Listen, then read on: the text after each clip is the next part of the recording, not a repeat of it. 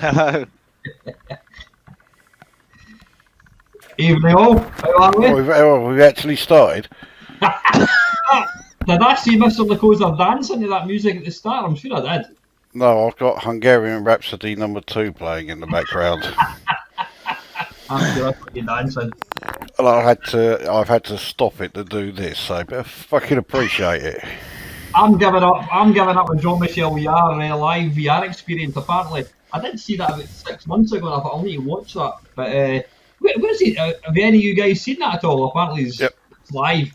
Where's it coming from? No, you're not live. It's just a VR thing. I mean, for one thing, it's set inside Notre Dame. You're not going to be doing too many live performances in there at the moment. Unless you're a fag butt. How are we, Dale? Oh, I'm fine. Or should I say Dr. Ludwig Reinhardt? Oh yeah, we'll Google that. Sorry, Neil, you're saying the sound is a bit weird, or is that just us? Well, it's probably because you haven't got an headset on and there's loads of us talking, mate. Aye, because Davis punched it. Will that be the reason, do you think? Normally is. If I turn my sound down a wee bit. Well, when I send that monitor, I got plenty of these headsets. They're Bose headsets. They're about 90 quid, but we got no end of them at work. All right, nice. Oh yeah, don't be stingy. We'll all have some of that. If you want stuff, I've got about 15 here. They're all packaged up. How's that now, Neil? Is it still a bit? If so, I'll need to dig out my other ones. I have got some headphones of some sort, but I'm not going to want to wear these. Anyway, how are we all anyway, Joe? Have a nice Christmas. Yes, mate, I did. I'm glad it's over. I am. Yep. Well, I'm quite glad the Christmas bit's over, but the going back to work bit, not so much. Get back to some. Hang on, you talk amongst yourselves. I'm going to try and plug these in, even if I can just muffle the sound. Hang on a little second. How does this work? You started something now, Del. Everyone wants headphones now. You really are gonna be Del boy, aren't you? Yeah, I'll send it with a batch of genuine Georgian digital clocks or something. Yeah. Right. There we go. How is that? Can you hear me better? Unfortunately, yeah. I remember the good old days when Dell used to be really nice. I'm only joking. I will calm it down a little bit because I've been doing this game over font and all this sort of stuff and all that sort of stuff for way too much. So what about yourself, Dale? I've not spoken to you for a couple of weeks. How was your Christmas? Was it very quiet? I'll tell you what, I want to keep this upbeat, so I won't talk about that because it was pretty hard going for me. You know, being by myself. My mother came back Wednesday, so it was like Friday to Wednesday of 0. Everybody showing on YouTube their presents. I got one envelope to open. That's it. You know what I mean? It can get a bit depressing. You can live through it. It's not a biggie. It's another day. That's what you just keep saying to yourself. But when you know that other people have sort of like got lots of people they can talk to or chat around, and you know, even if they're in the same room and they're 2 meter distance, they're still there. I was by myself. You know, I just got up in the morning, went for a walk, watched crap telly, and then went to bed, and that was it for about 5 days. So I think less said about that, and we'll keep it all upbeat. You know what I mean? I mean, what was the highlight of the TV this year? I think I watched everything on Netflix and everything I've got in my collection for me. I didn't even put the telly on. Can't remember the last time I watched terrestrial television. Well, I thought you said it best, Alan. I mean, in the past, we used to have Radio Times. We used to circle everything. If you were to circle anything in the Radio Times now, it'd be some puzzle or something at the back, because that's about the only thing that you'd be looking at. It was dire, you know. I mean, when somebody turns around and says Mrs. Brown's Boys and Call the Midwife is the top shows, and they got like 5 million each, and back in the day when we were watching it with 27 million and all of that. Oh, okay, there was only 4 channels, but Jesus. Yeah, but one of those 4 channels had Morecambe and Wise on it for a start. Well, yeah. Well, I've spent most of the last week bounty hunting pirates with a man sat underneath me. I got a lot done. I mean, I went through all my codes. I've been sending you a few codes. You have. I've still got great, I've still got 4 pages of those to go through. That's much appreciated, mate. Some good stuff in that. No, that's all right. But some of it is crap. You know, it's just, oh Christ, that, and I've got it already in my collection. So then, copy and paste and send and go. I have no idea if this is good or bad. Off. You know what I mean? I did. I was telling the lads because the two Chris's and I were recording a video earlier on this week. I think it was. And yeah, one of the games you sent me, it was some shark game. I think it is. Oh right, yeah, Shark Attack or something, or something. It's like Team Fortress where you've got to avoid the white shark. Like I said, I must have had that probably for about 6-7 months. I've got no one to send them to, so no, you know, if I can only do it by email because you can't gift them. That's odd, isn't it? So, how many games have you got in your Steam account then? I know some people, is it Paul Moz? I think he had about 3,000 or something, he told me. Mine's 2,000. Mine's 2,300 or something. Really? Yeah. Fucking hell. Mine's about 62, and that's only because I've had about 10 off Dell. Well, I did check. I think Alan's was 180 something the last time I looked. Was it? I think one of the ones I sent to you was something called Heavy Bear, and it's an arcade thing. It's like that neon arcade thing that you've got. It's one of those type things. So it's a couple of arcade games, proper arcade ROMs, and in this front end thing. So nice. What was that called? Heavy something or other. I can't remember what it was. I'd have to go through my emails to find it out. Heavy Bear or something. I'll need to check that out.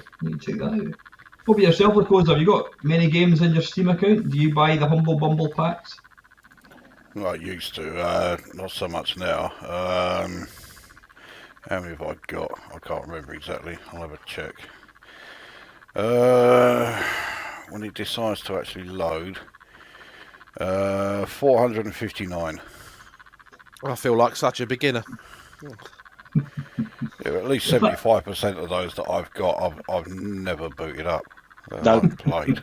I've got about 15 installed. And I used to hate Steam with a passion because I used to go to good old games where it was DRM free.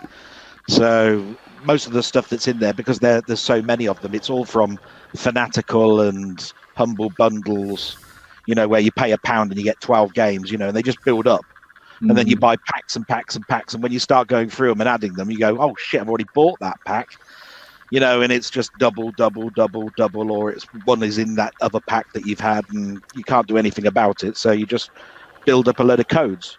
It's funny, you know, as a gamer, you could quite literally game for, you know, especially when people like yourself send the games for free, you could quite literally game for not very much money when you see the price. I mean, software has never been more expensive. When you look at, if you go into the PlayStation 4 store, you'll get FIFA, whatever the hell it is, it'll be like $79.99, and that's got an extra.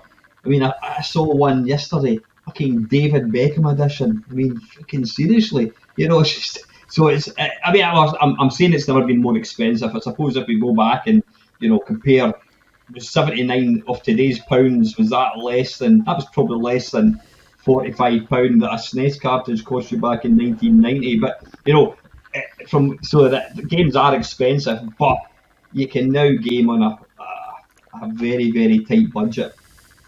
Yeah, that's why I do PC gaming now. It's, you know, I was saying in Discord earlier on that Elite Dangerous is £5 now, and that's with the Horizons built into it. And I don't know how many hours do you reckon we've done this week on that, Chris? It's got to be a good 20 for me, and probably double that for you, innit? No, easy, yeah. Bloody hell. And I'll just hold you back on that. I'm absolutely crap at Elite. I mean, this is the sort of week where I should have been doing something like that, but I never did because I just got fed up. I thought I'm not even bothered to put the computer on. I was in a right state, really. You know, just I can't be asked. I can't even pick up a book. I'm just fed up.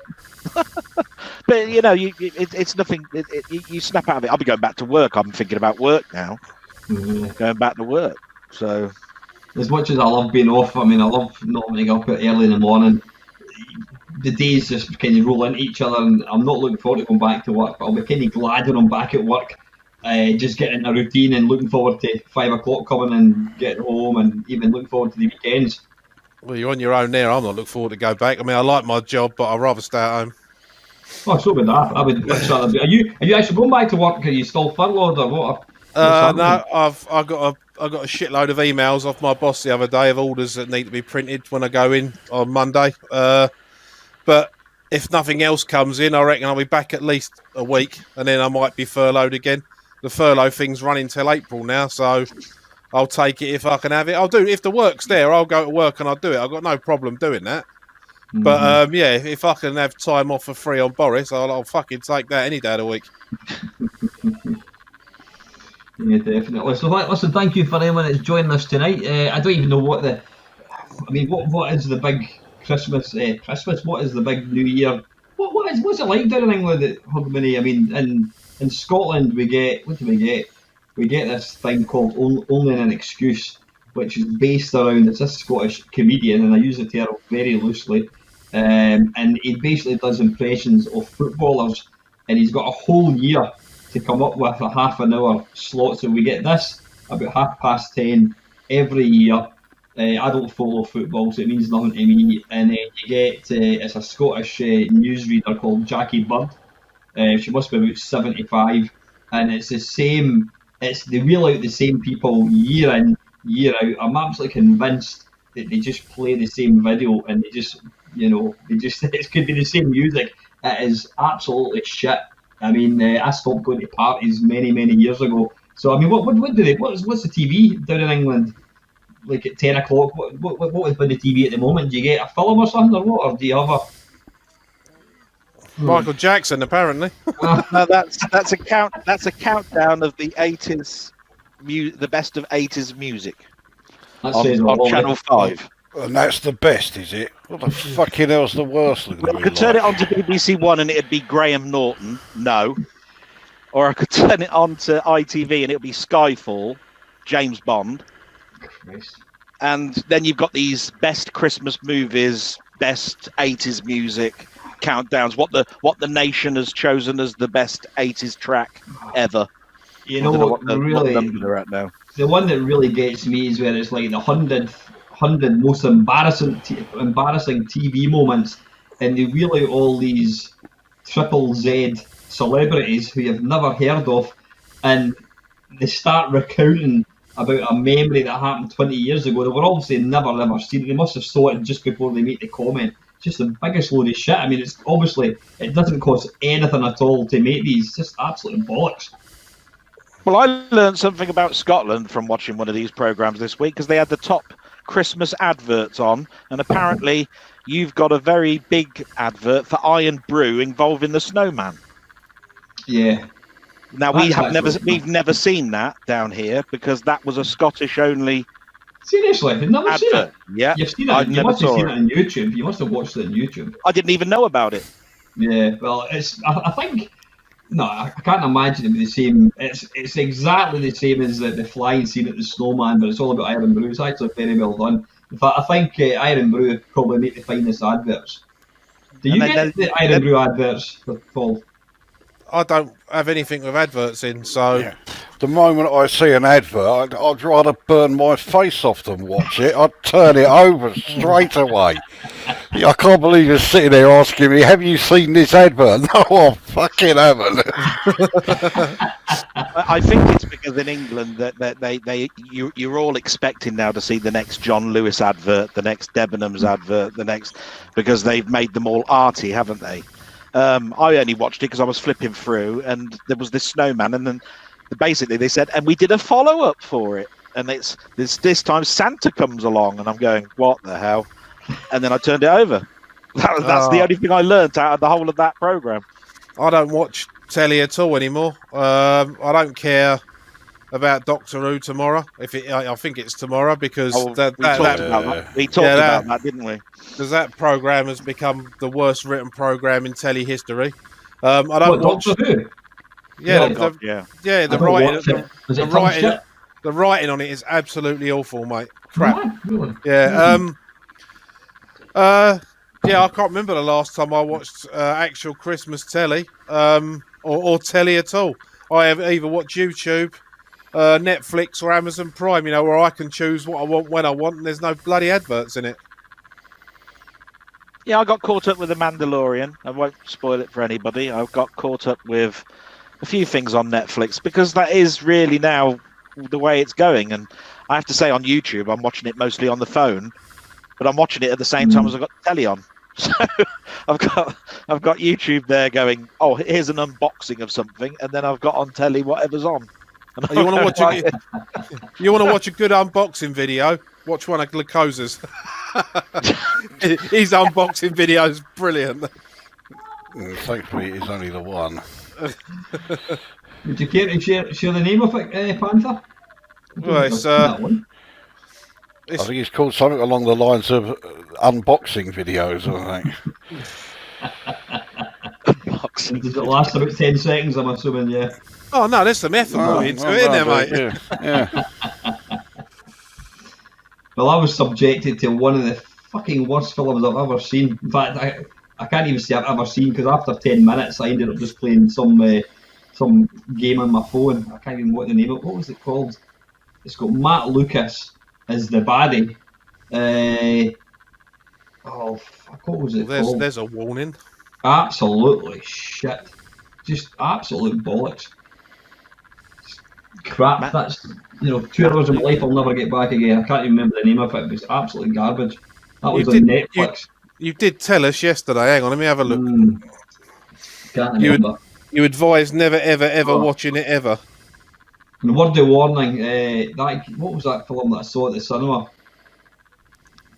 Not Target. Oh, I can't remember. I saw that on Netflix as well. Never watched that. If I can remember the name of it, can't remember. But I'm the same. I mean, I've got a little app that I can watch kind of films on. But I mean, Polar, you said it was? Polar, aye, absolute shit. Yeah, I mean, this morning got up, sat in front of the TV and think, oh, me and my girlfriend's son started talking about the Hoover Dam. I thought, oh, let's just go on to YouTube, the building of the Hoover Dam. We sat watch that for an hour. You know what I mean? YouTube is like the ultimate streaming service. Anything at all you want to watch is there, and it's completely free. Me and my missus watched the first 5 episodes of the new series of The Expanse today. That's good sci-fi. It's not been filled full of woke. So. Oh, we were talking about that as well, weren't we? Where I said the 2 words that I want to see the back of is woke and bubbles. I just do not want to hear any more about bubble, and woke. It's so annoying. It's just atrocious now. Every conversation's got to have woke in it or bubble. Would you care to fill them in? Am I missing something?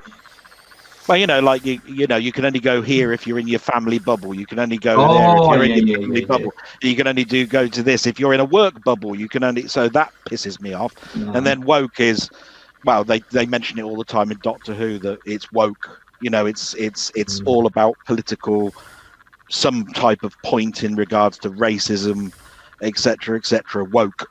Yeah, shoehorning things in for the sake of it, like even though it doesn't need to be there because it doesn't actually add to the story or the plot of anything, but they put it in so they can look edgy and cool.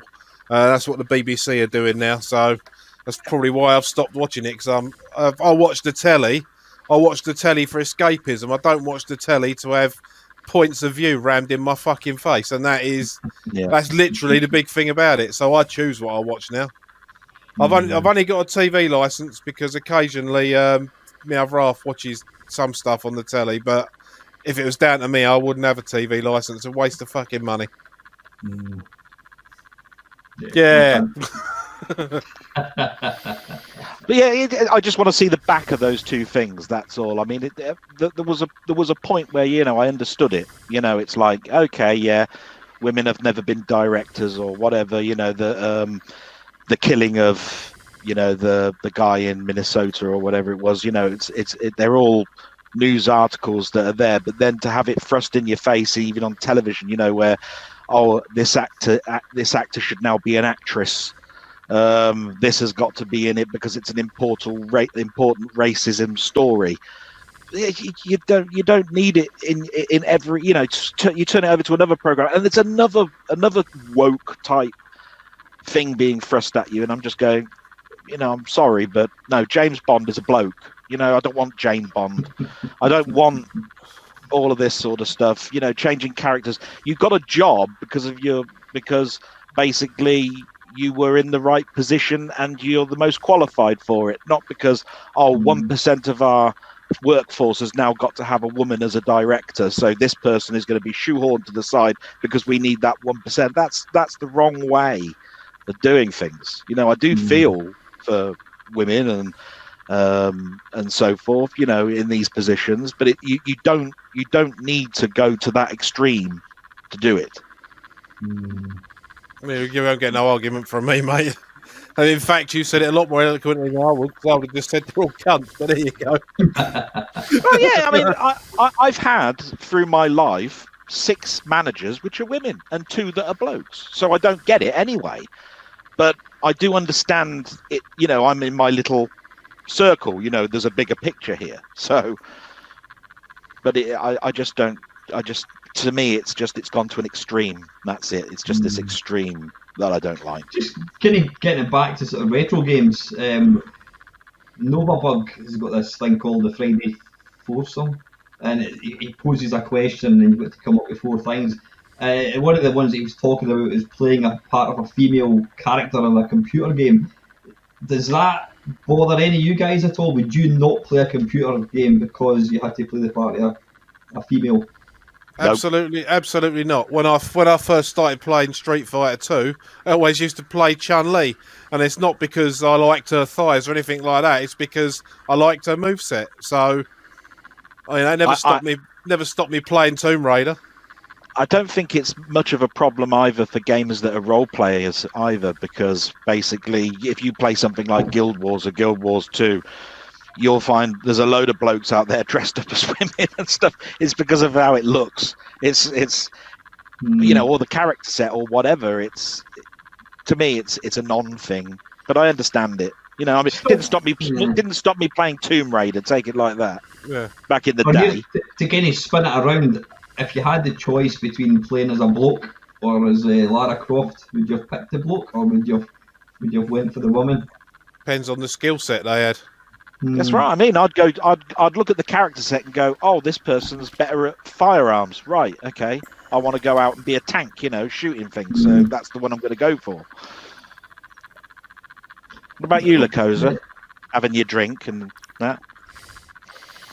I don't really care either way. I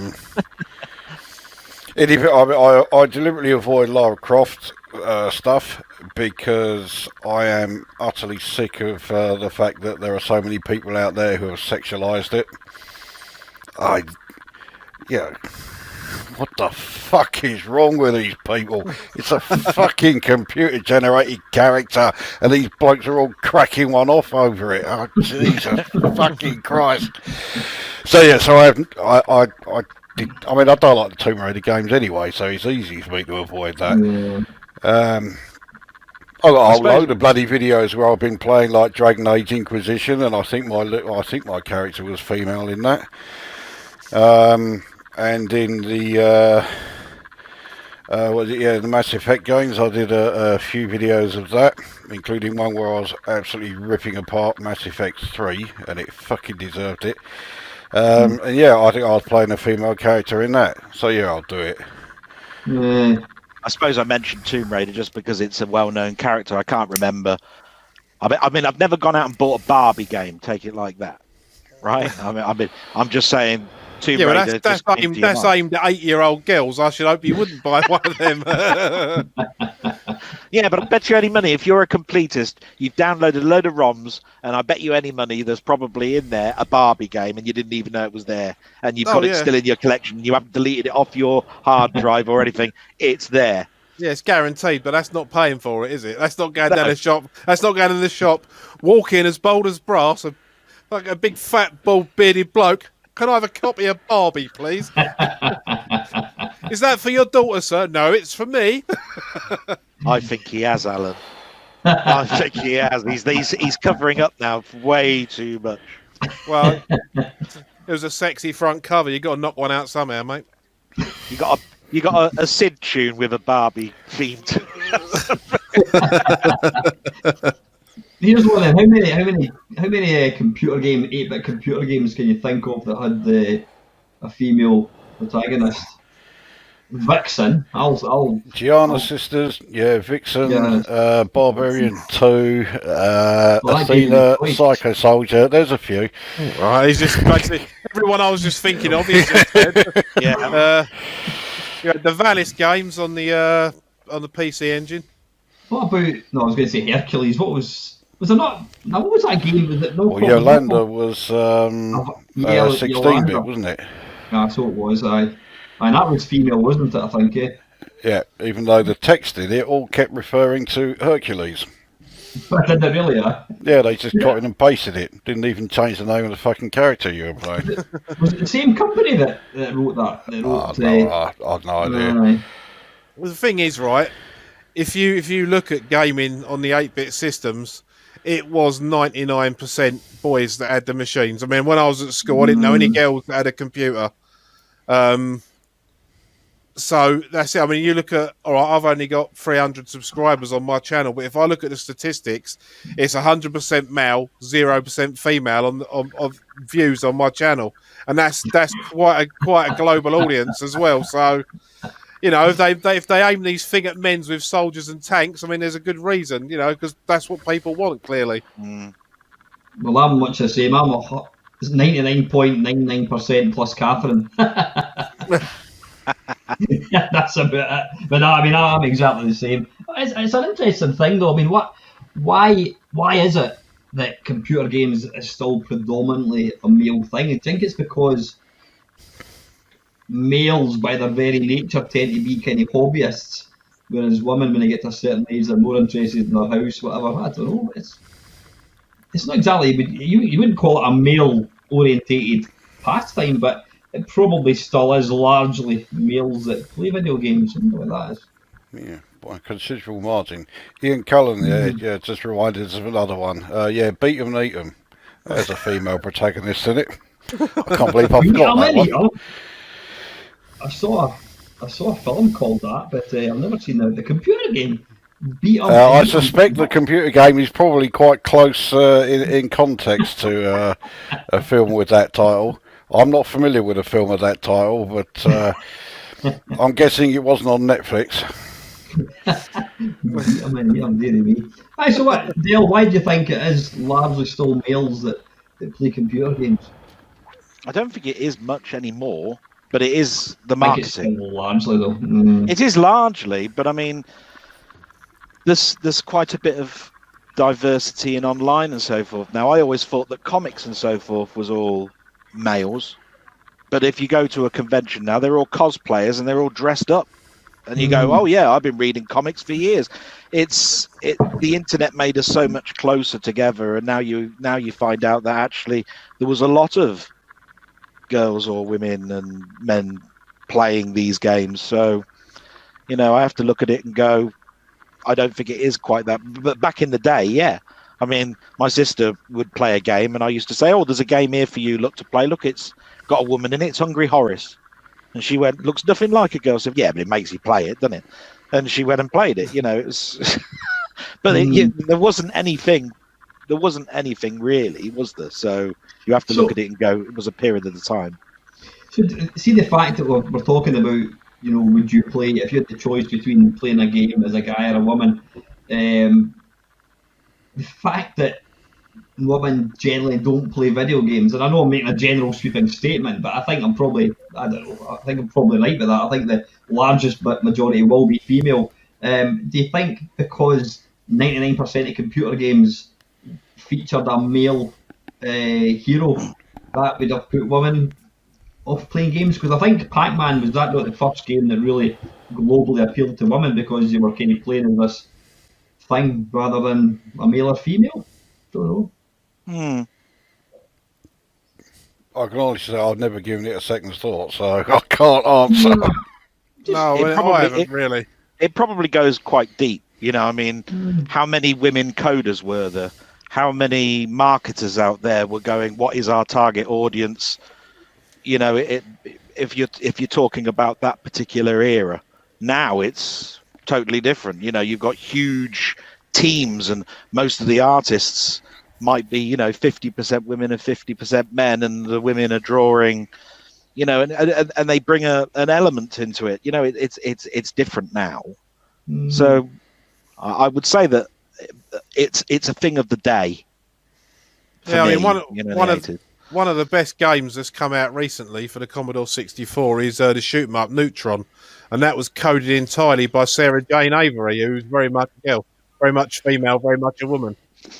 So I don't think it's the same as it was, and also I think the sides have started equaling out a bit when it comes to mobile games as well. I think the mobile gaming market is, I play very few games. I still play Words with Friends with a couple of people, but it's I don't really play games on my phone, but I know a lot of people do because they're what I'd call bog games. You can pick up and play when you're sat on the bog or something. You know what I mean? They're bog games.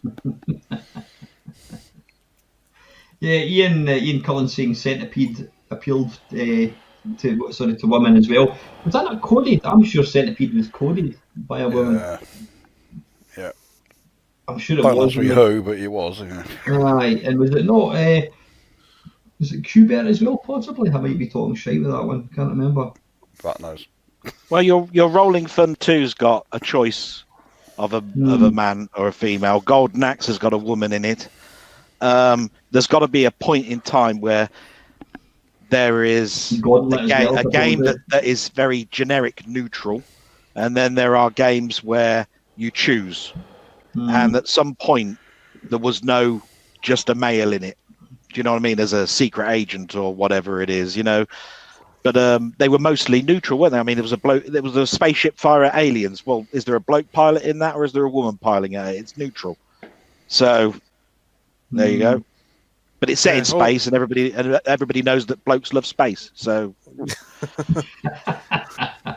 yeah, I mean, even going back as far as the mid-'80s on the NES, I mean, Metroid. That's Samus is a girl in it. The character. I think it is. That's quite a massive, franchise that's become, and it's still going now. For better or for worse, I don't know. I don't play them, but it's it's still going now. Metroid. Well, that's marketing's a funny thing, though. If you've ever seen the Christmas film Scrooged, you'll know that there's the TV executive that turns around and says, "How about programs for dogs and cats? We're missing an audience here." And they started to. He said, "We ought to start broadcasting for dogs. We can get several million dogs watching the television." And you're just going, "Well, that's marketing, isn't it? In a nutshell, it's are we missing an audience by alienating anything?" So there you go. Satire. The older gamer Steve saying there, 3D attack. You could pick a boy or girl. So if you picked a part of a girl, did you have to rescue a bloke?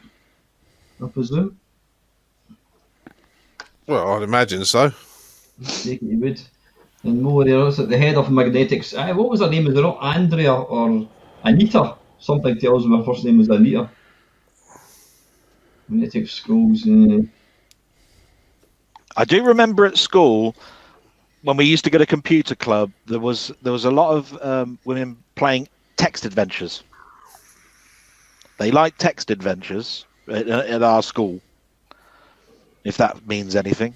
I wonder if, I suppose largely the whole point of video games is you're kind of killing something. You're either shooting it or beating them up. I wonder, is it because of the violence overtones that put women off? I don't know. We're maybe generalising here.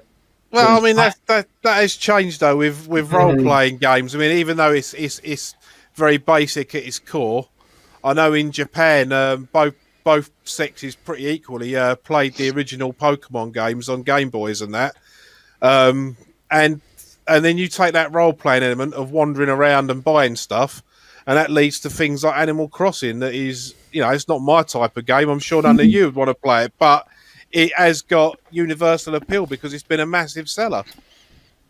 Yeah, I think it's shit, but Yeah, my daughter loves it. I suppose Nintendo are very kind of gender neutral, weren't they? Don't use phrases like gender neutral. Yeah, I can't be really. I fucking hate this subject. That's why I'm staying really quiet. We really are this close to entering woke territory, and we're saying there aren't enough women in games. Fucking hell. So I'll let you three carry on with this one. I was just I'm answering sitting a it question. out. I was just answering a question. I'm well happy to move on. Yes, there are. Moving on. Yeah, right. Next subject. Right, Banter, you think of something? Come up with This is really nice beer, by the way, Desperado with a shot of tequila in it. So, but I don't really want to talk about beer, but I'm just going to have a sup because that's what I was going to do. Cheers. Have you boys got a beer? Well, Coca-Cola, if that counts. Well, it's fizzy and wet in it, mate. What about yourself, Dale? Have you got anything nice? No, just a Pepsi Max, and I might have a Budweiser later on. Oh, cheers, I've got. Thank you very much anyway. No, so what you need to do, Dale, is hand the Budweiser up and I'll go, oh, thank you. Ching ching! Hey, cheers.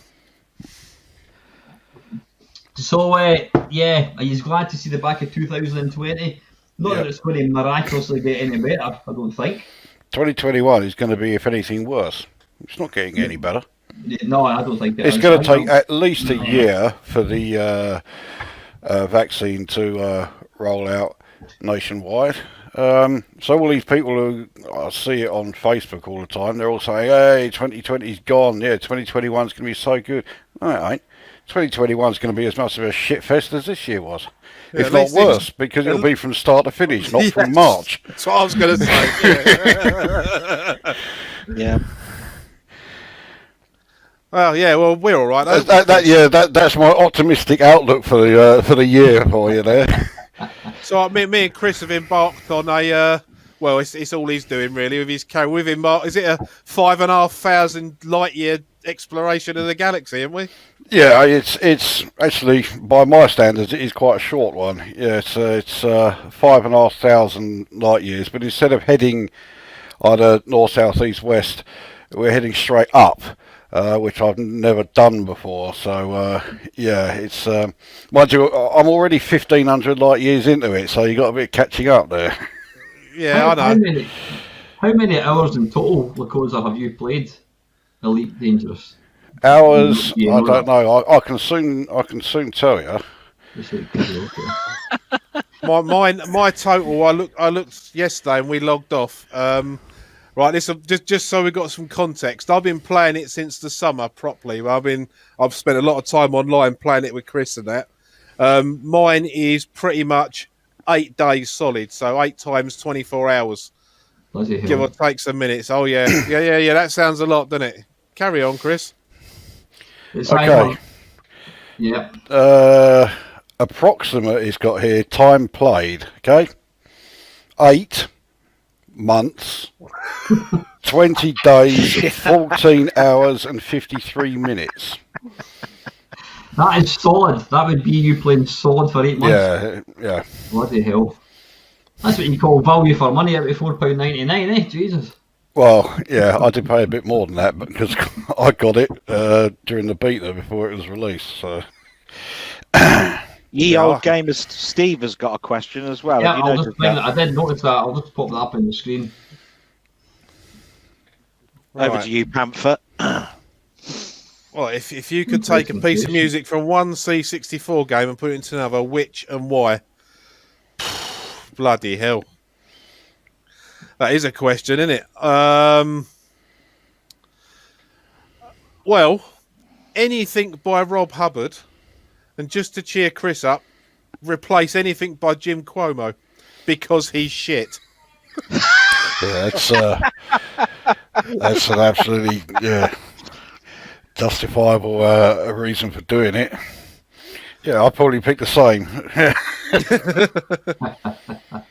If we're talking just one piece of music and put it into any other, fucking hell, I would probably pick Miami Vice because it would fit pretty much any game you put it into, and the chances are it will be better than the music it has replaced. So yeah.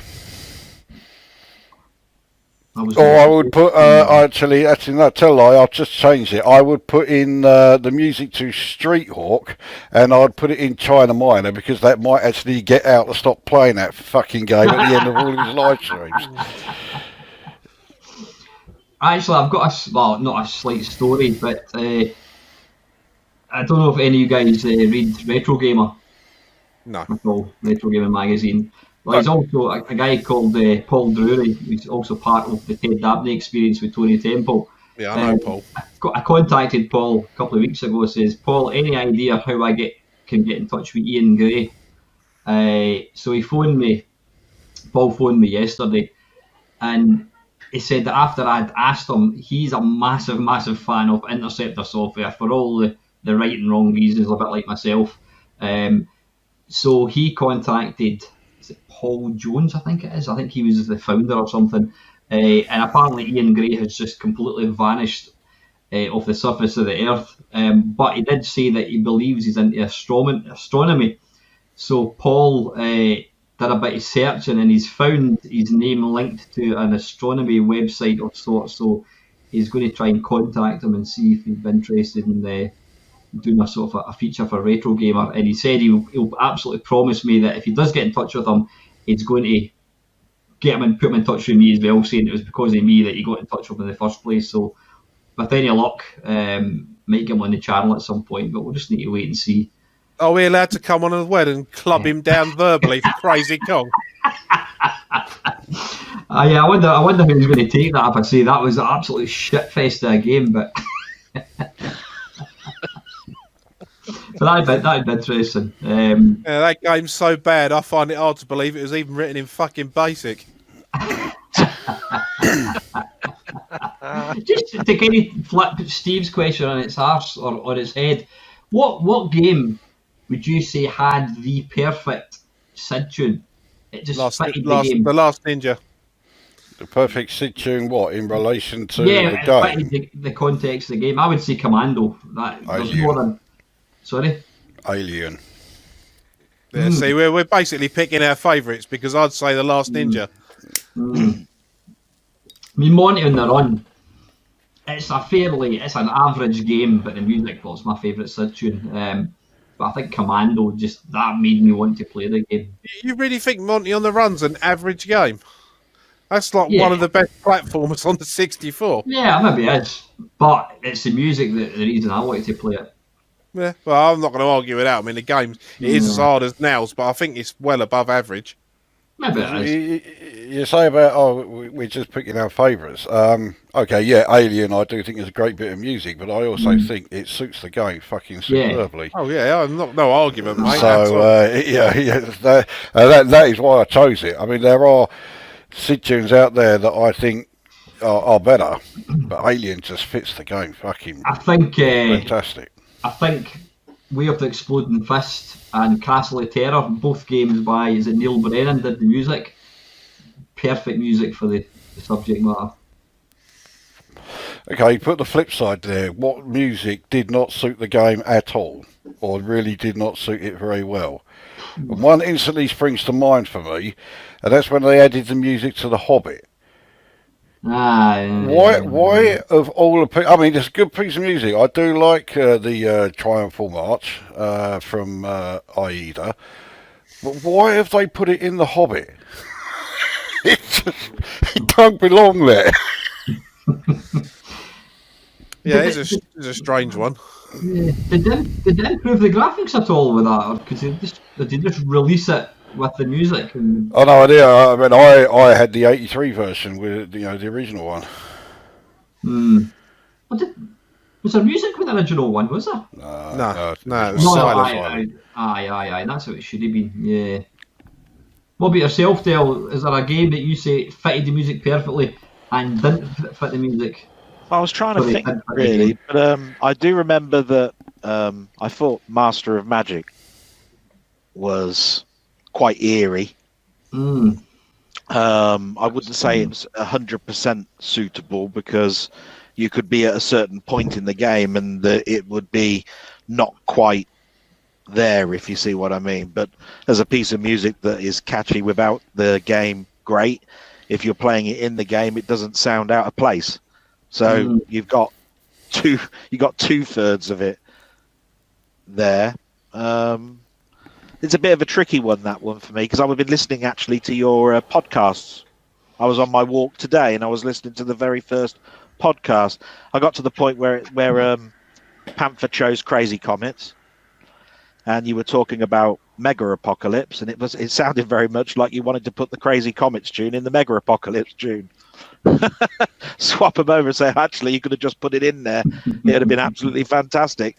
That one's definitely better than the other one, and I was going, I like them both. Actually, I couldn't choose between them. Actually, I do understand what Lukosa was saying. I do understand what Chris was saying, and Alan, I think, had only heard about 30 seconds, and went, no, I'd go with the first one. But yeah, you've got I think with that, if they could possibly take the percussion track from Mega Apocalypse and fit it into Crazy Comets, then you would probably have the best Rod Hubbard synth of all time. Yeah. And then we got to Arcade Classics, and I was going, I remember that tune, I really liked it. Does that suit it? Well, it's just the title. It doesn't match any of the arcade games that are in there. There's nothing in it that makes me think this is Asteroids. But as a tune, it's absolutely fantastic. Is it out of place? No, because it's a title tune. It's not in the game. So it's not out of place, is it? Yeah, you got that bit of music for $1.99, so the game was a fucking bargain anyway, whether you played the actual 4 games or not. And let's face it, the 4 conversions were not that good, to put it mildly, but you had the music, and that was the only reason to load it. And when you start thinking about how music is structured, and you take something like a crap game that I didn't particularly like, Zoids, and you've got a tune that's a rip-off of Synergy. But if you're listening to it, it sounds like Hammer clamping on metal. And Zoids is about mechanized dinosaurs or whatever it is. You can understand why they put it in there. But that's all I can say about it, really, because there's a huge program that was on over Christmas talking about music in TV, music in adverts, music in film.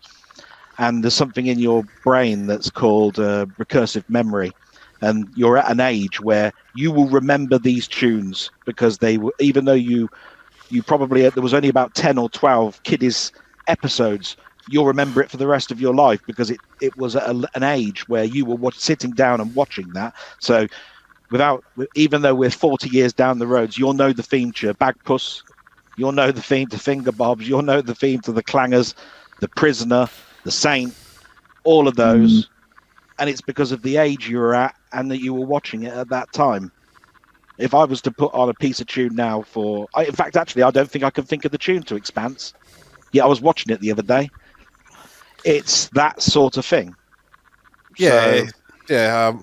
I mean, I can remember it because I was only watching it about an hour and a half ago. But, but yeah, no, yeah, I know what you're saying. I mean, it's like I still find it hard to believe that there's only 13 episodes of Bagpuss, but that seemed like there was millions of them when I was a kid. Really? Yeah, there's only 13. Yeah. There you go. Wow. And that was that shown daily? I can't remember. I think it was it? It might have been shown weekly at sort of like kids' lunchtime or whatever. But I think it started off as something that was on in the children's 2-hour segment before the news, but it was mostly on at 1 o'clock, I think, because I remember being off school sick, and at 1 o'clock would come along and there'd be a couple of kiddies things that were on. But I always remember it was usually Bagpuss followed by the Mr. Men or something. Well, yeah, that's it. You know, there would be Finger Bobs and the Clangers. Yeah, and all that sort of stuff. Yeah. But just before the news came on, I always remember they used to have Willow the Wisp on, or Ivor the Engine, or Noggin the Nog, and it was a 10-minute segment that was always just before, or like the Magic Roundabout just before the news. And I'm reeling those off, and I can just reel them off like that. And I don't know why, but I think it's probably because that's childhood. You came in, you sat down, have your tea, news is on, right, I'm buggering off upstairs and putting the Commodore 64 on. Right, there you go. Right, that's probably pretty much what I was doing. And there was that god-awful thing, was it called Ludwig? Oh, it was just this fucking ball. thing. That was so avant-garde, that thing. That was a bizarre thing, that. And there was Nosy Bonk, weren't there? There was all sorts of... Well, Nosy Bonk was a segment in Jigsaw, wasn't it? Yeah. And I remember there was I remember in my childhood as well, they used to have something called the Adventure Game. Gronda. Yeah, that was good, that. And that was like Crystal Maze type thing, I suppose, really, when you think about it. Andy Williams doing the theme tune. Who was that? Andy Williams. Oh, really, Yeah. And Leslie Judd being the baddie, the mole. They had to go across a board, didn't they, at the end? The game. Yeah, with a vortex on it. That was always the end game, wasn't it? What did the winners? What did the winners actually get? Fuck all, I think. Yeah. I think it was just appearing on telly. That was it. It was always. I don't think it was ever. Didn't they win a coin or something at the end? Or one of their plastic discs with a shape in the middle of it. Yeah, cool. Yeah, they spent big on that one. Somebody, I'm sure it was some. I can't remember who I know. Somebody I know, whether it was on a forum or YouTube, whatever. They appeared on Cracker Jack, and you remember the bit they had to try and hold as much stuff as they could. Double drop. Aye. Yeah. And they were told when the program ended, they fucking got half the stuff taken off them, and they were just given like a token prize. Actually, so the stuff that they were holding, they didn't win. You were commentating that back. There you go. So I didn't know that. Yeah, I didn't know that. I didn't know that. Okay. I remember as well. They replaced an awful lot of the stuff that used to be on before the news with a children's sort of like game show or something. I remember there was one, like a kiddies game which had computers at the beginning of it. Lucosa will know it because I'll mention the tune. It was Mike Oldfield's Platinum. Are you not that they played as the main theme. Are you not thinking First Class? Yeah, I think it is that. Yeah, something like that. And I remember Debbie watching Greenwood that. If that's the one with Debbie Greenwood, that's what I remember. Yeah, so that was the reason to watch. Yeah. I didn't give a fuck about the games. I just wanted to see her. Yeah, our full name was the luscious Debbie Greenwood. Yeah. But I listened to that music, and then I went to find out what that music was, and then I started buying Mike Oldfield albums and all sorts of stuff. This is how I got introduced into music. I'd go and see a film, Superman would be there, and you go, right, I like that main theme, right? John Williams, what else has he done? Jaws, blah blah. And that's how it would work out. And my father was very big into westerns, so it'd be Once Upon a Time in the West, and a few dollars more, and I'd learn about Ennio Morricone and Morricone. He was a great film soundtrack composer. He was. Yeah. And of course this year. Yeah. And because my dad liked Clint Eastwood, so there'd be things like Dirty Harry, and you learn about Lalo Schifrin, and it just went on and on and on. And this is where my sort of like music comes from. Would have been all of that. Well, I don't know where my music really took a tangent, because when I was a kid, like I liked all the usual stuff. The first single I ever bought with my own money was Oliver's Army by Elvis Costello in the Attractions, and then I used to like a weird sort of stuff like early Madonna, Belinda Carlisle, and then someone I think it was a mate of mine, Dean. He came back from Canada, and he had a copy of Licence to Ill by the Beastie Boys before it come out in the UK from this holiday he went on. And I was listening to that, and I loved the sound of the guitars, the samples they used. And I was talking about it to a girl I sat next to in English at school, and she was saying, "Oh no, that's Led Zeppelin." And did you know that Kerry King from Slayer does the lead guitar solo on No Sleep Till Brooklyn? I'm like, what?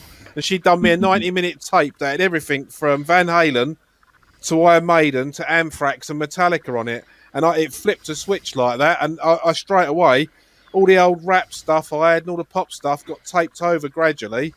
And then a mate of mine went and bought Iron Maiden's Live After Death because he liked the album cover, and it just turned out we all sort of fell in love with the music. And I was instantly converted into a headbanger, literally from 1 or 2 records.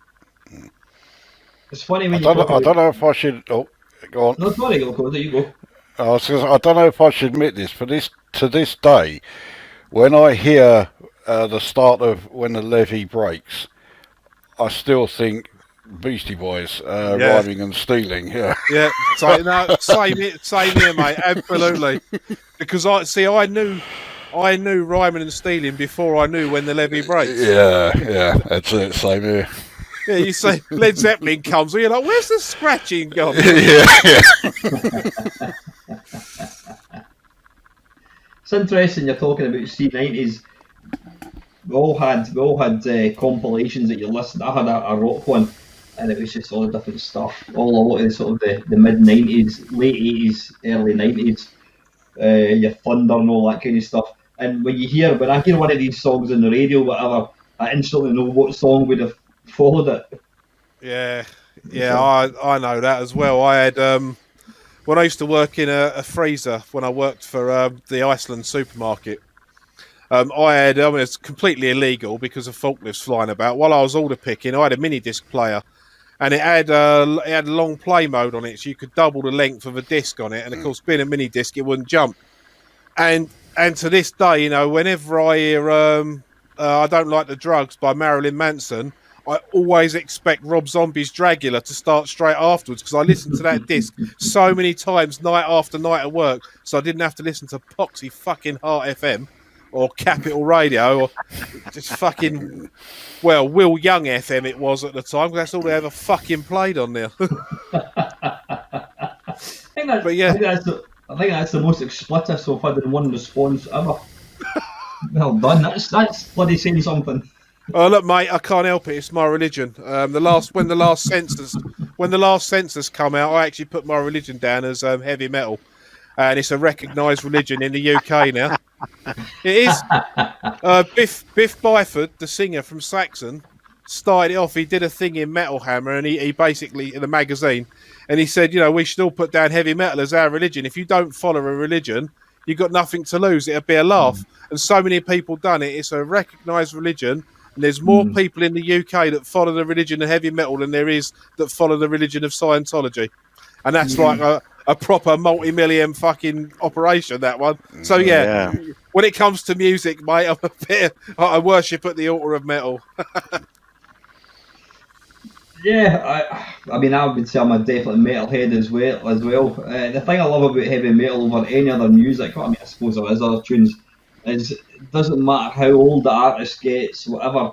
You go to a bar and you listen to some heavy metal, it's just awesome. Awesome. It doesn't age. If anything, it gets better with age. I don't know. I've got quite a few metal songs. I can just imagine your reaction if I was to play them to you. Fucking hell, no. Was it Sepultura or something like that, or was it a bit... Oh, fucking hell, no. This don't make Sepultura sound like fucking Bananarama, you know. Yeah. Sepultura did a couple of good albums. Well, one good album, a couple that were listenable, but yeah, I wasn't a big fan of them, even though I did go and see them at the Hammersmith Odeon. Although it was them, they were headlining and they were supported by Sacred Reich, who was the reason why I went, Eccentrics, and there was one other, and I can't remember who they were. It might have been Forbidden. That was a pretty good lineup. Well, that is a bloody good lineup. Ian Cullen's got a question. Yeah, let me just... That's an interesting one. I can answer that one immediately because I remember it because it was War of the Worlds. Jeff Wayne, not a bad 1977. Well, I mean, the first single that I bought was Oliver's Army by Elvis Costello. But the first album I bought with my own money from when I started work in 1988, I bought Iron Maiden's Seventh Son of a Seventh Son on tape the day it come out from a shop in Goldhawk Road in Shepherd's Bush, because me and my mate Jeff and my mate Dean had gone down to some computer shop to all get our copies of Dungeon Master for the ST, like the re-release version or whatever it was. Whichever one they re-released in 1988, we all went and bought it, and I went into the record shop next door and picked that up at the same time. Well, but yourself, Recorder, what was your first single and first album when you well, the first single I bought, it was Robert Palmer, but it was I Didn't Mean to Turn You On, which of course is a song all about me. And the first, I didn't really buy albums for a long time, so I think the first album I got, which would have been an LP, was also the first metal album I bought, which was Number of the Beast. Well, it had been out a few years when I got it. I think I got that in about 87 or something, so it was, what, 5 years old, isn't it? Yeah. My first single would be No More Heroes by the Stranglers. Was that really on 78? It was. Yeah. My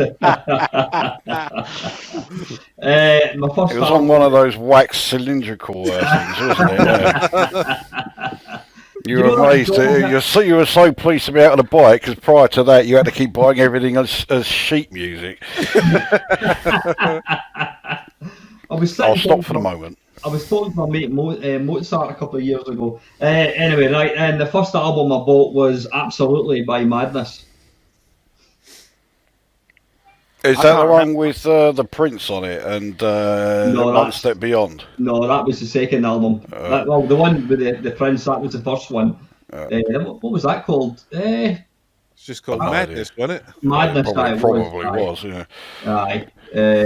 Yeah.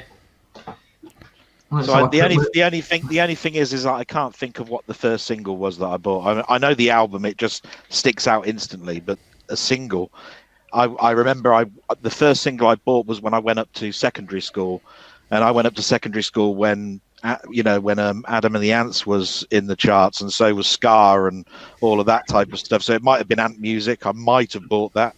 I can't remember. I was a quite heavy set person like I am now, and I know I avoided things like Lip Up Fatty and all of that because I'd be ridiculed. Yeah, but I mean, it's just that you look just like Buster, whatever it is, so I mean, I just avoided it. So I tried to stick in with the crowd and just try and listen to something that was more what everybody else was listening to. The thing I loved about Bad Manners was they didn't take themselves too seriously. They just had a laugh. They didn't take themselves remotely seriously. They didn't. Right, I like a bit of Scar myself, actually. Yeah. Can't beat it. Ox is asking question for Al. Any chance of getting Mel Croucher and Jeff Minter? I have been trying like a bastard to get Jeff Minter up for an interview. I've even asked him in person a couple of years ago, and he said, "Oh yeah, drop me an email or whatever."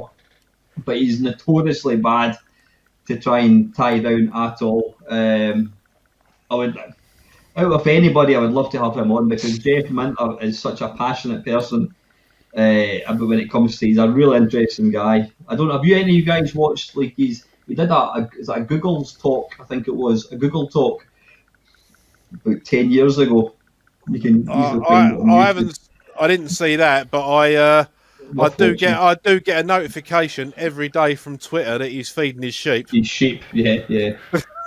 I think I've seen something on YouTube where he did an hours-long presentation about running a game. I remember he's really interesting. There was no screen. There was no screen or anything. No, it was just him standing up. I think he had a black T-shirt on, and I think he was just he was just talking. That was it. It'd be brilliant. I'd love to get him on. And Mel Croucher again. I added him, or he added me, or I sent him a friend request, and then he accepted about 2 months ago.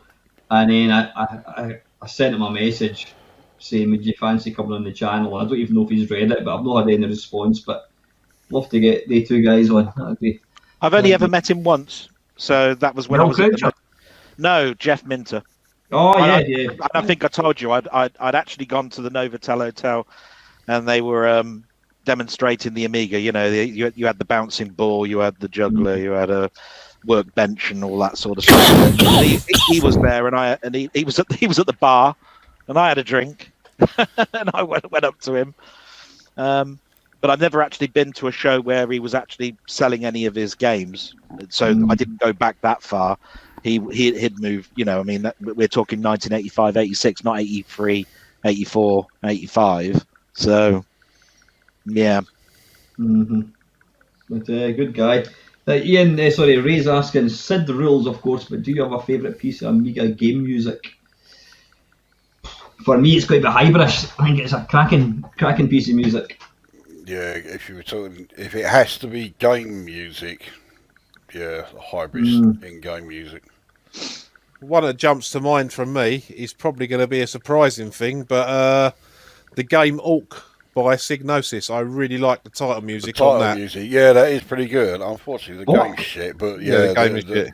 Yeah, but I'm convinced that Orc was actually going to be Shadow of the Beast 4. Yeah, graphically it could well be, couldn't it? Yeah.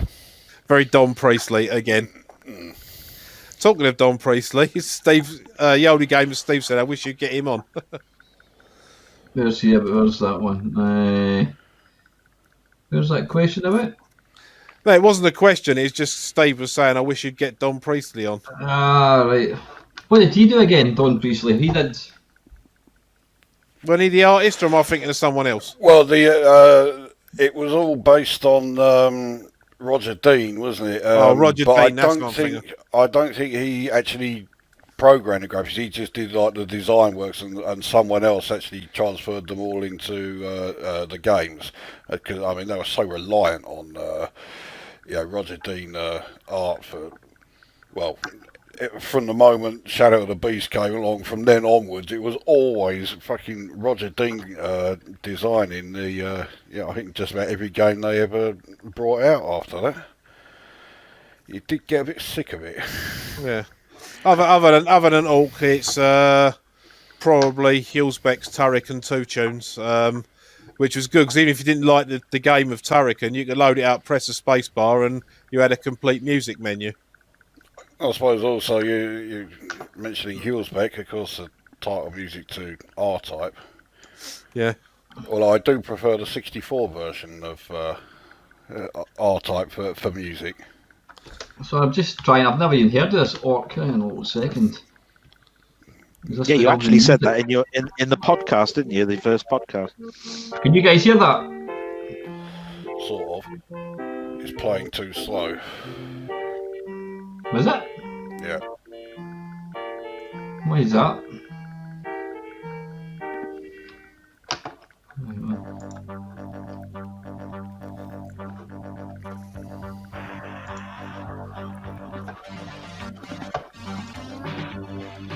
Yeah, that is a bit slow, isn't it?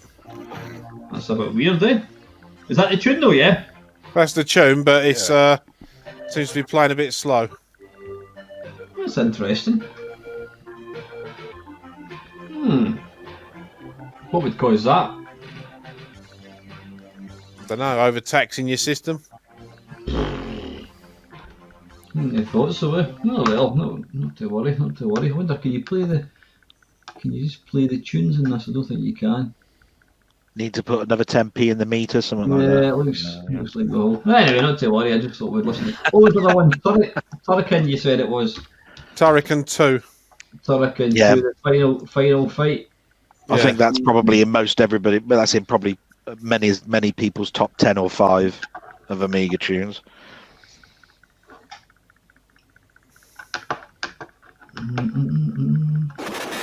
Can you hear that? Yeah. Yeah.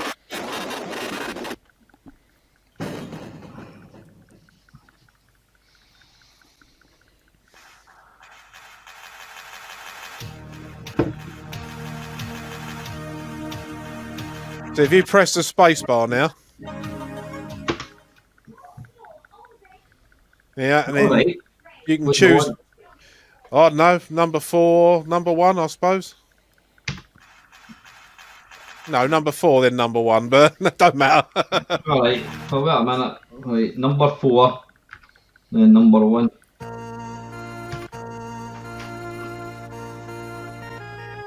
Only because I know that's got good echo in it, I'll shut up.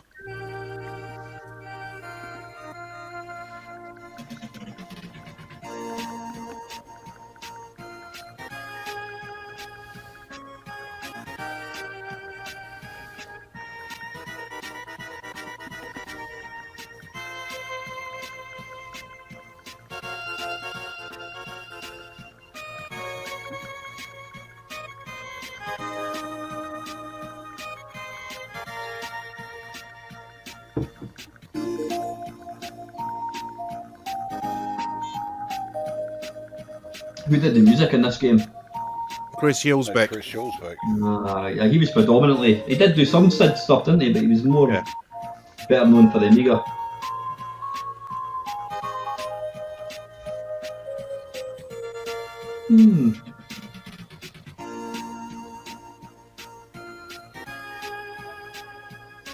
Let's try a bit of power slide.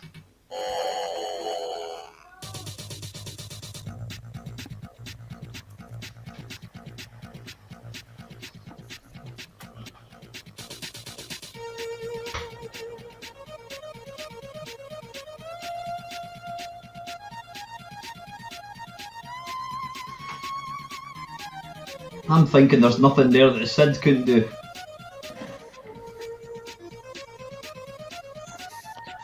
Well, it's probably a bit smoother than the SID with more channels, but it's cleaner, I think is the word, isn't it? It just sounds clean. Although, as me and Chris have proved on more than one occasion, if anyone can do it, Jason Page can. Yeah. Jason Page's cover of the Turrican 2 theme, I think is, I think that's better than Hulsbeck's original. Well, that's loading. What was your favourite Amiga tune, Del? See, you didn't say one yet. Well, you pretty much mentioned them because, I mean, I listened to Turrican 2 an awful lot, and I listened to Hybris Battle Squadron, R-Type. But, I mean, I remember probably the games that come to mind were all the early stuff, so they wouldn't have been even on people's radar. So, I mean, I played Defender of the Crown so much that those tunes just are in my head. You know what I mean? And it would probably be the same with the Fairy Tale Adventure. I mean, I must have played that game for hours, right? And I can listen to that tune now. It's just going in my head. It wasn't a great tune. It's just that it was so repetitive that it's just now there. But I wouldn't even mention it as a piece of tune that I think is a favourite. It's just I can remember it. It fitted the game so well, I thought. Fairy Tale Adventure, it really did. I mean, I can still now see the pages going over saying about the brothers and and all this. That was what the composer had to play. I think that might have been in that video that we never actually got round to finishing. Was it? Yeah, it was. Yeah. Did you ever get a chance to play it? No, I did. I think I did like 6 of them. There's 4 I didn't do. I didn't do that one because it was an Amiga one, and I was going to save it till after I'd done the 64 stuff. I'll tell you, I know it's. I'm not sure about you, Al. I know Chris doesn't like the game. Retro Unlims put the game Apidia. That's got really good music on it. I think that's Hulsbeck as well. If it's not Hulsbeck, it's someone that sounds a lot like him. Sounds a lot like him, yeah. Apidia. Yeah, it is a damn nice tune.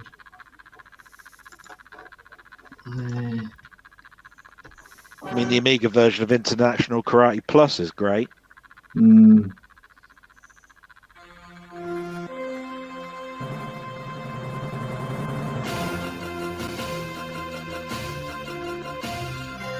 think you can pick the music, can't you? I have no idea. I think you can. I've probably got to start. Tell you what, wait a wee minute.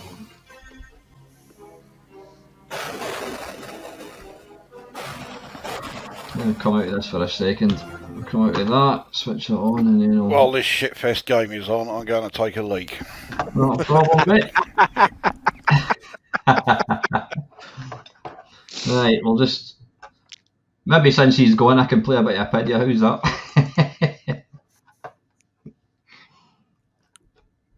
I think, yeah, I'm sure you can pick the music.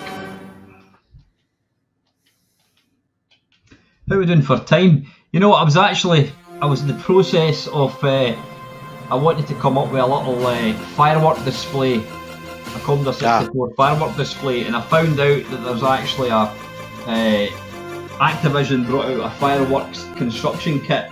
So I was in the middle of changing the text and all that, and then I realised it was 5 to 10. I had to abandon it, but I wanted to put that out. Excuse me, at midnight, but we'll just have to do something else at midnight. Yeah, I'll probably just load up Psychedelia or something. Just wave your mouse around.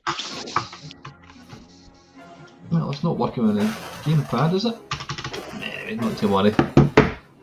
Well, it looks like we're not going to get to see this screen or listen to the music. But I must admit, going back to the podcast and so forth, I think you tried to actually answer a question, and I don't think you actually got to the answer of it, which was, how can you tell, or what is definitive about what makes a Rob Hubbard tune a tune? And being learning piano and all of that sort of stuff, Commando probably is the easiest one to actually explain it, because I think he's the king of hooks. If you know what a hook is in tune, right? If you listen to the first part of that tune, right, it's about 2 bars long, then it repeats another 2 bars, and it's the same, and then it repeats again another 2, and then it repeats again another 2. Then he goes to a variant of 2, repeats that twice, then he goes back to the beginning and does that 4. So it's doing a pattern of 4, 2, 4, 2, 4. If you start listening to that, you'll see that there's a couple of variants, a couple of pitch chord changes, and then the other thing that everybody cottoned onto, snare drums or Simmons drums, right? So if you listen to Commando again with that pattern in your head, 4, 2, 4, 2, and you can hear where the end of the variant is and where the next one starts. That's what a Rob Hubbard tune is in the early days. And then every other tune that you were discussing, and every single later one, there's no pattern. It's like a long tune, and it all sounds totally different. But he's king of hooks. I found Rob Hubbard to be. So when you say a hook, what do you mean by hook? Is it something that gets you, hooks you in, or what? Or? Well, they used to turn around and say that that's what ABBA were. They didn't sound complex, but if you actually dissect their music, it's quite a complex thing that they do. But if you were to dissect Commando apart, and you were to do it as a tracker, you would see that he loops, and a hook is like a sort of a riff, and it's then variants of that riff repeated, and that's it. So so I was sort of like answering what that was, but it's just that I don't think you quite got to the end of the answer when you were discussing it. And it's been in so many forums. What makes a Rob Hubbard tune a Rob Hubbard tune? Yeah, I've got to say. Sorry, Panther. So I was just gonna ask Del, how did that come across, that first Sid show? Because I re-edited that, because when we recorded it originally, we only had like 30 seconds of each tune, and I re-edited it for Al and put all the tunes back in full. Did you notice any joins or anything? Because obviously I had to change and chop a bit of our dialogue out. We was like, I could have listened to all of that. Well, I had to cut that out because we did just listen to it all. No, there was. It's quite smooth. There was one disjoint, but I think that was intentional, because I couldn't remember the video of it. That was the thing, and I was on my walk this morning and I was listening to it, and it was when you were getting to Crazy Comets and Mega Apocalypse, and he said, "Oh, well, we'll just play 30 seconds of that," and then there's a definite cut in, very sharp, where I prefer the other one. So it sounded very much like that must have been cut. Yeah, that probably was. It was hard to do some of that, because there was a couple of bits like well, there was a bit where I said to Al, how could you bring yourself to stop that there for Ocean Loader 2, whatever it was? But of course, I cut that in the edit, otherwise it just sounds wrong. But the thing I like about those tunes is that there's a heavy insight from Lacosa, which I love in those. There's always a background to how you've done your bits in it, Panther, and then you've got the Alan's segment, which is I just like it because of this, and I think that plays off of each other. Lacosa's quite deep with his. Chris is more in the background, like, oh, I know this guy and this is how that came about, and isn't it amazing and all of that, and 15K and all of that sort of stuff. And then you got, and this is nothing bad about Alan. It's just Alex says, I just remember putting it on, I pressed stop, I played that, listened to that, and I was well happy. You know what I mean? And that's an honest answer. Yeah. You know what I mean? Play Oxygen 6. Yeah, or Gold next. I've never actually, but I'll just play that just. I've not actually heard that one yet. I've got to say, sorry, Panther, see the show 1 that you re-edited. Did you did you do the video, or was it just the sound? Was it just the sound? Just the sound, mate. Because to do the video, it'd be like an episode of Police Squad. Every time the tune's like, we'd all just stand there like that. It was just the audio. Because when I was messing about and trying out Mixcloud before you started your podcast thing off, I thought, wouldn't it be nice if I could have like the full versions of the songs in the first one? So I just loaded the audio into Audacity and I just cut the tunes back in again. No, that's good. There's a comment just there from Paul Morrison. The Gold Runner tune is better in the human race for the C64.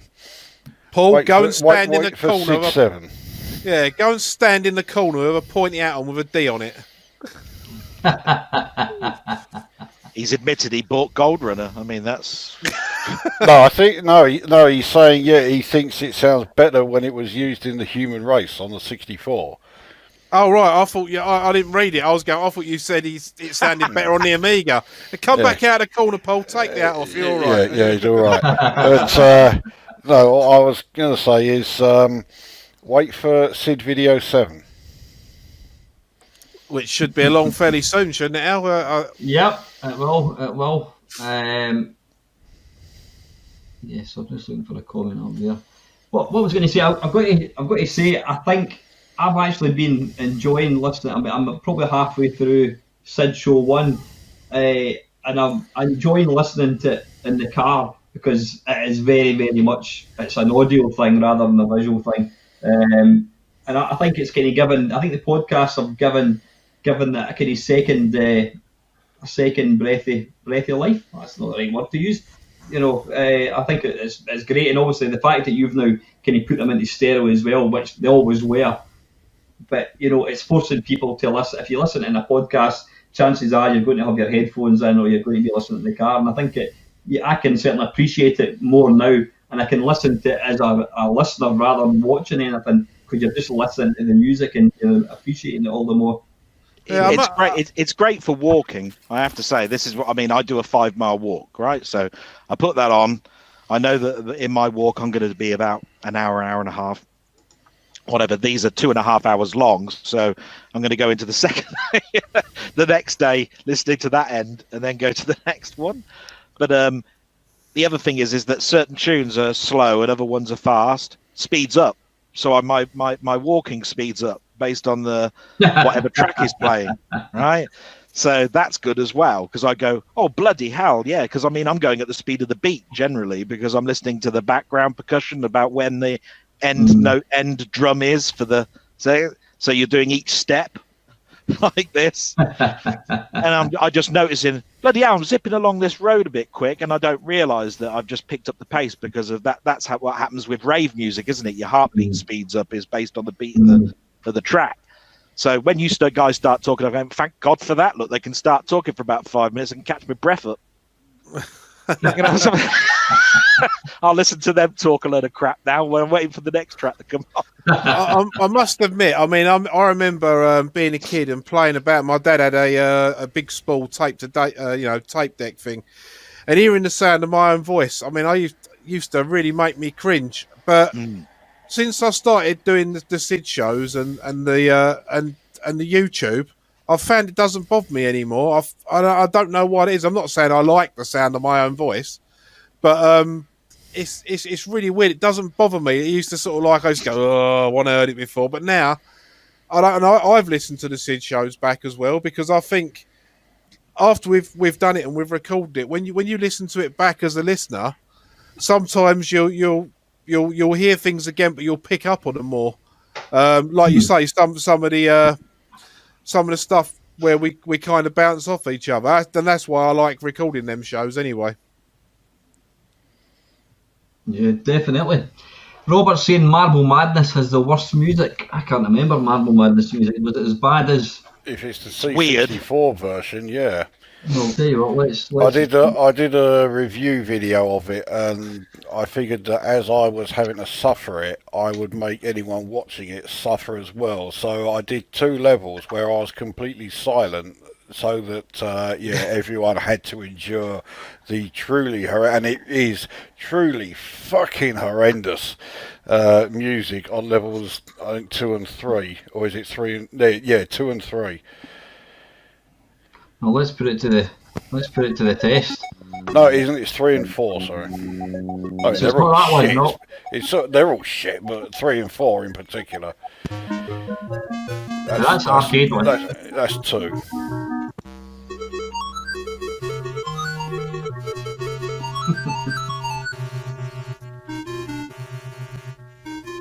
Like I said, they were all very abstract. Blinks and blobs.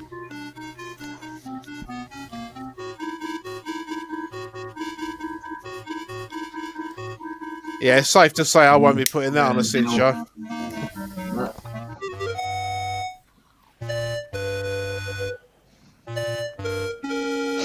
Fucking hell. That's 1986. Jesus. Yeah, I think that's fucking 19. Turn it off. That is. That was 1986, and when you think, when would it be? Okay, where the hell's it going? This was a year before, and we had this. Jesus. Right, I'm not going to listen to it. It's a bit unfair, really, though, isn't it? I mean.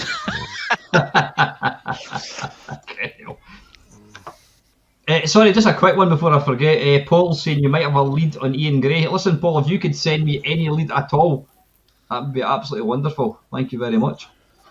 That'd be great. Are we going to form an orderly queue behind the gun site?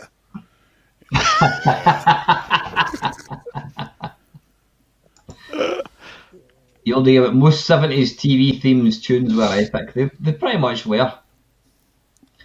See, for a laugh, I've got a shitload of TV theme tunes. You want to? I'll play 10, and you guys have got to try and guess them.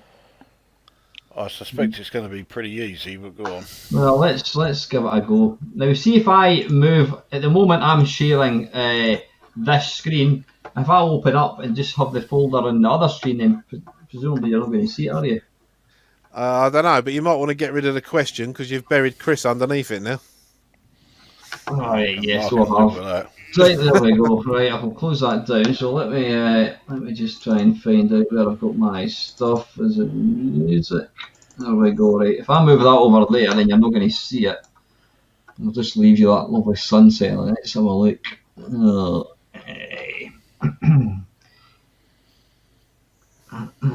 Following TV tunes.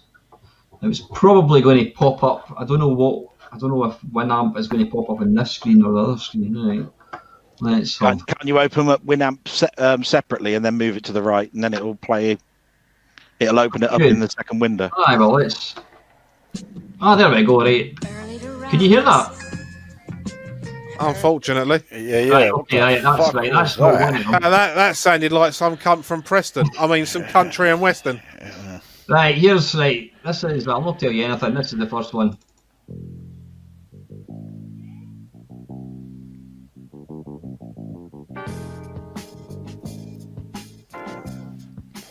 Well, it sounds like it's Lalo Schifrin, but sounds like Starsky and Hutch, possibly to me. Yeah. I wouldn't have got that one. Del Boy, any ideas? Well, I was thinking more 70s sitcom from America, but it's Barney Miller. Yeah, 70s sitcom from America. That explains why I have never heard that. Nothing gets me turning the television off quite like hearing the words American and sitcom. Fucking no way. Well, I'll try and go for some British stuff. Fucking all these. What on earth made you pick Barney fucking Miller? That's because it was in the bees. Fair enough. Right, wait a minute. Let's top. What the hell is that? So I agree with what Site Retro Unlimited has just said there. It really did sound like it was the theme to a fucking Electric Blue video. Right, let's. Hey. Is this the sound of silence? Right, you're going to get 3 seconds. Jesus Christ. Yeah. Just checking it works. Is there anyone who doesn't know, doesn't recognise that one? You're going to have to be quick, actually, with how much of these you play. You could end up with a copyright strike. You're losing the whole stream. That's very, very true. Wait a minute. There's. He won't get a strike, he'll just get a claim. Animal Magic. I didn't hear anything of that. Sounded like Animal Magic to me. Animal Magic. That was the earlier one. I only remember the later one with the heavy use of wah-wah pedals. I don't know if this is American or not. That's the new Avengers. The new Avengers with Purdy and Gambit and so. Neil. Well, that's Yakety Sax. Yakety Sax. Yeah. Okay, hell. Christ, this is an old one. There's a hold up in the Bronx, Brooklyn. Car 54, where are you? Car 54, are you? Yeah. Because most of them are bloody. Oh, wait, this is an interesting one.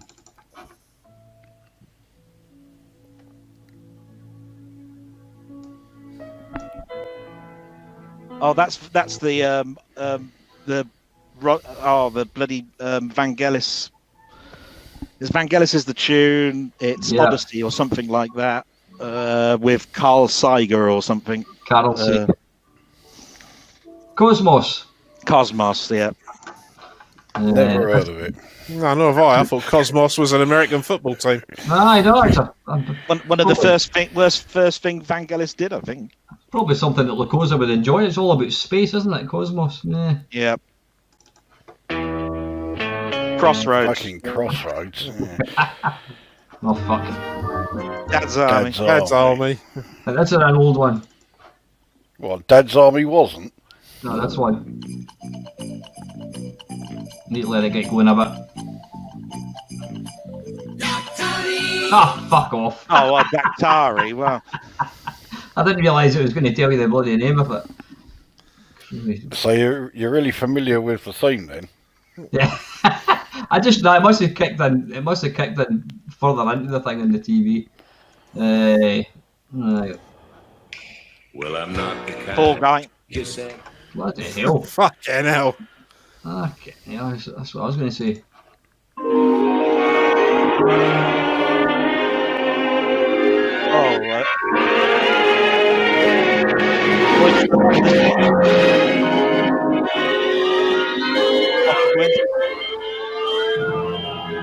No, with Alan.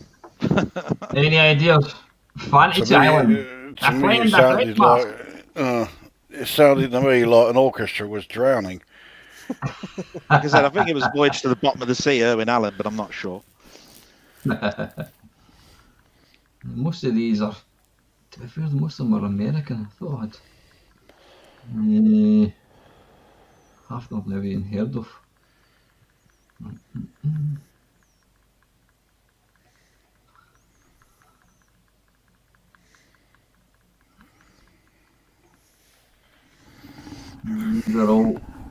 These are all American, these ones.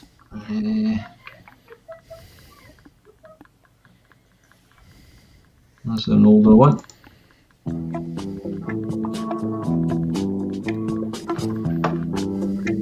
Cool.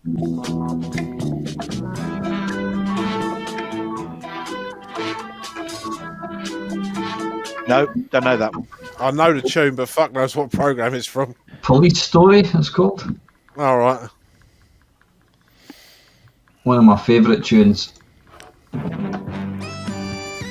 Oh, That's the Rockford Files.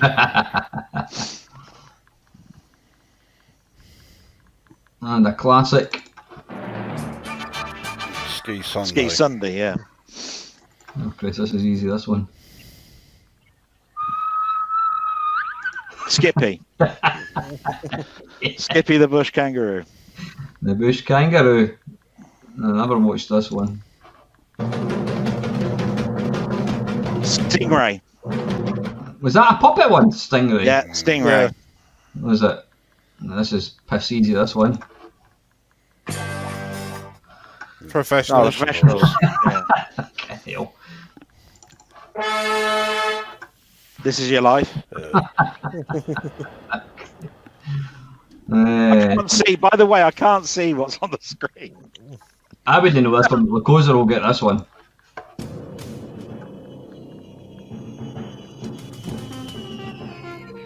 Oh, V. I know that one. That's V. Yeah. Sorry, I should have kept my mouth shut.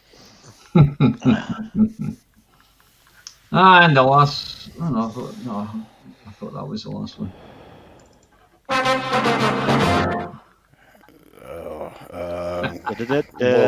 World of Sport. Yep, World of Sport. And the very last one. The young The ones. Pink Young Panther. Okay, hell. Well done. Well done. Was I wrong? It was the young ones. It was the young ones, yeah.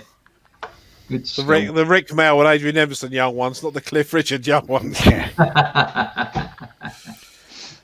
And whenever I hear that World of Sport theme, I just think, all right, when's the wrestling on? Yeah. Big Well, Daddy, Giant Ace. I've still got images of the plane with World of Sport written on the back. Oh, yeah. That's the title, sequence that everyone remembers. Bollocks to all the updated ones. So that was. Well, I say updated ones. We're talking 1982 or something. You know. What was Grandstand then? World of Sport. That changed it over years. Yeah, that's it. Yeah. God, that takes you back. It was just like the program was starting. It was. I was half expecting to see Frank Boff show up there. Uncanny, eh? But if you do watch that program that I was talking about earlier, you'll know that a lot of this stuff was sessional music. There was a huge amount of records that the BBC bought that was just all sessional music. So when you had the theme tune to Some Mothers Do Have 'Em, it was actually for a crime show. That music, it's just they only played the penny whistle at the beginning, but then it turns into a crime show type tune. The thing is, it's Morse code. It spells out Some Mothers Do Have 'Em. I didn't know that. Yeah. Is that how they came up with the name of the programme, really? That game that Paul's talking about there, Soul Force, I believe that's the new one by Sarah Jane Avery. I think. I'm sure Paul will correct me if I'm wrong. But I've been following that on Twitter and it's absolutely amazing looking.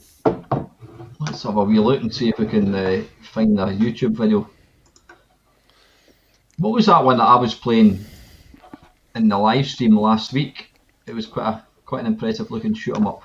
Enforcer, I think you was playing. Was that what it was? Aye. Obviously that wouldn't have been the new one. So what's that one called? Soul Force. Soul Force C64. Yeah. Right, let's have a quick little look. Welcome to RGN Quick Play, where we showcase new and upcoming games for your Commodore 64. In this episode, we're going to take a look through the long-anticipated release of Soul Force, developed by Sarah Jane Avery and distributed through Protovision. The backstory Who's doing this video? Curious biomechanical fleet is I haven't a intended clue. invading the peaceful Soltron star system so that it can steal all. I don't know who's doing it. Retro Gamer Nation, apparently. We'll give them a credit. resources. However, I thought that was someone who was watching here. building an advanced prototype fighter ship to help defend the system. When the aliens invade, it's down to you to launch and pilot the new Soul Force fighter and face the enemy, hoping to find their secret. Right, okay. As your well-drawn craft makes its way towards the nearby moon cabins with subtle layers of power. It's Nemesis. But it does look really, really well done.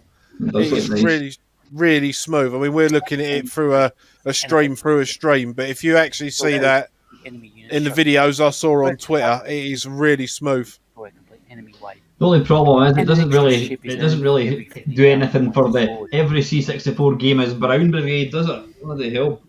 Your weapon can Yeah, be but here's the thing. You're going through a cavern, which is basically dug out from the ground.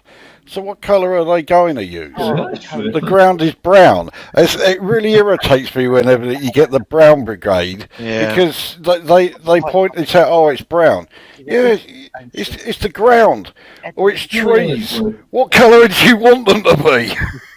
Well, if you own a Spectrum, all the trees are yellow or red, aren't they? So Yeah, and they're so fucking bright they make your eyes bleed. There's a lot of parallax scrolling going on Additional there. pickups include smart bombs, invulnerability shields, and an energy shield. Does look When you nice pick though. up an energy shield, it So stays in effect. does that game cost money to buy then, Panther? Ships. well, I'm assuming so, but it'd only be like a £5, I would have thought. Shopping a certain number of enemy ships. But one thing to note, Aye. No, nice. Very nice.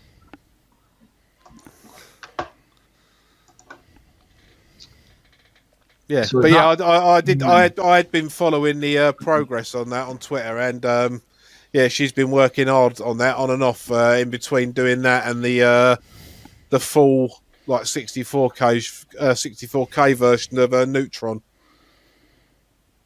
If you remember, there was a 16k game. You showed it on your channel before, called Neutron, where she's been doing a full 64k version of that. Oh, so I think I have. more levels and more music and whatever. Right, okay. Nice, I'm just looking at the how are we doing for time? Oh, it's 13 minutes. Any questions in the comments at all? Well, 13 minutes, and this roller coaster of a year is going to be over, and everything will be all right in the morning. There was a question quite far up, which I answered, which was, if you were to play Gauntlet, which one of you guys would be the wizard? Which one of you would be the warrior? Which one of you would be Valkyrie? And so forth. I answered what I put in the question, but we were so talking about music, I thought I won't interrupt what was going on. But it's a bit far up, but. Be interesting. What would you be, Lacosa? So I put wizard. I didn't care. If I was playing Gauntlet, I'd be, whichever. They all had their strengths and weaknesses, so I didn't mind which I was. If I had to choose one, I'd go probably Valkyrie because of the speed of shots, but not quite as powerful. That just leaves Elf then. Yeah, Sorry, I would always go as the elf because I thought, did he not have the quicker shots? Yeah, but they weren't. Shots were fast, but they weren't very powerful. Nah, they weren't particularly. Yeah. See, I didn't look at it that deep, you see. I just went, I've always wanted to be able to cast magic. It wasn't anything to do with the fact that he's the weakest character and all that sort of stuff. It's just, you guys go forward with everything that you want. I'm going to be here with a bloody ball of lightning that I'm just going to fire from my hands. You just go off and do what you want to do. Right? Whenever I play PC role-playing games, I always play as the magic user. For the same reason. So everyone goes off there, start hacking away with swords and that, and they're all getting like the shit kicked out of them, and I just send in a fucking great ice storm or something and wipe out a lot of them. When you guys tried to get the more up-to-date Gauntlet, there was a Gauntlet that came out in Steam a couple of years ago. I've got it. I've got it as well. The thing that makes me laugh about that version, there was a Dungeons and Dragons based game called Baldur's Gate that came out. And it was kind of, even though it was more role playing, you took 6 characters, you could control them all at once or individually. And it was kind of based on Gauntlet. And then you had Diablo that was kind of based on Baldur's Gate. And then you got a new version of Gauntlet that was kind of based on Diablo and Baldur's Gate. It's sort of gone round in a circle, those games. But it's not a terrible game by any stretch. Yeah, I thought it was alright, yeah. What do you guys make of the original Gauntlet? It's a game that I don't play at all. I think it's the most boring game ever. But back in the day when I was at college putting money into it, it was a fantastic game. But I think it's one of the few arcade games being able to play it for complete free. It's just utterly pointless because you can just keep hitting that 3 button and getting infinite energy. Well, you don't have to. I mean, when the site's dead now, but when I was moderator on Mamemeister, we used to have a challenge called the Tulsa Doom Challenge, and it was basically a high score challenge. But when we came to do Gauntlet, we did it over 2 weeks, and we had to record scores with putting 4 coins in, putting 3 coins in, putting 2 coins in, putting 1 coin, 1 credit in, and recording your scores. It was all done on the honour system, much like your high score challenges. And it was basically, rather than doing it on score, we did it who could get furthest. And I think I won that one. I think with 1 coin I got to level 8. So I mean, but that was on standard settings, so not on the easiest of difficulty or anything. But yeah, so you only got to put that coin in if you want to put it in. You haven't got to do it like that.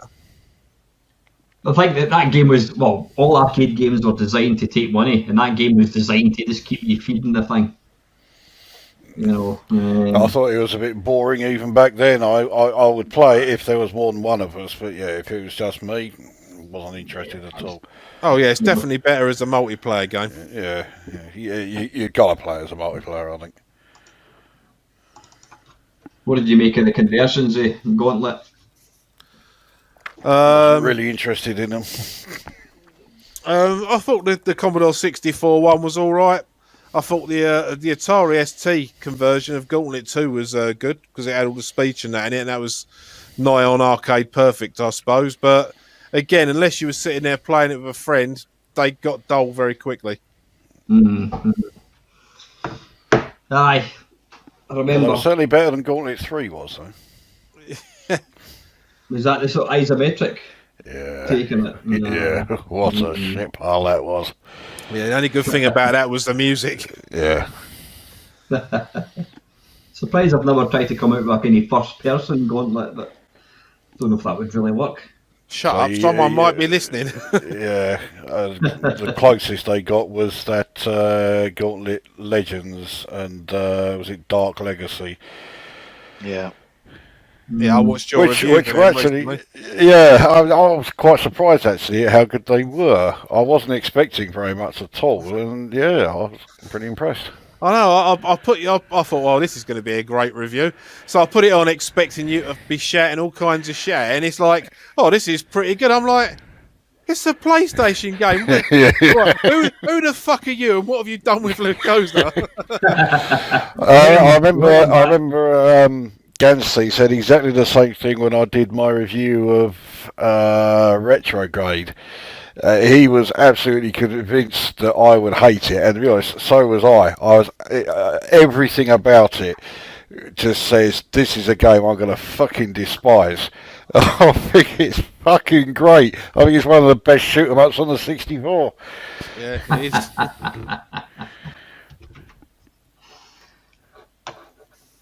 I'm just looking for something here. Hold on a second. So what? A question I get asked a lot in the what do you call it, in the Friday Waffle is like, where do you see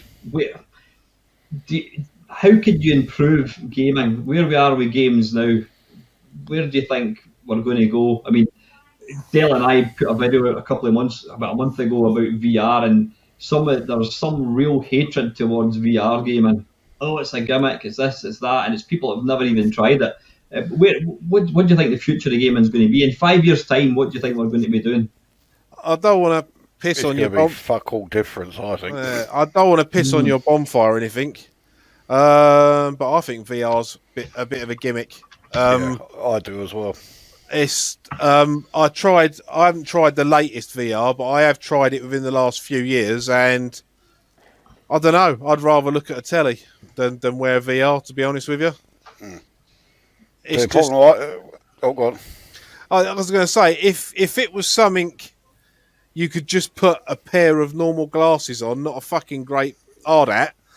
All right, it's getting better with the fact that you're wireless now, so that's a step in the right direction.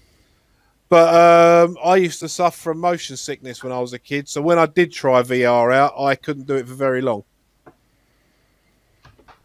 Yeah, with me, I'm long-sighted in one eye and short-sighted in the other, so I cannot get a VR headset to look right if I was to put it on. So it cannot, at the moment it can't work for me. So you think, well, hang on, something like that. Surely they need to overcome that before VR is ever going to be. They've actually done that, Lacosa. They actually have, haven't they? Yeah, because basically you can buy lenses that go over the top that can be prescription. So you can actually attach that to the left lens for whatever your prescription is, and one to the right, so you don't even have to wear glasses. So it would be just like you wearing a pair of glasses, and it would be that accurate. It costs more money. But that's how you do that, because they've got to make a generic device and then attach whatever it is that's your personal problem. Do you know what I mean? Or whatever, whatever is that you've got an issue with, like if you're deaf in one ear, or if you're short-sighted in one eye, they can't cater for that and make a headset for that. But yeah, I get what you mean. But I mean, I answered the question myself. I'm a little bit more towards Alan's answer, and it's whether you understand the word gimmick or fad. I don't think of it as a gimmick. If you look up the word what gimmick is, you could look at it as a fad, something that's here and gone because it doesn't succeed. Fad, gimmick, something that attracts but gets you nowhere. No, I wouldn't say it's a gimmick. Well, then to put it into my perspective, then I lump VR in the same category as I lump 3D televisions. Yeah. So yeah, it's all right. They're not a gimmick. For me, it is a fad. It's not something I'm particularly interested in. If you enjoy it, carry on, enjoy it. It's not saying you're wrong for not enjoying it. It's just not for me. Yeah.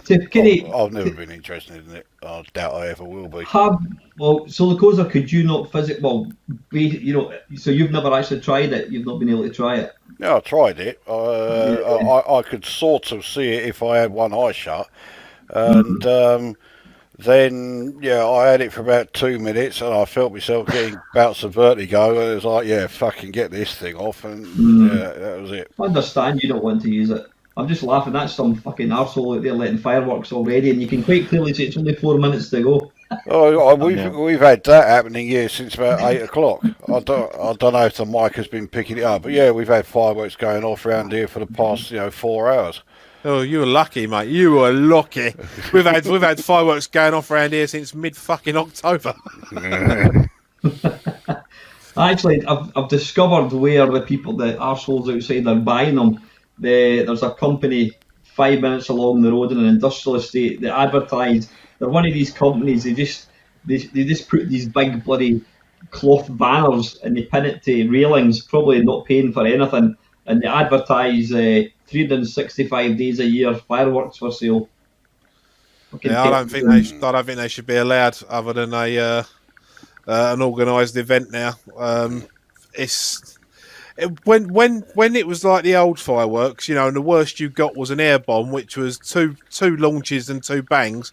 That was it. But now some of these fireworks, they're like mini fucking conventional missiles.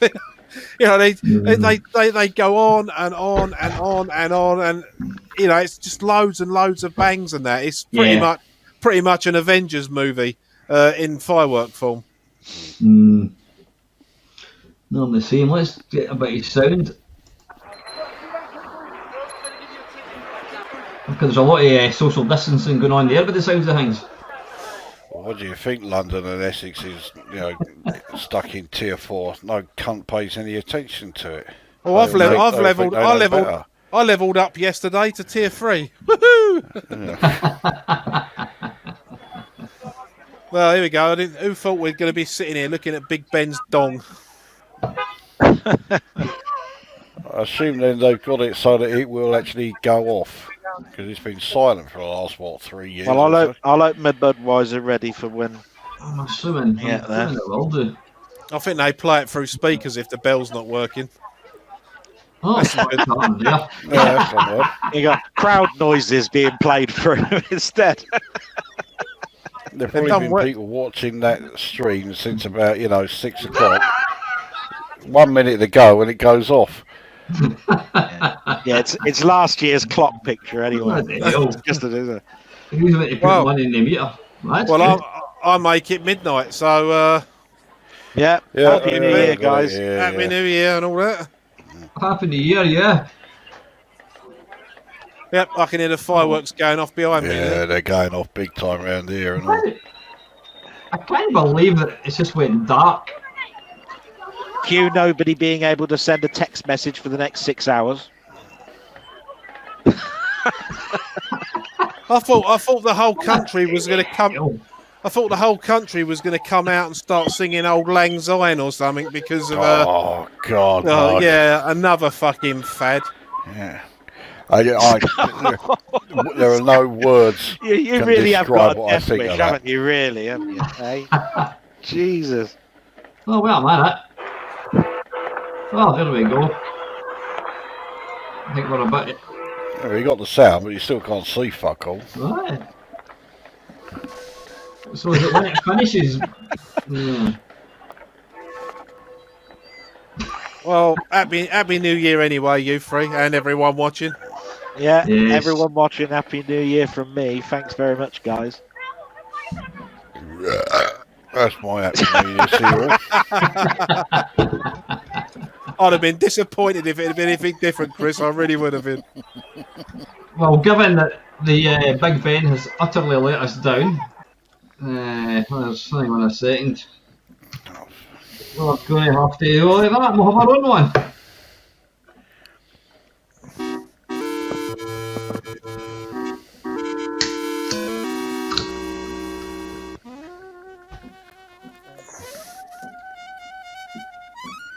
Ah.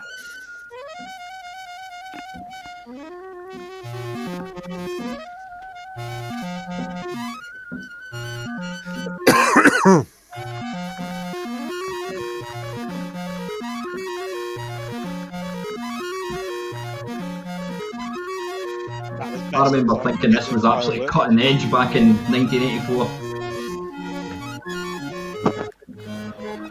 It's interesting, we're still no further forward to having people with jetpacks. I mean, I think you can, but you can't really go particularly far, can you? Well, no, it's just going to be drones now, isn't it? Have you seen that guy that he made a drone out of an old motorcycle, and he's got like the four big propellers on the corners, and he had it tethered to the ground so he couldn't go so far, and he was getting his dad to go on it and try riding it about, and they managed to ride it about all right, but it looked more like something out of Star Wars.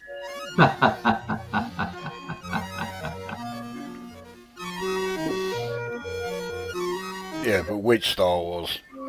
Did it look like something out of fucking Last Jedi, you know? Well, no, I was thinking more. I was thinking more the speeder bikes out of Return of the Jedi, which is as bad a film as that is. It's infinitely better than the Last Jedi. yeah.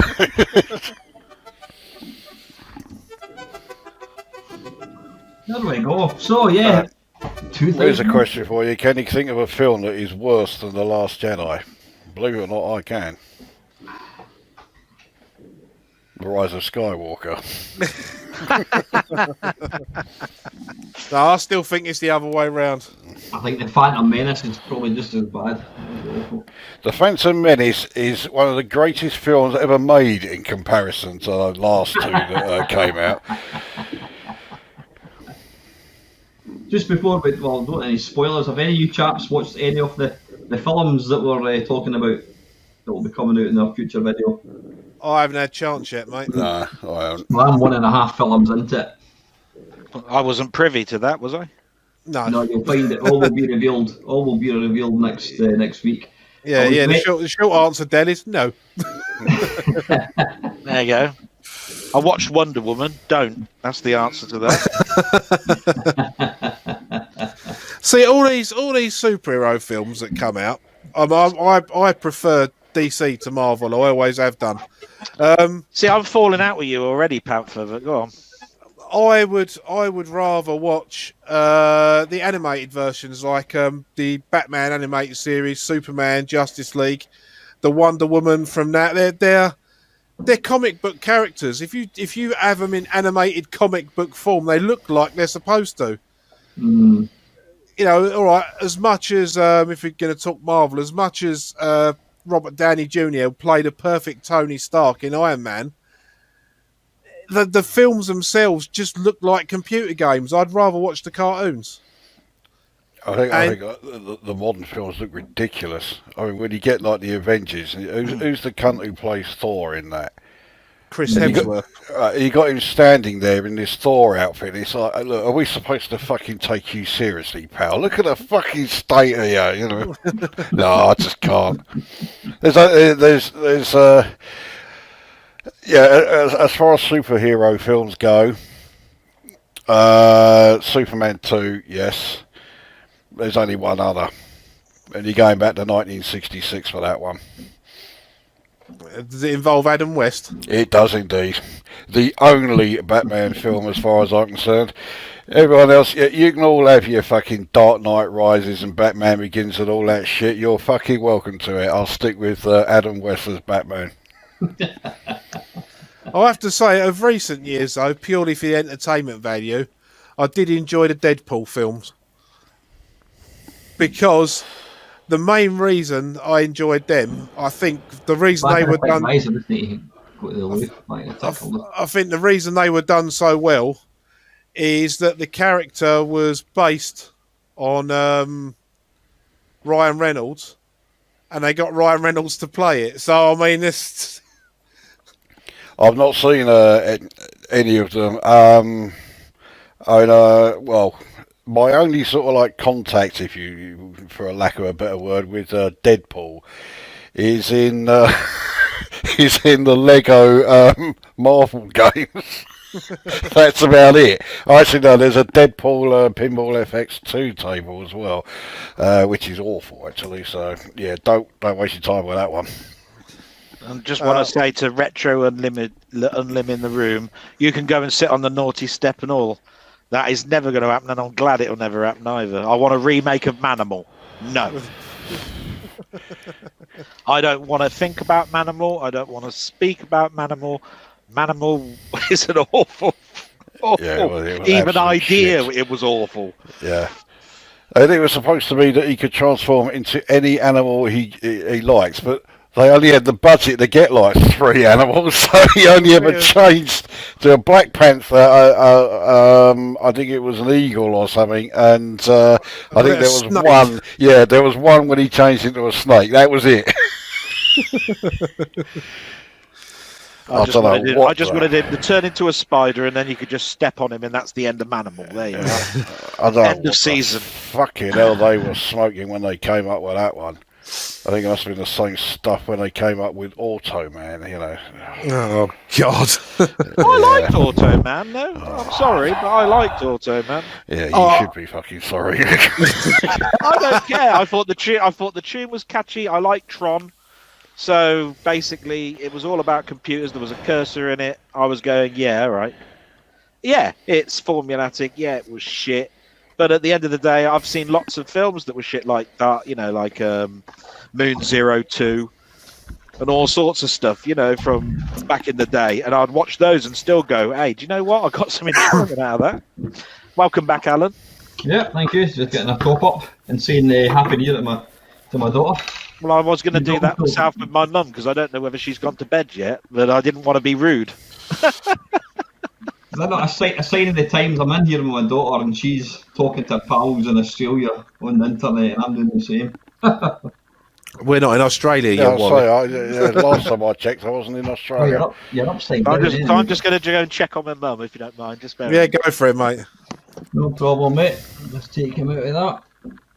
So what are you getting for dinner tomorrow? Is it steak pie or something? Is that traditional New Year thing? Steak pie? Well, it is in Scotland.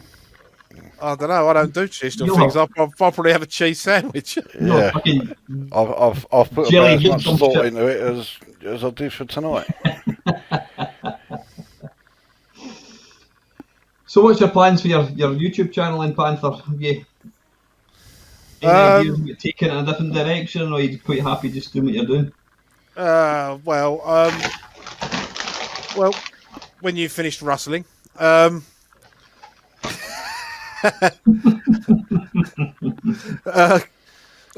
Well, I've got I'm gonna put a Sid video out on Sunday this week, and I want to finish off. I think I've got 5 or 6 Commodore 64 arcade ports videos to do, but somewhere in amongst that, Chris had an idea of doing a Elite Dangerous video where we wing up and we both record it, so you have the same battle from 2 different points of view. Right. So I'm not going. I won't take any credit for that. There'll be a video on my channel, but it's his idea. Yeah, I'm just going to kind of go along as I am. The one thing I have noticed over, I've had loads of time the last few weeks, but I haven't really felt like recording videos. And I tried recording Arcade Arkanoid, and it just fucked me off. So I turned it off, and that was the end. That was the end of that. But yeah, I don't want to get into a position where I feel pressured that I have to get a video out on a certain time. If I've got one, I'll put it out. If I haven't, I won't. Because if you rush them, then the quality is going to go out the window. And I don't, people have said mine seem like quite good quality and they enjoy my voiceovers and that. So rather than rush it, I'll do it when I do it. But because I'm going back to work and I think the work's going to pick up now, I'm going to have less time to do it. So it might be a little bit further in between them. But I'm quite happy doing what I'm doing, mate, to be honest with you. No, I mean, I think the quality, and I've said that to you a few times in private messages, you've absolutely nailed it. I mean, the technical quality of your videos are second to none. And the way you talk is really entertaining as well. You know what I mean? The problem with having such high quality videos is you've got to retain that, whereas you've got a shit quality like myself and Lucosa, you've got nothing the other. Yeah. It's easy to turn them out into the shit quality that I do. Yeah, well, I think actually all 3 of you, I've asked if you want to do a passion for gaming one where you record a video and then we talk about it. So I'll hopefully get them out at some point. But yeah, I'm just going to carry on doing what I'm doing, mate. Really. No, good. I think from my channel's perspective, I think I'm happy the way it's kind of gone. I think having the Discord thing, I think we've really got a nice wee group of people, which is good fun. You know, and the fact that we managed to raise £1,000 for 3 charities was the icing on the cake. Yeah, they were good charities as well. You know, it weren't like the usual thing. You know, it weren't like Oxfam, UNICEF. You know, although they are good charities for what they do. You know, you chose. You know, and it's your channel, so it's your right. You chose 3 charities quite close to home, and you know, I was especially pleased that you chose. You chose one that was like an end of life thing for kids, and the end of life and children shouldn't be a sentence that goes together. So if it gives them little ones joy for the short time they're around, that's good. Just to put things into perspective, Sandy, who is the guy that I know from the Salvation Army, that was the guy that I had the picture taken with. Lee, my girlfriend, knows Sandy very well because she's tried to help him get funding, etc. She got a message from Sandy a couple of weeks ago. She was asking how he was doing. He said, "Oh, sorry, I've been away for a wee bit. I've been in hospital. He's got terminal cancer. He's got about a year." You're like, fucking hell, you know. Oh, thanks, mate. I thought that was going to be a fucking happy story. No. But just, and that's why, fucking hell. I mean, the year that we've had, there's lots of people have lost loved ones and all that. I think if you don't make the most of your life when you're here, fucking hell, why not? Hence the reason I just act like a fucking idiot and enjoy myself. Dale, I think I mentioned that in the waffle. Would you ever consider starting up a YouTube channel? Well, I've thought about it an awful lot, but I think the difficulty that I've got is that I think it's my own personality really that holds me back. I'm not that forward unless I know you guys. So I'm starting to get to know you, so I start to open up a little bit. I've got a lot of knowledge, but the knowledge is already probably out there. So I then start to think, well, what can I add to that?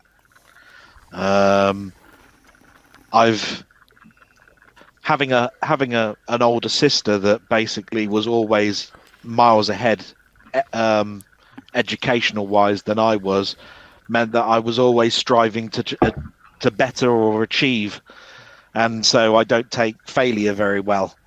So there's lots of things like that. Plus, in the past, I've spent an awful lot of money on something that I wanted to do, and then it's never worked out, and I've just wasted the money on it.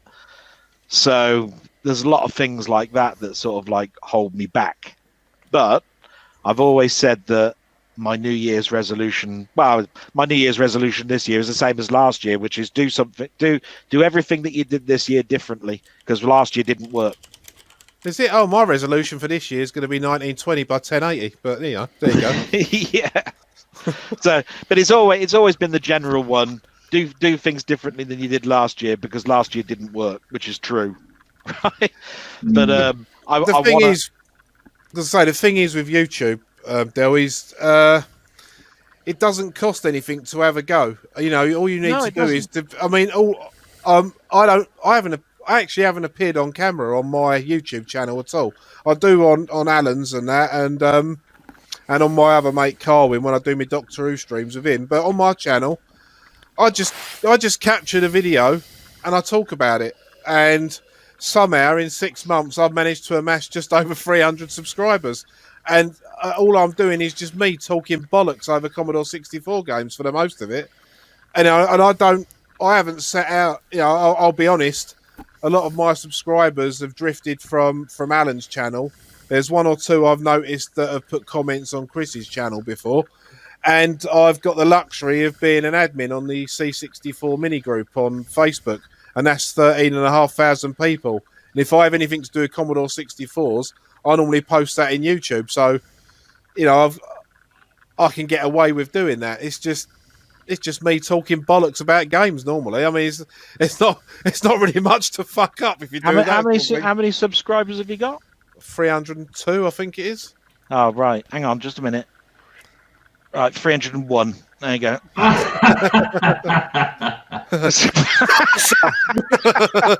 I'm only joking. No, to put that in perspective, it took me about 3 years to get 300 subscribers. So you're doing fucking well, mate. No, he's got an incredible channel, and I always comment on his channel. I'm not flattering for flattering's sake. I've gone to Lacosa's and I've left comments there, and I've turned around and gone, you know, incredibly entertaining, very, very knowledgeable guy. Can't fault that. Alan, we've talked about your channel an awful lot. It's where I feel sort of like putting on a pair of comfy shoes. Really, it's sort of like a relaxing, homey feel with a lot of different aspects. You know, you can learn something, you can watch something, you can be entertained by something. It's sort of like a variety show of the 70s in a certain way. That is a big compliment.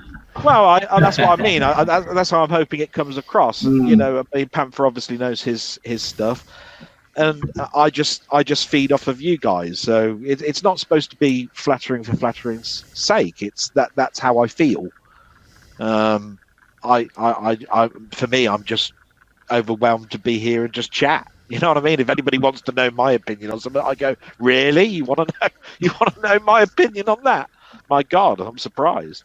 So that's why I look forward to coming on. Do you know what I mean? It gets me out of my comfort zone as well. Well, I can honestly say, Dale, I mean, you know, when you came onto the live stream, you were nervous as hell, and yet you were just an absolute natural, and you're wonderful to listen to and talk to. I mean, so are you saying that if you took us three out of this, could you talk just to the camera, and do you need to take any feed off people that you know? That's the thing. That's where I don't know whether I would be quite good, whether I would not. You know, I would probably record, then play it back to myself, and then go, no, I've got to do that again. And then I would probably do that over and over and over again, because there would be always something that I don't like about it. And then 2 weeks will have gone by for something that should have been just a 5-minute thing. And then when I get it out there, you'd see the negatives and you'd go, oh, well, stuff it then. And I don't want that to happen. So I want to build my confidence up. And I build my confidence up all the time I'm here. It doesn't matter. That's... there's loads of bits on my videos I don't like. There's I think in the last one I put out with the Commodore 64, I got distracted while I was doing the beginning of the voiceover. And it was like I went, my latest in my series on the Commodores, and it's like, and when I played it back, I thought, that sounds awful. Oh well, it's in there now.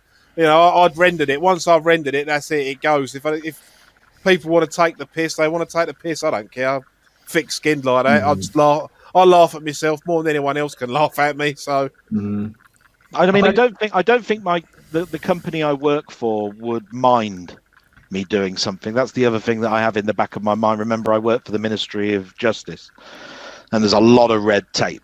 You know, you can't do this. If anybody approaches you about this, you can't answer the question. You cannot. You know, there's a lot that I am not allowed to do. But I don't think that they're bat an eyelid about me doing something on social media. Christ, you want to see people's Facebooks. And I've seen them, and I've gone, I'm so glad that you don't know that what you've just done there is a security breach because you took a photo inside an office, and that's not, you know, and it happens all the time.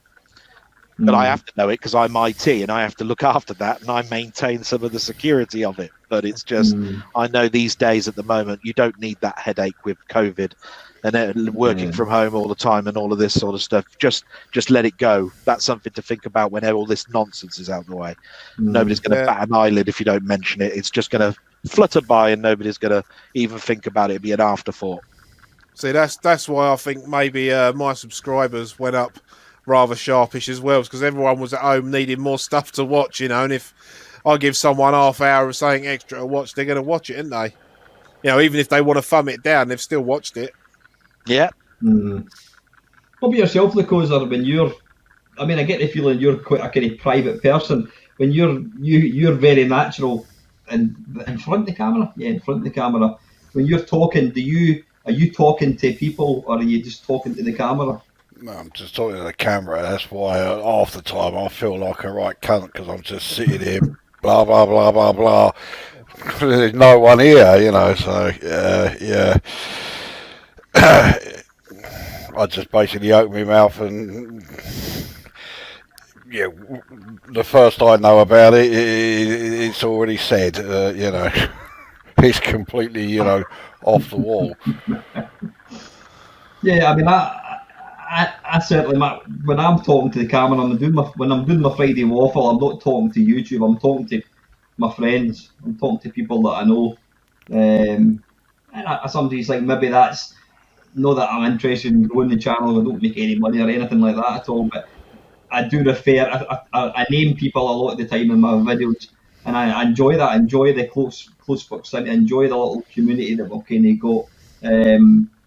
I enjoy, but if you watch other like bigger professional YouTubers, they're very much like TV presenters. They're never really mention somebody by name. But that's, you know, so when I'm making a video, like what you said, Panther, when you're making a video, you're talking to your mates, and that's kind of how I do it. Well, yeah, that's it, Dale. That's what I was going to say to you. When I do the voiceovers, the first time I ever met Chris, like face to face, was when we done the first Sid video, and I don't want to do a name drop, but I sent Joe and Tell the link to that because we featured like some of his music, and he said it was nice watching like three old friends reminiscing about music, and I was like, Jay, I said honestly, Luke Koza, I'd literally met him 5 minutes before we started the stream. He's like, fuck off. I went, no. So if it comes across that well, that's probably why I've spent fucking hours upon hours playing Elite Dangerous when we've got the mic switched on, just fucking talking bollocks while we're playing the shit out of things. I think I'm looking forward to, you know, another year or so, because I think everybody's story is a little bit different, but I'm really looking forward to being able to meet up. You know what I mean? Because then it would feel like more like you definitely are mates. Do you know what I mean? The difficulty that I have is that I've been self-isolated even before isolation was a word. A lot of my friends I don't even know anymore. I've never seen them. They've gone away. They've got married, had kids. There's been no socializing. I don't even know their telephone number. I wouldn't even know what their email address is anymore. So friends to me are work, and work are work colleagues, and that's what they are. They're not friends. So the friends that I knew have gone, don't know them anymore. So I don't have that social aspect where I could phone up someone and say, yeah, should we go bowling? Should we go pictures? Should we go out for a drink? That's not even in my vocabulary. I come home, I look after my mum, I go to bed, I go to work, and I've been doing that before even COVID was a word. And you lose then social etiquette is, I suppose, the word that I'm trying to come across, frankly with you guys, because that's probably why I've managed to get through Christmas, because it's not that much of a difference. It's another day, and I have to go in sometimes at work and have a really bad day and go in and do the reset. You just snap your fingers and go, right, I've just walked in again to work. It's 9 o'clock. Forget what happened just now. And that's been my life for about 15 years. So, I don't have the girlfriend, the wife, the child, the house anymore. I'm now in that horrible word, bubble, just waiting for the world to pass me by a little bit. And I need to get out of that break. And that's what I was saying that this channel opportunity helps me with, because that's pretty much it. I look forward to this because there isn't much else for me to look forward to. And that's sad to say that, but it's not. I mean, you think about it, how many people do you know actually sit in front of a camera and talk, and there could be the world watching? And I mean, yeah, you go off and have your friends and have your drinks and all that sort of stuff, because I'm going to have a much more entertaining with a couple of guys talking about something that I've got even something I can talk about. And then one day I'm going to meet these guys and they're going to become good friends. That's how I'm looking at things at the moment. I think we're already there. I mean, I think blowing trumpet. I mean, I'm quite a social person, and through like real life friends, through work, through my running. My running was a massive part of my life for many, many years. I had a few health problems in the last couple of years, so I've not been running so much. But the big thing for me was my mate that I've been running with for 9 years went and got a girlfriend, and I've just been ceremoniously dumped in the scrap heap. Well, him and I ran 5 days a week, and for the last 2 years we've ran once. I never see him at all. Obviously, it's your own fault, mate. You should have swallowed. It's your own fault. You should have swallowed.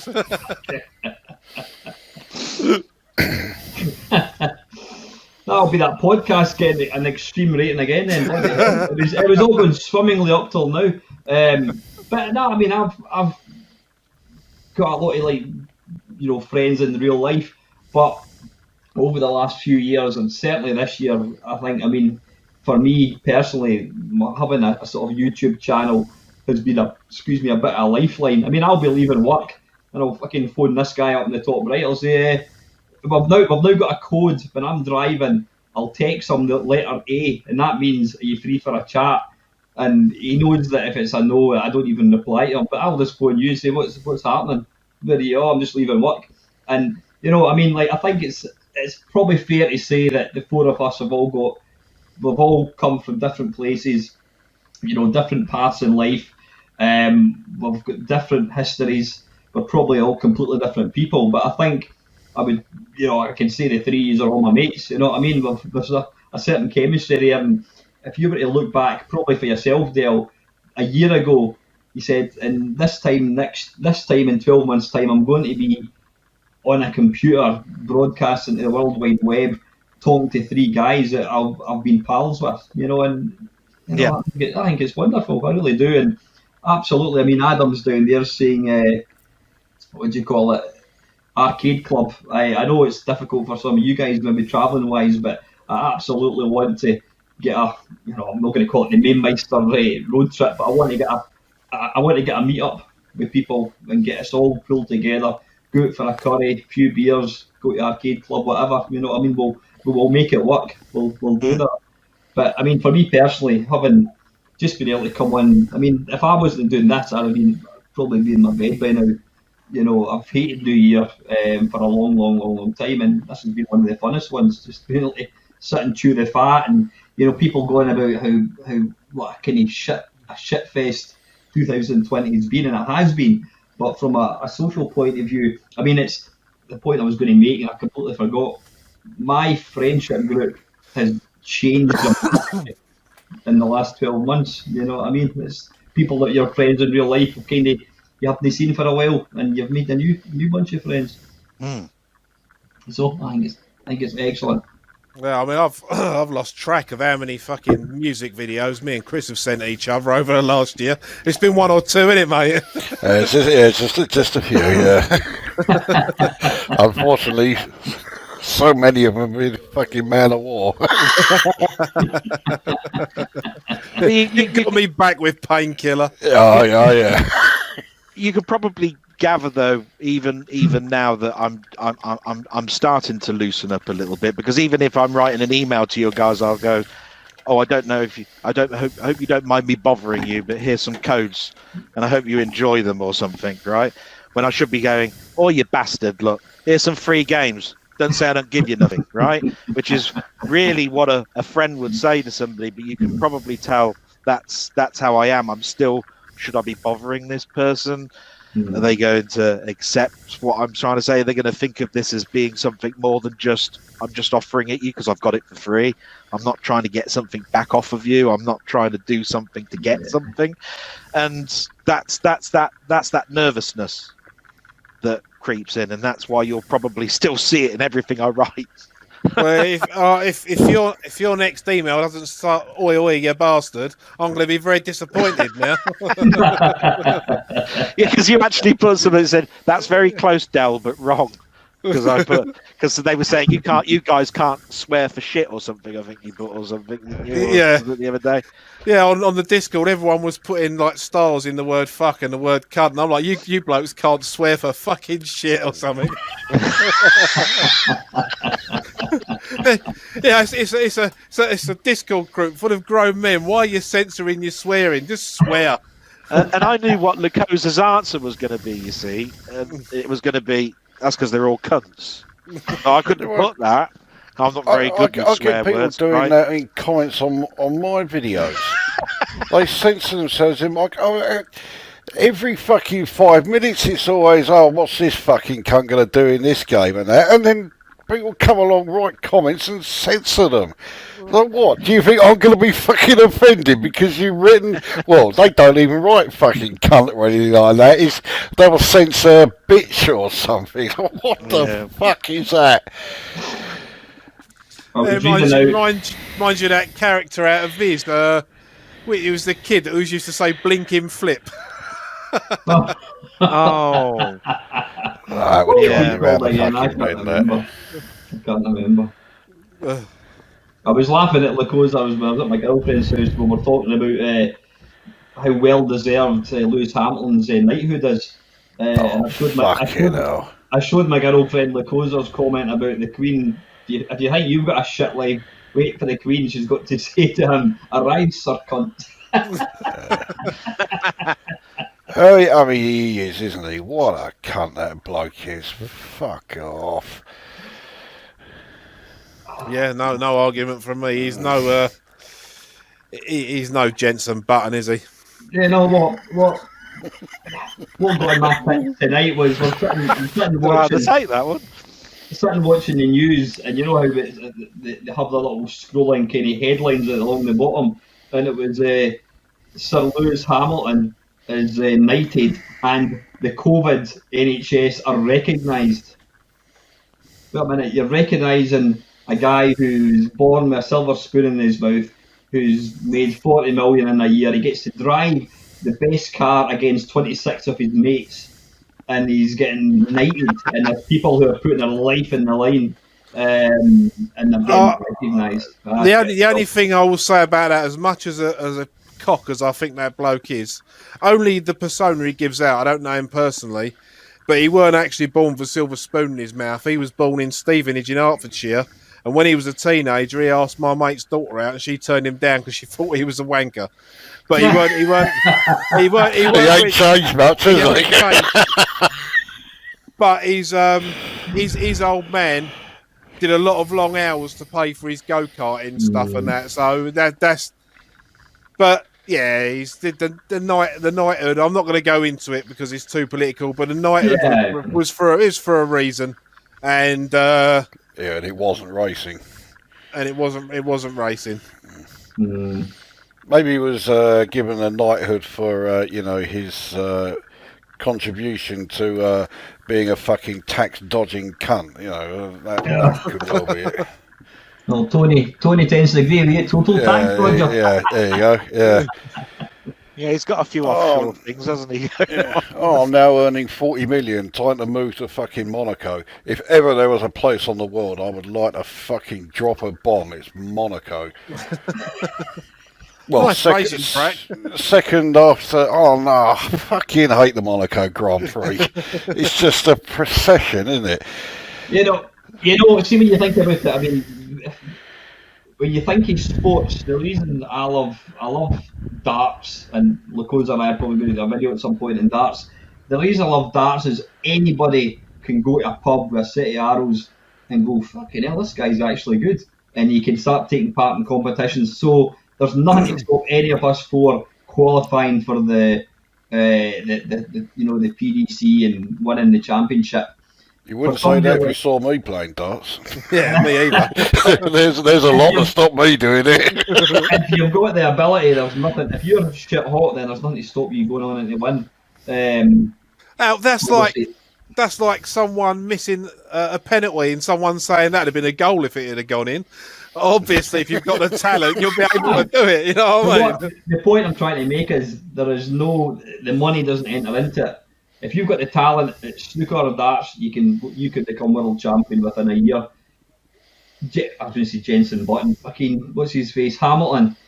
How many people take part in? Is it 26? I don't know. I'm trying to. 22. So 20 now, isn't it? So to say he's the best in the world, no, he's best out of fucking 26 extremely privileged people. If it's 20 now, what team has dropped? Is it still 22? I haven't watched Formula 1 for about 4 years. The last season I really watched closely was the season where we lost Jules Bianchi, where he went face first into the crane. Japan, wasn't it? Yeah. But that was that's not why I stopped watching it, and it just became processional. It's like which Mercedes is going to win this week, and Sebastian Vettel turned from a really interesting racing driver into just a whiny maggot, and I just there's no names in it anymore. They're just all cardboard cutouts now. The last I mean, I think he's coming back again, but the last entertaining man in Formula 1 for me was Fernando Alonso purely because of the way he was taking the piss. Every time his McLaren Honda cocked up, he put deck chairs by the side of the track and was sitting there like that and just generally taking a piss and laughing at the situation. But everyone else... I'm a little bit like that, though. I mean, I've had these conversations with my mother. I mean, by the way, she says Happy New Year and say nice things to that Scottish nice guy. And I said, I don't know any nice Scottish guy, but I will. Because she has watched you in one of the streams. But I have to say that I'm not very good with sports anyway. But my days of watching sports was when the characters were there. Is a little bit like Alan was saying. I knew the Jockey Wilsons and the Eric Bristows. I could ream off the names, Daley Thompson and Zola Bird and all of those, but I said to my mother the other day, I said, I couldn't name a darts player. She said that there's this bloke called Vander something or other, right? And he's number one or something. And it was Peter Taylor or whatever it was before that. I said, they mean nothing to me. They're not Eric Bristow. They're not Jockey Wilson. They're not those names anymore. And so with Formula 1, it's a little bit the same. I like Formula 1. I watch it every week. I find it interesting, but it is almost might as well be scale electric. every week. But I still will say though that you've got to have some type of talent to be able to get in there and drive that car. You know what I mean. But you're quite right. He's in the best car in the world. Yeah, it'd be interesting if they all had exactly the same car. Yeah. Adjusted, weight adjusted, so their weights were adjusted, so everything was a level playing field, and then see who the best driver is. They tried that once before. Did they? Do you remember? Yeah. Do you remember the A1 GP? No. It's. It was somewhat short-lived. I think it started around. It was in the early 2000s. It started. Yeah, all the racers. They all had exactly the same car. The only difference was the livery on it. It didn't really catch on though. Yeah. Was it a more interesting race?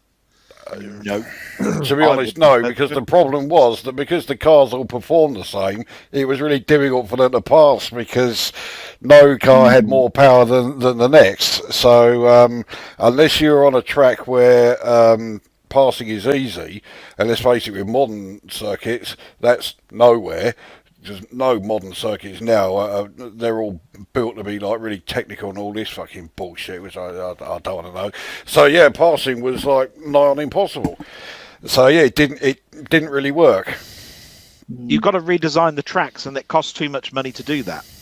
You'll always see a little change here, a little change there, but it's not enough. That's why when Hamilton will get to the pole position on something, he will turn around and say, "Well, I'm glad about that because." To be quite honest, there's very little opportunity for passing here. So as long as I stay ahead of the game, I'm all right. And he actually is honest enough to say that.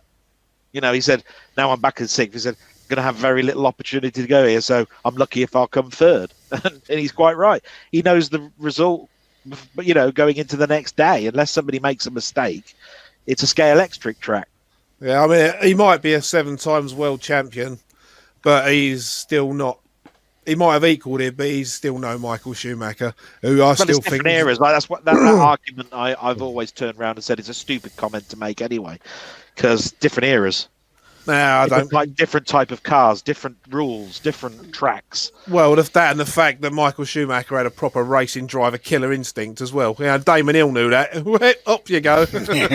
Yeah, and that's what I'm saying though. That's just because the personality is more outgoing doesn't make him a champion.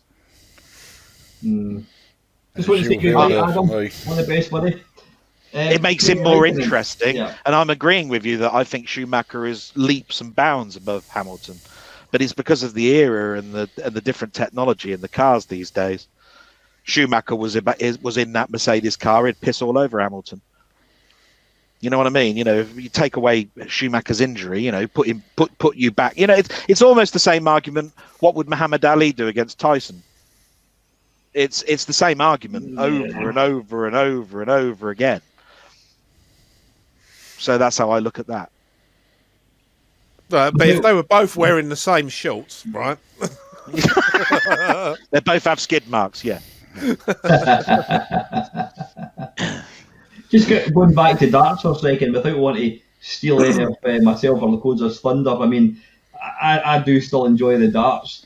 But I mean, fucking hell, if any sport, the level, and possibly snooker as well, the level has just went whoosh as darts. Yeah, darts definitely. I mean, as great as the players from the 80s were, even if they were at their best, say if you got, if they were still here, if you had Eric Bristow, Jockey Wilson, all of the big names, Cliff Lazarenko, John Lowe, Keith Deller, they wouldn't stand a fucking chance against the darts players of today. Well, yeah. I mean, is that because of sports science, as they call it, and the fact they don't drink copious amounts of beer and smoke fags? I suspect that might have something to do with it. Yes. I'll never forget that that comedy sketch, didn't they? Which not the 9 o'clock news. He's got a double vodka. All this sort of stuff. I mean, it's a fantastic sketch. My mum's been watching the darts all this week. She doesn't watch anything else but the darts. Yeah, I've been watching a lot of that this week. There've been some great matches so far.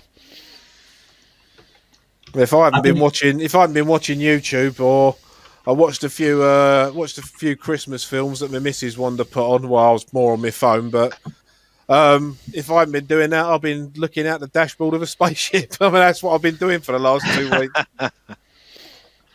Sorry, I'm just going to share this. I think it is a fucking brilliant sketch. This. I wouldn't share too much of it. You're going to be getting a copyright strike if you do. Yeah. It's BBC. They are relentless with it. He's done it. That's 140 milligrams. I've actually been watching quite a lot of Not 9 o'clock news again, and it's fucking brilliant. Oh, I'll tell you the one that always does Brilliant. me. It's Rowan Atkinson in the gorilla suit. When he goes, of course, the gorilla. Well, of course, when I caught Gerald, he was wild. Wild? I was positively livid. Very much. And there's one where they're all sitting on stools, and then they show you. I think they show you a little clip of a film, and then Pamela Anderson's like, "Yes, that particular scene, it was the lighting and such, absolutely, and it's just fantastic." And then it cuts to Mel Smith. And he went, "Yes, I can see where the director was coming. He was putting across this emotional interaction between the main actor and then Griffith Jones is like, yes, it really evokes the emotions of such and such." And he was trying to do that. Then it cuts to Rowan Atkins. He goes, "Wibble, wibble."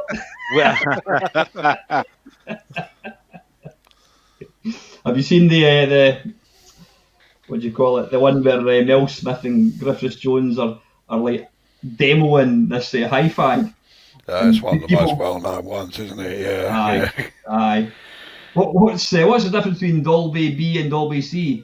Well, obviously Dolby C is better than Dolby B, and Dolby B superseded Dolby A, isn't it? Okay, absolutely brilliant. Absolutely brilliant. But yeah, I mean, getting back to darts, I mean, I remember John Lowe getting the sort of, was it the first televised 9 darter?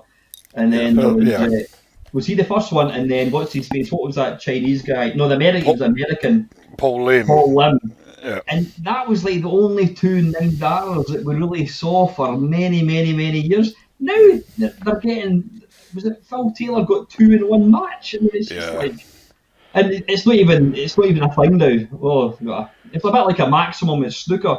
We all remember Cliff Thorburn getting the maximum at snooker. Now they get them all the time. I don't know. I don't agree with that. When you get a 9 darter in darts and the 147 in snooker, it's still a big deal. But it's more common. There's a lot of them. Oh yeah, so it's a lot more common. Absolutely. Oh, I'm not saying the skill's phenomenal, but it's the fact that the standard has just went. Everybody's like 96% now. Oh yeah, in darts now. I mean, you are not going to win any tournament unless you've got like a 3-figure average. Now, back in the 80s, when Bristow and Wilson and that, and John Lowe were dominating, 3-figure average was the stuff of that was just pure fiction. No one was going to do that. Now you've got to do it if you harbour any hopes of winning a tournament. There's a clip I think I shared with the closer. The guy's it's called like the slowest darts player in the world, and this guy's playing against Jockey Wilson. And do you notice how Jockey Wilson's darts fucking completely goes to pot? Yeah, I mean, Wilson was so fucked off with him. I can't remember his name now. Even I remember that. I'll need to let you see it. It's fucking brilliant. It's priceless. Jockey Wilson, you can see him. He just want to knock the guy's head off. You talking about snooker though? If there's a day when he's on it, Ronnie O'Sullivan, as big a twat as the bloke is, he's untouchable. Oh yeah, if he's playing at his best, no one can come near him. There we go. This is. Here. 95. Wait till you see Jockey Wilson's face. And he really does. Look at this guy. He's the most slow, deliberate. He's like a streak of piss, isn't he? Look, there you go. And he hits 5. Fucking hell.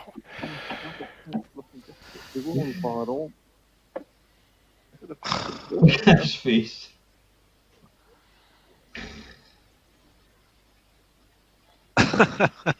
85. Jockeys darts absolutely. They just go down the toilet. Deliberate throw I can recall in the British game. It One. well put Wilson off his stride. 45. Here is down again. Slaughterhouseman from Tiverton and Devon. Just look at this throwing action. It reminds you That's just up the road from me. of Daniels and the mine. One. So different parts of the states. That Oh, look! Where was that? Now you know why no one remembers his name. Yeah, no wonder he's pissed. He'll be on his third round by the time he gets to the third dart in, won't he? You don't need slow motion action replay for this anyway. in slow Even I could do the maths for this guy. I could do it in my head. I'll be going, let's see, 10 plus 5 plus... character. Wilson. By the time he gets the third dart in, I'd have worked it out.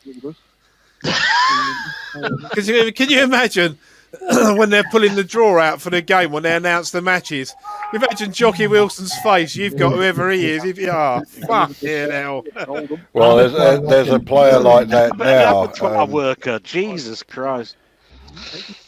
Yeah, there's a player like that now, Justin Pipe. He is painfully slow. Nothing like this cunt, but he's still fucking painfully slow. And yeah, people I wouldn't want to be killed by this guy. He's an abattoir worker. I mean, flipping heck, how long does he take to slit the throat of an animal on this?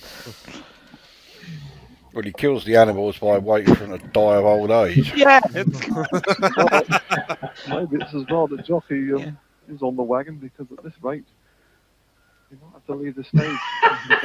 It's like that. And that's it, yeah, 15. And it is purely because he's getting so fucking frustrated by putting up with this cunt. Do we know who actually won this match? Yeah, Terry Downs won it. Oh, Jesus. Speed up his throw. That's ridiculous. Wilson looking to the rafters for inspiration. He's not letting anyone phase him, though, is he? Yeah. No, David, but you can imagine the commentary from David Attenborough, isn't it? And here we are in the rainforest, and we're just observing the slowest dart player in the world. Even Tony Green's getting pissed off. Jesus, 5. Well, Wilson certainly no wings on his game. Christ. 15. Another 15. He has scored consecutively. Jesus. And, well, might well have been scripted by S.J. Perelman, this one. On for 2 threes and has hit them and has taken the first set quite sensationally. He's not happy. Jockey totally perplexed. Finishes on double 3. That's 4. Yeah, what do you reckon of double 3? I know a lot of players really hate it. I actually don't mind double 3. Yeah, I would say enough of that. Just too high. Jesus. When I used to play darts, I always used to try and get out on double 16 myself. That was the double I liked. I can't get on with double 16. I'm hopeless at the left hand side of the board. So I would go tops because if I miss that, I've got 10s. 10s I'm all right on. Double 15, which not a lot of people like. I do quite like that one. So yeah, if it's on the right hand side, double 18 I like. It's just that you want even numbers, don't you? So 16 would always be then 8, then 4, then 2. If you start, exactly. That's why the players always want the double 16. I was never a fan of the sort of the double 4s, double 2s, the double 18s. I never liked that kind of top part of the board. Well, double 2 is a long way from that. Well, double 2 is right down at that's down at 5 o'clock. Yeah. Double 5, whatever. Yeah. Well, I remember watching Bullseye when I was a kid because my dad used to be a darts player and not a professional, but whenever they used to get onto the round where they had to score, was it 201 or more to get the star prizes and whatever? Yeah. My dad was always, because even the non-darts player was trying to score 20s and they were still getting 1s and 5s. My dad's like, I don't know why the darts player hasn't said to him, just aim for the left side of the board or whichever one it is that's got the higher numbers, because you've got more chance of getting a couple of 15s and, a 17 or whatever down in the bottom corner than then keep trying to go for 20s. It's got a 5 and a 1 next to it. Yeah, I always kept thinking, look, just aim for the ball. Yeah. If you're outside, well, you've got a pretty good chance of getting, at least something half decent. So yeah, it was only 101 they needed to get as well, and after 101 in 6 darts. I mean, I'm not a great dart player at all, but that is not difficult. I remember watching an episode of Bullseye, and the non-darts player, he got something like 90. And the darts player didn't fucking even get 10. He didn't even get 11. I remember that, yes. But that's because the darts player is expected to go for the 20s all the time. And if you watch even if you watch the darts that's on at the moment, they're intelligent enough to go, oh Christ, I've botched up that first dart for the 60. I'm going down for the 19s, and they're just down there going 19. And that's why they're coming out with scores like 145 and so forth, because they're intelligent enough to do that. But they don't want to lose face on national television, do they? On the dart play, he only probably works for the pub league. Probably had about 5 games or something, and he's there looking. Everybody's got the angle on the 60. He's got no chance. He's going to go there. He's going to be in the 5s and the 1s. If they just like you say, even if you've got the intelligent, the darts player, if he just went for the bigger numbers on the left hand side, there you are. Got to say though, I mean, a big part of darts for me was Sid Waddell. He was just fucking priceless. Yeah. They've only got a speedboat anyway, so it weren't really. Yeah, Sid Waddell was, I think, the best sports commentator, not just darts, the best sports commentator there's ever been. All of these quotes. Yeah, the thing is, a lot of people say that the bloke was an idiot. You listen to his quotes. He was not an idiot. I mean, he's quoting from history, he's quoting Shakespeare and all this sort of business, He was, I mean, he had, I think he got a first, didn't he? He was a history, I don't think he was anything like, I think he had something, it was as high as a doctorate in fucking history. He was an intelligent bloke. Who was the guy that used to commentate on the cricket? Because I've never been a great fan of cricket. I used to like the one-day stuff, like the 50 overs. Yeah. But it's like they'd be commentating on the cricket, and someone had like whack one out to the boundary or something and get a 4, and he starts talking about fucking pigeons and some pie someone gave him. He used to have me crying well after that bloke. It sounds like it's either Henry Blofeld or it would be Brian Johnston. They were both predominantly on the radio rather than on the television. No, this was on the telly, this one. Was it Dickie someone or other? I don't know. Well, Dickie Bird was an umpire. He wasn't a he wasn't a commentator. It could be Richie Benno. Richie Benno, that's it. That's the Australian guy, yeah. Well, he was great there. The reason why he was such a good commentator is he knew how much to say and no more. He said, let the pictures do the talking and only speak if you can add something to it. Otherwise, shut up. And he was fantastic as a result of that. He was the perfect cricket commentator. I mean, I fucking lived for cricket. It's basically the reason I'm still here, So, yeah, I've seen plenty of it. Do you know what? I used to, because my dad watched a lot of cricket, I used to like the World Cup cricket, like the 50 overs, and the last one I followed closely must have been 91. I think it was Botham's last great outing, and it was the one where basically it was a thunderstorm. I think I was playing. I don't know if I was playing someone that like South Africa or whatever, but basically England had won, and they made them come out and do one last over after the thunderstorm. There was no way they could have won, and Ian Botham bowled an underarm. God told off for it because he was like, "What's the fucking point? Score a 6." But I think that was the last time I really watched the cricket, because not long after that I moved out of home, and it was more of a thing I did with my dad. Yeah. I told you guys what back to square one comes from, didn't I?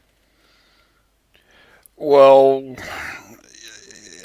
do you mean like it was in the Radio Times for radio commentary for football? That's right. I'm not 100% sure if that is actually accurate or not. I've been told it is. I've been told that is pretty darn accurate. My dad said I remember them doing that actually, showing a square grid of the pitch. Oh yeah, I remember. Yeah, I've seen the picture. They had the illustration there with the grid design. I think it was 9. Hang on, no, it was 3, 6, 12 squares, wasn't it? It was divided into. But I'm not 100% sure if that is where that actually comes from. Because my argument was, been used, is if square one's the goalie, there's 2 goalies. So how do you know exactly, yeah. So you'd always have back the square 12 used just as often, which doesn't really sound right. But I've been told it was accurate but there you go. One of the best things I've ever had with commentary, when we lived in our flat, I got Cable London, it was at the time, and there was like a French and Italian, a German, there was like a couple of foreign channels on there, and there was a England versus Italy international football match. I think it was a World Cup qualifier, and it was the first one that was on pay-per-view on Sky, so unless you had Sky Sports or you paid for it, you couldn't watch the game. Well, I discovered they were showing it for free on Italian telly. And my missus was like, well, but you don't speak Italian. I went, no. But Radio 5 Live speaks English. So I had the commentary from the radio and the Italian pictures and just muted the telly and got round it that way. When I used to watch cricket a lot more often than I do now, when it was still being shown on BBC, I'd have the television on, but I'd have it muted and I'd have the Test Match Special commentary from the radio on. It just made it so much better. So there's a question there, but I didn't quite understand it. Any of you guys use peg legs as penalties in cricket as kids? I've no idea what that's... No, I didn't know what that meant. No, I played cricket when I was in primary school, but I don't know what that means. No. If you'd care to expand, Doug, I don't think anyone knows what that means. No, Lewis is saying, what's that, Doug, as well, so... Well, the comment above that one always amused me when my dad would tell me all sorts of stuff about the current state of playing cricket, and I would just stare at him utterly bemused. I lived in America for about 6 months, and it's always the old joke among cricket fans, trying to explain the rules of cricket to Americans. Well, I actually had to do that. I did that once as well when I went over, because I was at a baseball game and they said, so you've got cricket, haven't you? And I've gone, yeah, and I can try and explain the rules to you. Oh, go on then. And I say, yeah, exactly. So I did. And I said, you got to try and explain your rules because I don't understand your stats at all. What the hell's going on here? Yeah, exactly. Yeah, it is just glorified rounders. But I mean, to an American, the concept of a game going on for 5 days and still ending in a draw it blows their mind. They just cannot, accept such a concept. Being Scottish, I know nothing about cricket. I know nothing about it at all. I'm not interested in it. Was there ever a decent cricket game, video game? No. Do you think? Actually, tell a lie. There was one, but I have no idea what it's called because. Was it Brian something or other's? Brian Lara. Yeah. Brian Lara's cricket on the PlayStation was all right. There was one. It was on a demonstration Nintendo, the original Nintendo, and I was playing it with a mate of mine. This was back in about 89, maybe 90, something like that. Or whenever. When did the original Nintendo come out? 85, something like that. Okay. May have been a bit earlier than 89. Or anyway, but it was on Nintendo. We were playing this cricket game. It was pretty good, but I haven't got the remotest clue what it was called. What was that in the NES? That would be the Nintendo Entertainment System. I used to have a kind of Subbuteo cricket game. And it had a little a wire behind where you used to move the bat. I think wasn't it just called Test Match or something? It might have been. It might still be. It might still be my mum and dad's loft. And you had the big green mat, which had the that was a cricket bits great on it. game. That loved that game. And the ball rolled down like a. That's right. Yeah. Shoot. And Ball bearing, wasn't it? That's it. Yeah, tiny little ball bearing rolled down. It was like a ball bearing, wasn't it? Is that it there, Chris? Possibly. Yeah, I'll say you had it at a point where it was quite difficult to tell. It could be.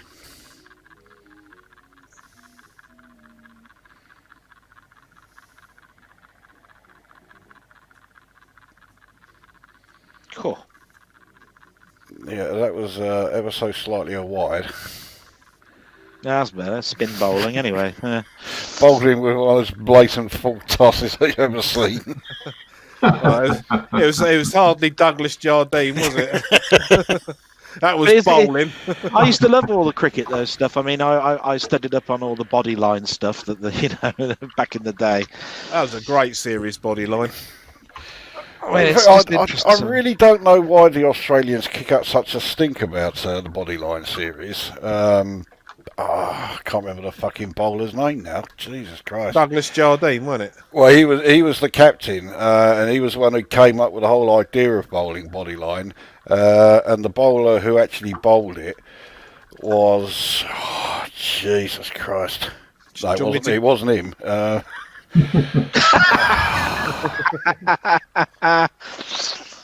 He played for Nottinghamshire, and fucking hell. If I talk about something else, I'll remember it. Larwood? That's it, Harold Larwood. Yeah, he was the one who actually did the bowling. And the Australians kicked up a stink about it, but there was nothing in the rules that was being broken. It was all perfectly fine. That's how my dad explained it to me. He said there was no rule breaking in any of that. It was just not looked at as being, well, that's not cricket. If you see exactly, that's it. It was not in the spirit of the game and all this. But the thing is, a lot of the Australians nowadays, even they say the same thing. You listen to someone like Merv Hughes, who I always thought was a great bowler. I'd say about Merv Hughes, I just thought he was great. And he would say, I don't know why the Aussies make such a stink about it. If I thought about it back in those days, I'd have been doing exactly the same thing, We have an answer to our peg leg thing there. Yeah, I saw that. I didn't do that at all.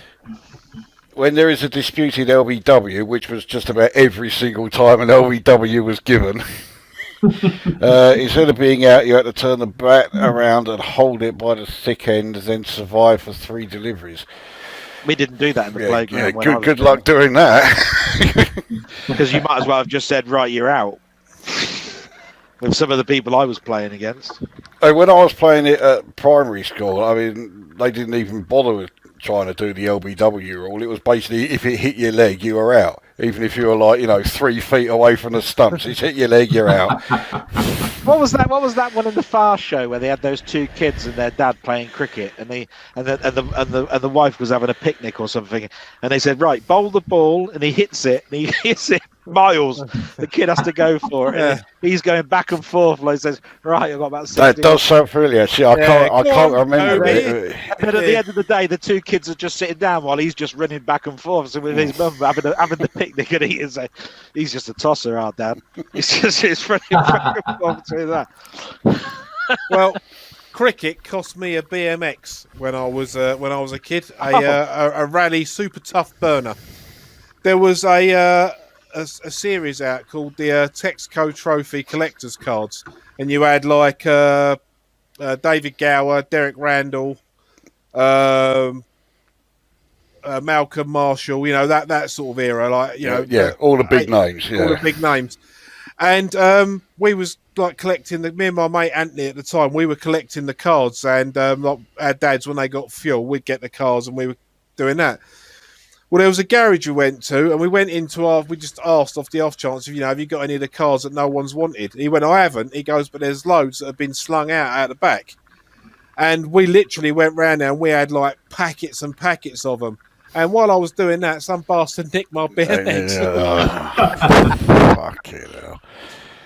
The good upside to the story is my dad had it covered on the house insurance, so I think they took off a tenner for wear and tear, and I got a brand new one. And the one that they nicked off me was fucked. The brakes were knackered, the crank was shagged. So they done me a favour. But yeah, I lost a BMX because of my cricket cards.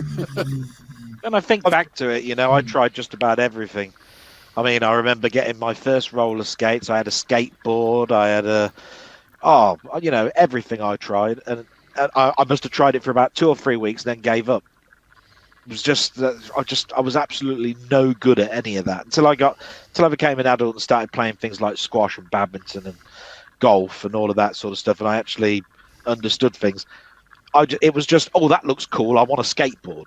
So I'd save up, I'd get one, and then I'd be falling over all the time and go, stuff this for, and it just go to one side. I could never hold my bollocks.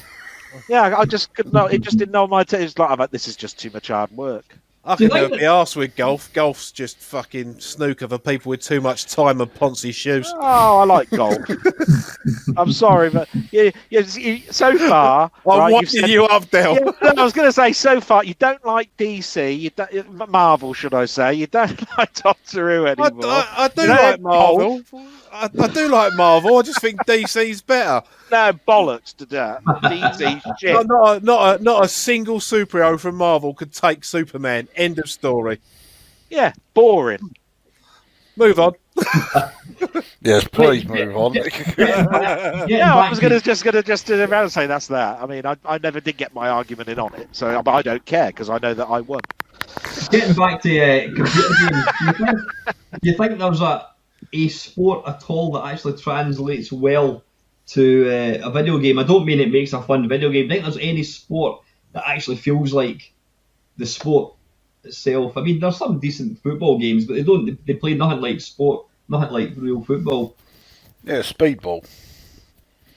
Oh, that's true, yeah.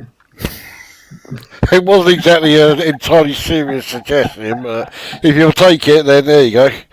Formula One. I used to have when I had an iPhone, I had a game on that called Flick Fishing. It cost 59p. You used to flick it out with your phone, and you actually had to add a little reel on the screen. You had to reel in. And as far as mindless fishing games go, that was pretty close to actual fishing without the slime and the smell. The slime and the smell, you know me. Yeah, I don't know. I don't think. Is there any game? Football's nothing like the real thing. Golf? Nah, not really. Talking about golf and commentators, is it Peter Salis died a couple of weeks back? Yeah, that's right, Yeah, he did. Yeah, because I remember when I had the first PlayStation, I had a copy of Actua Golf that we used to sit and play, me and the wife. And his commentary was brilliant on that ball hit a tree, whack, and stuff like that. That was one of the first games I played that had actual proper commentary in it, and it was quite impressive for the mid-90s. Yeah, the music to go around with Alice was that famous 70s tune, isn't it? It's a piano piece. Oh. Dee, dee, dee, dee, dee. No, it went. Was that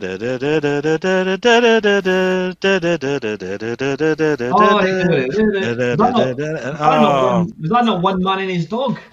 No. You sure? But I can't think of what the bloody tune's called now. Do you want me to look for it? Well, I got to admit, those two renditions didn't help me one fucking bit. Dee, dee, dee, dee. Oh, That's fuck awful. it. Hang on a minute. Can you say exterminate in the same voice? Because you sound like a fucking Dalek. Right, golf BBC theme. Right, here we go. Right, while you're doing that, I need to take another leak. Right. And I'm going to grab another beer, so drop me out as well. All right, I'll tell you what, I'll right? be back. Tell you what, Del, since I'll just drop you out as well. You were talking about Virtua Pool. Yes. Yeah, what I'll do is I'll let you see it. It is an absolutely fantastic anti-stream. Oh, wait a minute, where the hell is it going? Virtual pool, is it going to play ball? Why is it? Ah, there we go. Right, quick play. Now you can obviously play online, which skip. It is just absolutely fantastic. This is the one player playing. But I mean, you'll see in a second. I mean, I've seen quite a few YouTube videos of it. It's brilliant. I mean, this is me playing. Obviously, use the mouse. You can move in and out. I mean, the graphics are just bloody awesome. Obviously, this has got the tracking turned on. If you're going to play it properly, you're not going to do that. Yeah. But, so, I mean, you can obviously line up a shot. And if I press T, does that turn off? There you go, that's the tracking turned off. You can just line up, and then you hold down the S button, and then pulling back in the mouse and pushing forwards takes a shot. It's so realistic. It's a bloody awesome game. It really is. I think there was a number of people actually in Discord that were actually quite interested, and then they went, "Oh, 20 quid." Oh, and then when you said I've been playing it for 19 years, I went, "Oh, I ain't playing that then." If you'd have said I've only been playing it for 9 months, I think everybody might have started to have a go. Oh yeah, I wouldn't mind that. 19 years, you got another thing coming. I've not played. I mean, it's like, I've not played it for about. I stopped playing it for about 10 years. But it's just if you can play real pool, then you can play this. I mean, it's just it's absolutely superb. And the great thing is, I was playing it with my mate Mark a couple of weeks ago, and we were talking online. Hang on, I better bring Panther back in again. A wee minute, just bring him in the stream again. Tell him to get stuffed. I heard that, you shitbag.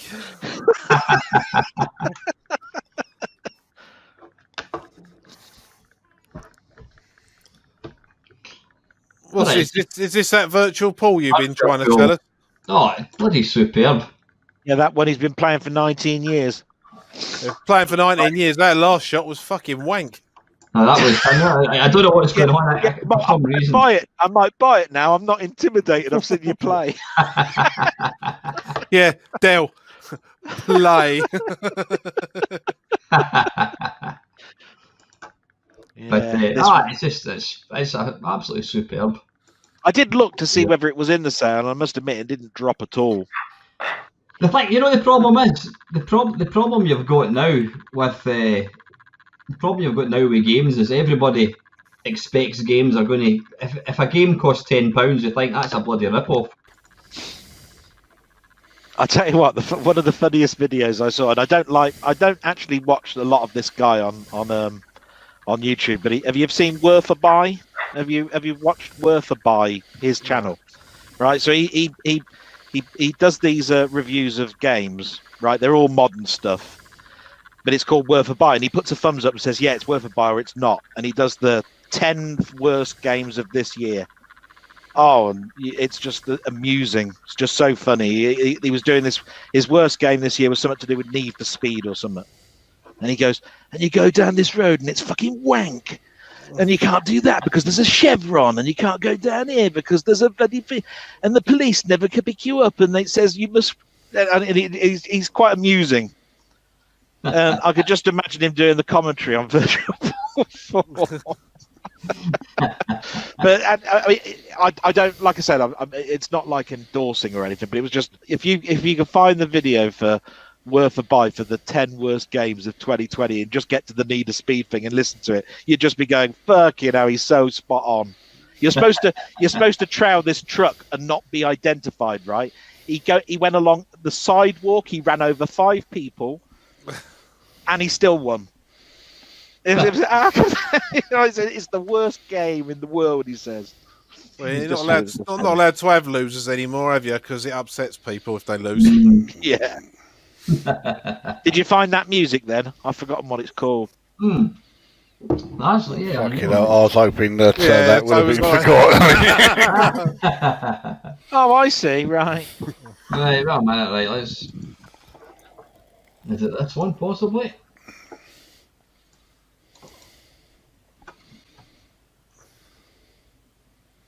That's fucking superb, isn't it, eh? Brilliant.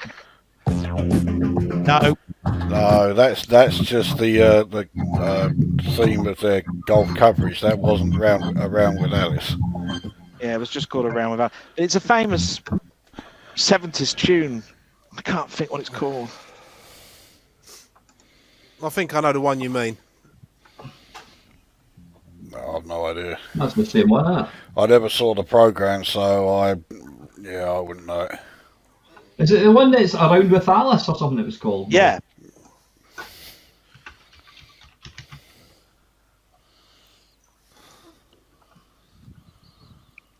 Bloody There it is, hell, right. Phyllis Martin, Christopher Lee. I think it's right at the top because you can see a piano player. Yeah.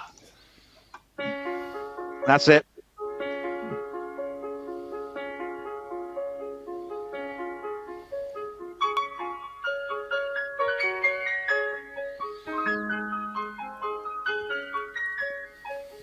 Go on, Lacosa, what's that?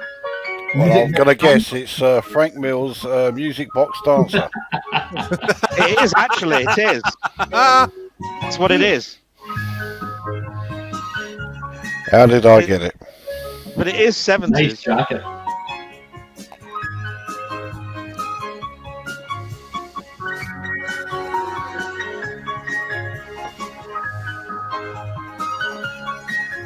And this is where I was sort of like turning around and saying, if you deconstruct that tune, it's just repeat, repeat, repeat. It sounds like a piano version of Whistling Jack Smith's when I was Kaiser Bill's Batman. If you know that one. No, I'm not familiar with that one. I'll find it. Don't want to get a copyright strike. Well, an absolutely fantastic season that way, programme that was. You just wouldn't get one man and his dog now, would you? Come by, boy, come by. Yeah, I'm not sorry that it finished, actually. You're talking about like simple pieces of music, and we'll actually bring it, sort of drag it back to retro games here with this one. Yeah. Once again, the Miami Vice music that Martin Galway did, I mean, that is the very epitome of simple. I mean, actually, if I hang on a second, I'll bring it up on Deep Seed. I'll let you know when I'm sharing it. When you're while you're finding that, go and put that one up, Al. I guarantee you all know this song. Und jetzt geht es weiter mit einer Platte, die Not the eigentlich German nur als bit. Jux gedacht war. Whistling Jack Smith und Our Yeah. Oh yes, yeah. I mean, how was that a thing? Look at him. But that's what that piano song reminded me of.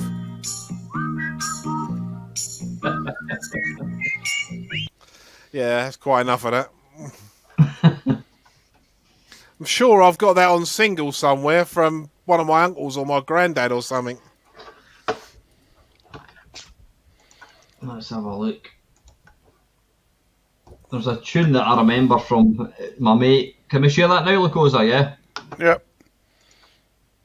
Right, let's just I'll give you an idea of just how ridiculously simple this is. I'm going to mute the second and third channels, or at least I would if it was still being shared. There you go.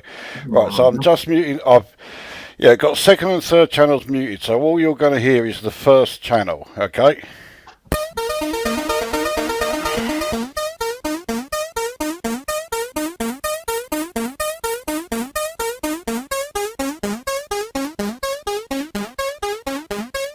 Right, so that's all it's doing, just all the way through. So we'll have it so that now just the second channel is playing. Playing exactly the same thing, just 4 notes, 1, 2, 3, 4. So we'll then go on to the third channel. Again, exactly the same thing. That's all it is, it's just those 4 notes playing. But because there is a very slight sort of like gap in the timing between the 3 channels, you put it together, they're all overlapping, and the effect you get is just fucking fantastic. And yet it is as simple a tune as you could possibly get. Interesting, that.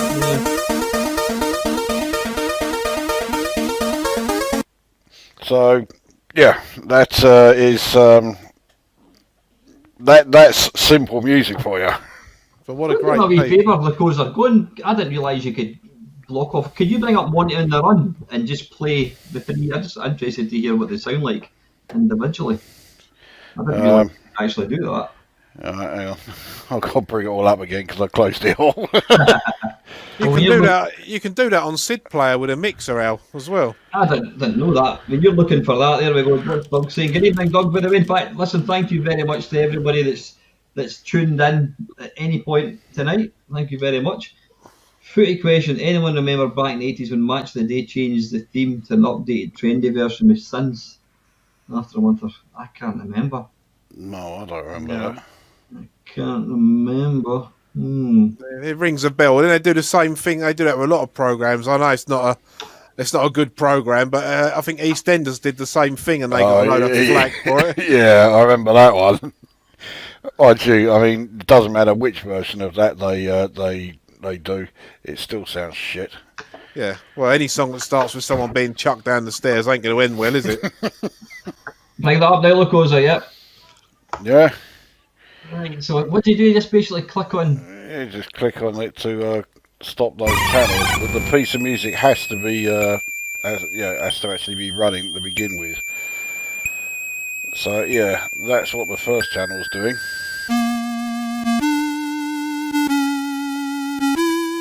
So now you recognise the lead melody. So while that's going, you've got the second channel doing the same thing, because of course it has it's almost like the echoing effect of them.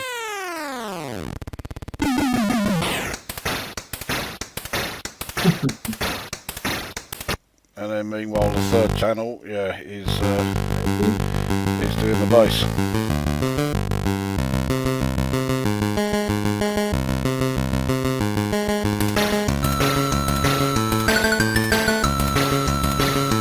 Together.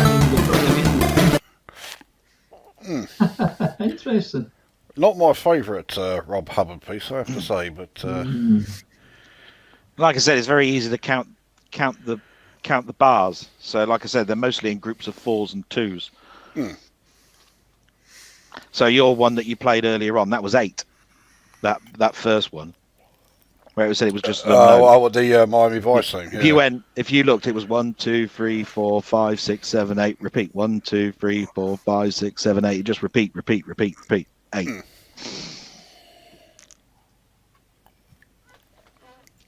It's amazing how they managed to, with the way they stick notes on the end of notes and that, so it sounds like a whole nother channel's playing. Yeah, he's very clever. I mean, we've spoke about him a lot in Sid shows, but my mate Tom Detert, the way he manages to put little sounds in things is something else. The Giorgio Moroder not pretty much use the same technique in I Feel Love. Actually, yeah, thinking about it, yeah, probably was, very similar to that. Yeah.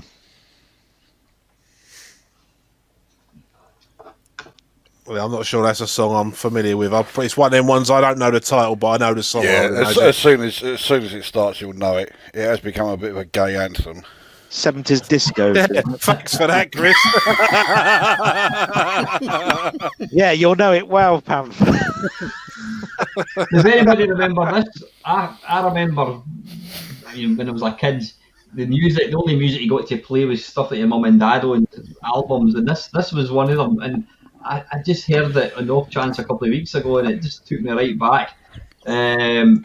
Called The Happy Organ. See if you remember it. Jesus Christ, after we're talking about gay anthems, and you now bring up a song called The Happy Organ. Happy Organ.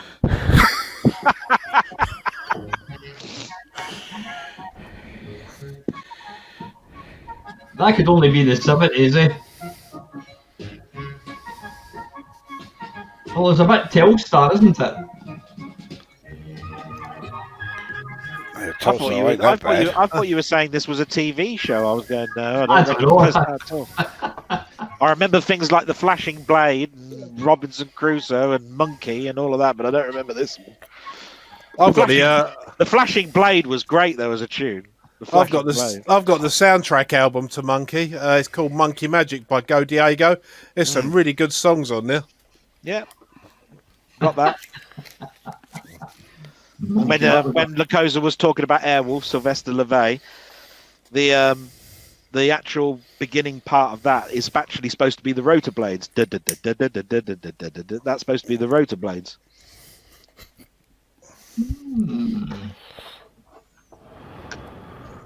There we go. I'll tell you, there's some versions of that on the Commodore 64. Although I still think, yeah, if you do look on Deep Sid though, it's pretty much normally the beam from Axel F. Is normally the one that nearly everybody Sid-wise has done. Yeah, you cannot move for that fucking thing.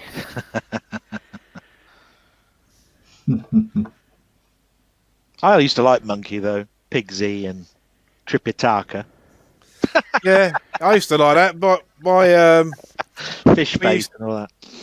There was a while on a Friday where we'd have like a Chinese takeaway every Friday, and one year when my mum and dad lived, my dad got quite chummy with the people that worked there.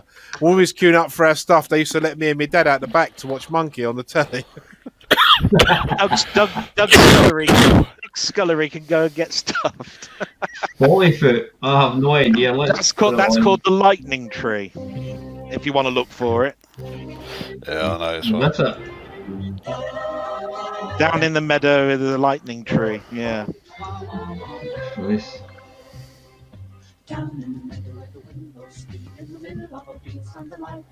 Oh, Jesus.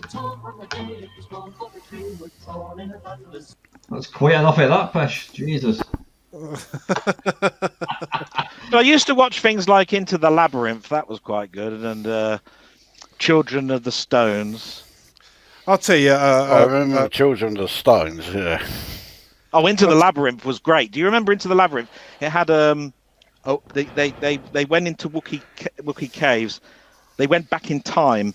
There was something called the Nidus that they kept sending back in time. I deny you the Nidus was this command that I think it was called Roughgore, and it was almost like Merlin-ish, you know, Mordrin and Merlin. Doesn't ring the bells. There you go. Oh, yeah. There we go. Oh, Into the Labyrinth, yeah.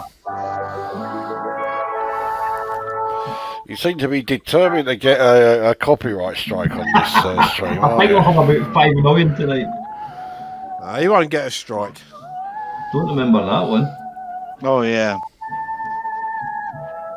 And it was the bloke from Oliver. Oh, I've forgotten his name. Who was Rothgo? It was Moody. Something Moody. Famous actor. Ron Moody? Ron Moody, yeah. I can only think of Tom Moody, the cricketer. It wasn't wasn't Children of the Stones, didn't they have the guy from Blake 7 in it? Gareth Thomas. I'm fairly sure it was him who was in that.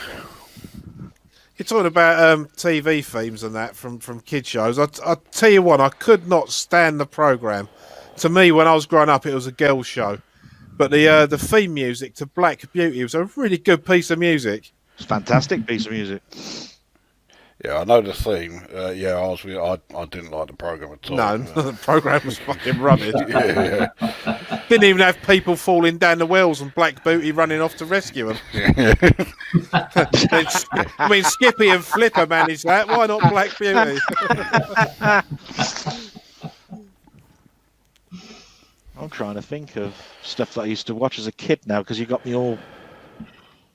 Robert Mitchell here has mentioned his favourite was Jamie and the Magic Torch. I mean, that theme tune, that is 1970s television summed up in one piece of music, isn't it? Yeah, Jamie. It could only have come from the 70s, that music. Yeah, if you actually listen to the music itself, the theme tune to Rainbow had some good drumming going on. Yeah, great drumming in that. Yeah.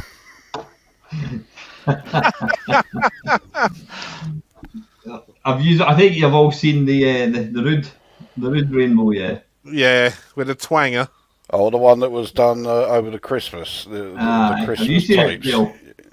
One What's that? skin, Have two you seen skin. it? Yeah. Have you seen the Rude Rainbow that they did for a laugh? Yeah, we'll sing our plucking song. Yes. I remember they did a sketch about. I think was it Zippy and that about Top Gear. Yeah, no, that's a recent one. This was one they made at the time. Oh, stick it on and let you see it. Well, loads of programs did this back when this came along. I mean, there was even some from Doctor Who when they did it. And you fly-nasty cunt. I don't think that's the right one, is it? No, that's not the right one. No, that ain't the Not the right one. I'll tell you what, it's a good job they changed Bungle. Do you remember the original Bungle? It's scary. Yeah, go on, check that out. That's the stuff of nightmares. Jesus. God damn. Yeah. Look at Some out of He-Man and the Masters of the Universe, isn't it? It looks more like that Five Nights at Freddy's thing, doesn't it? Jeez, man. That's terrifying. Talking of terrifying things, which is this? Okay, oh, hang on. So Vinny just said here, that thing was never actually broadcast, but yet you will be amazed the number of people on the internet and do and write comments on YouTube channels who will swear blind. Oh yeah, I saw this when it was first shown. That it never was. No, that's it. It wasn't because I know I'm about the same age as Rainbow. So I grew up with it as a baby and a toddler. My mum said when I was like 2 or 3 years old, I used to cry my eyes out when Rainbow went off the telly. Still do, don't you? Only because I know Jeffrey isn't with us anymore. Talking of scary characters, remember that thing? Hartley Hare. Pipkins, Hartley Hare.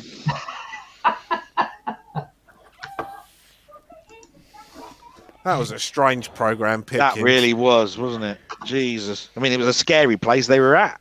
There was a grandfather clock. It was all dingy. I mean, it wasn't bright and colourful. Yeah. I'm trying to remember. See if I've got the Pipkin. What was it called? Pipkin? Yeah, Pipkins. Yeah. Pipkins. I can't find it. Was it? Oh, why did it come up with that? Pipkin, is it? Pipkins. I think so. Pipkins the glove puppet. No, that must have been a remake. That doesn't look like that. No, I can't find it. No, not to worry. You're not missing much, but it was. But it was ITV's sort of lunchtime thing, wasn't it? Like, yeah, I remember being off school, and I remember watching things like Crown Court and General Hospital, and yes, I remember all sorts of that sort of shit. I was watching it. Does anybody remember Crown Court? Yeah, we just mentioned it. Yeah. Oh, did you? So I was too busy with that. Oh, that was a bizarre thing, wasn't it? When I was off school, I used to end up watching like the schools programs, like not the ones that I wouldn't have seen, like some more like the science ones and stuff like that were beyond like the primary school stuff. Yeah, well, they used to be on. They used to be on between 7:30 and 11:30 on BBC Two, and there was things like Music Box and. Well, Alan mentioned one the other day, didn't he? It says How We Used to Live and all of that. They were all on at that. They're on repeat over and over again. But there was a few of them, weren't there? Because the version of How We Used to Live that was on when I was in primary school was the Second World War one. But I know there's 2 or 3 others as well. Yeah.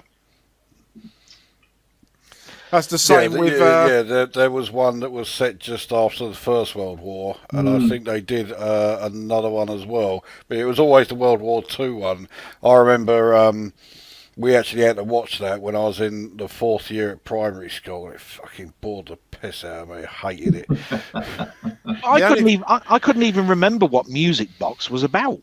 I just remember the spinning little sort of like crystal music thing that used to spin around with this horrible fairground music going around, and that was irritatingly introducing you to something, and then that was it. Can't remember the rest. Yeah, the theme tune was horribly out of tune, wasn't it? And if I remember rightly, the presenter's name was Alan Rothwell. Yeah. Alan. Yes, he was in Brookside, wasn't he, or something? I don't know. He was in some. I think he was Brookside. He was in. Let's see if we can find that picture box theme. Yeah, picture box or music box or something it was, wasn't it? Is it Nightmares for Everyone? It's like the Cantina bar. There you are. Fairgroundy type music. All you need is Alan's face looking there with a cat.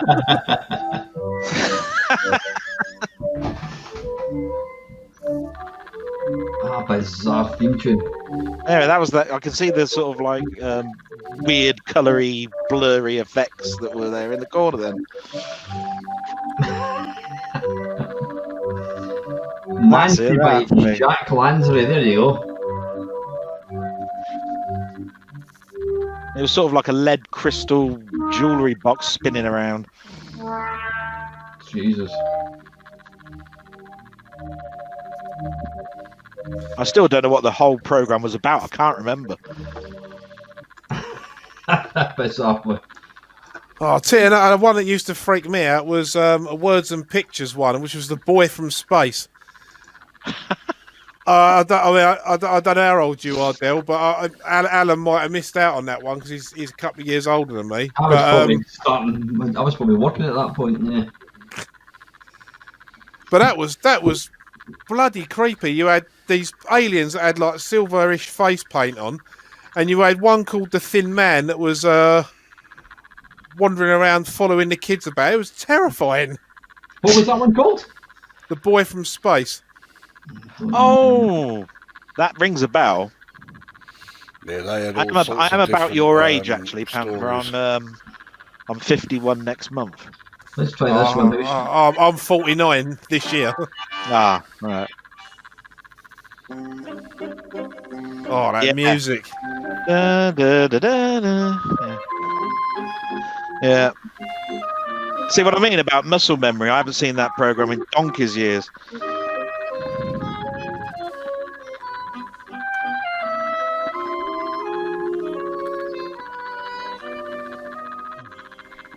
There's little things like this, and like, you know, I mean, somebody can play like 5 seconds of Sapphire and Steel, and I'll know it instantly, you know.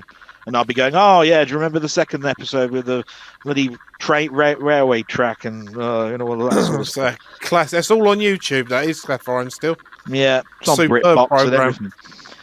Yeah. And you know, people can ream it off, can't they? All irregularities will be handled by the forces controlling each dimension. It's like Buck Rogers, isn't it? I mean, yeah. you saw it all the time, so you know people can ream off. You know, the year is 1987, and NASA launches the last of America's deep space probes. Yeah. In a freak mishap, Ranger 3 and its pilot, Captain William Buck Rogers. You can say all of that. But inside here, I'm just seeing Wilma Deering. So, yeah, so am I. I didn't really go a bundle on her. Well, compared to Tweety and Buck Rogers, it was the other model, wasn't it? It was.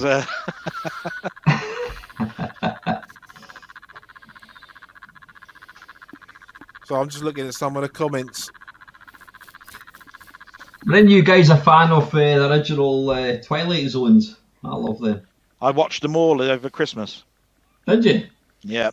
Brilliant. Well, some of them are pretty shit, but some classic ones. The interesting thing about Rod Serling is that he wrote over three quarters of the episodes, and most of the time he had a recorder next to his bed, and they were all his nightmares, and he'd wake up and talk into the dictaphone and make that the episode of the week.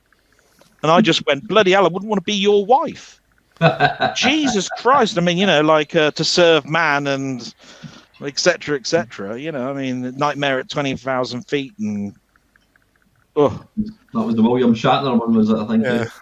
Yeah, everybody takes the piss out of that one. Then there's something on the wing. Something on the wing. No, they always take the piss out of Shatner on that. Shatner's brilliant. I'm a big fan of him. Yeah. Have you ever heard his version of Bohemian Rhapsody? I've heard just about every song he ever recorded. Rocket well, Man, I say song, yeah. Even Leonard Nimoy got on the act on that, didn't he?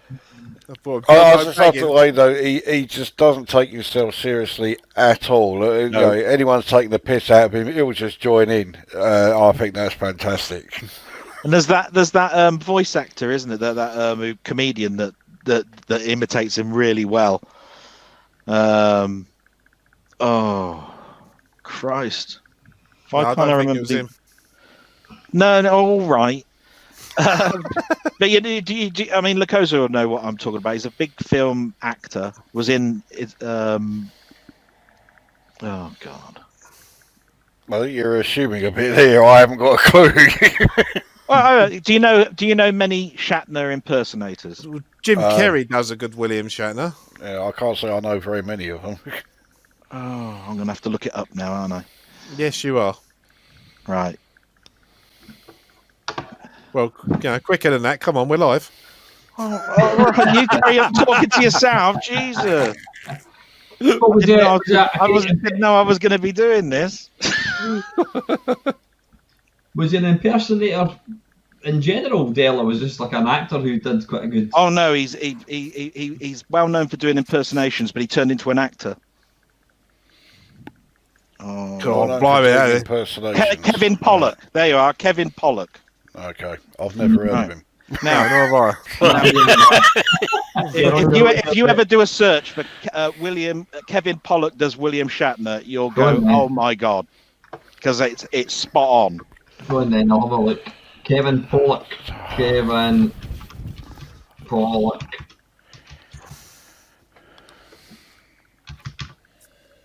Shatner.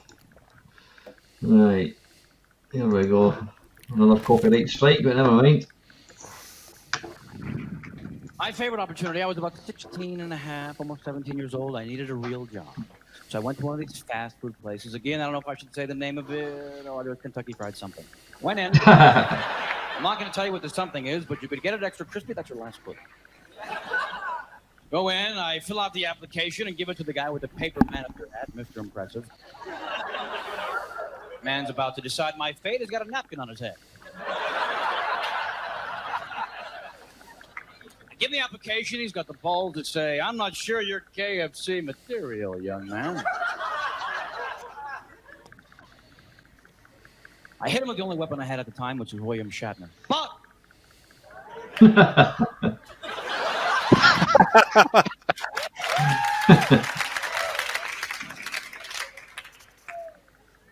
you don't understand. You don't understand. Chicken is my life. Breast, wings, thighs. Must deep fry. William Shatner, of course, the king of overacting for no apparent reason. You have to love this man. Now, I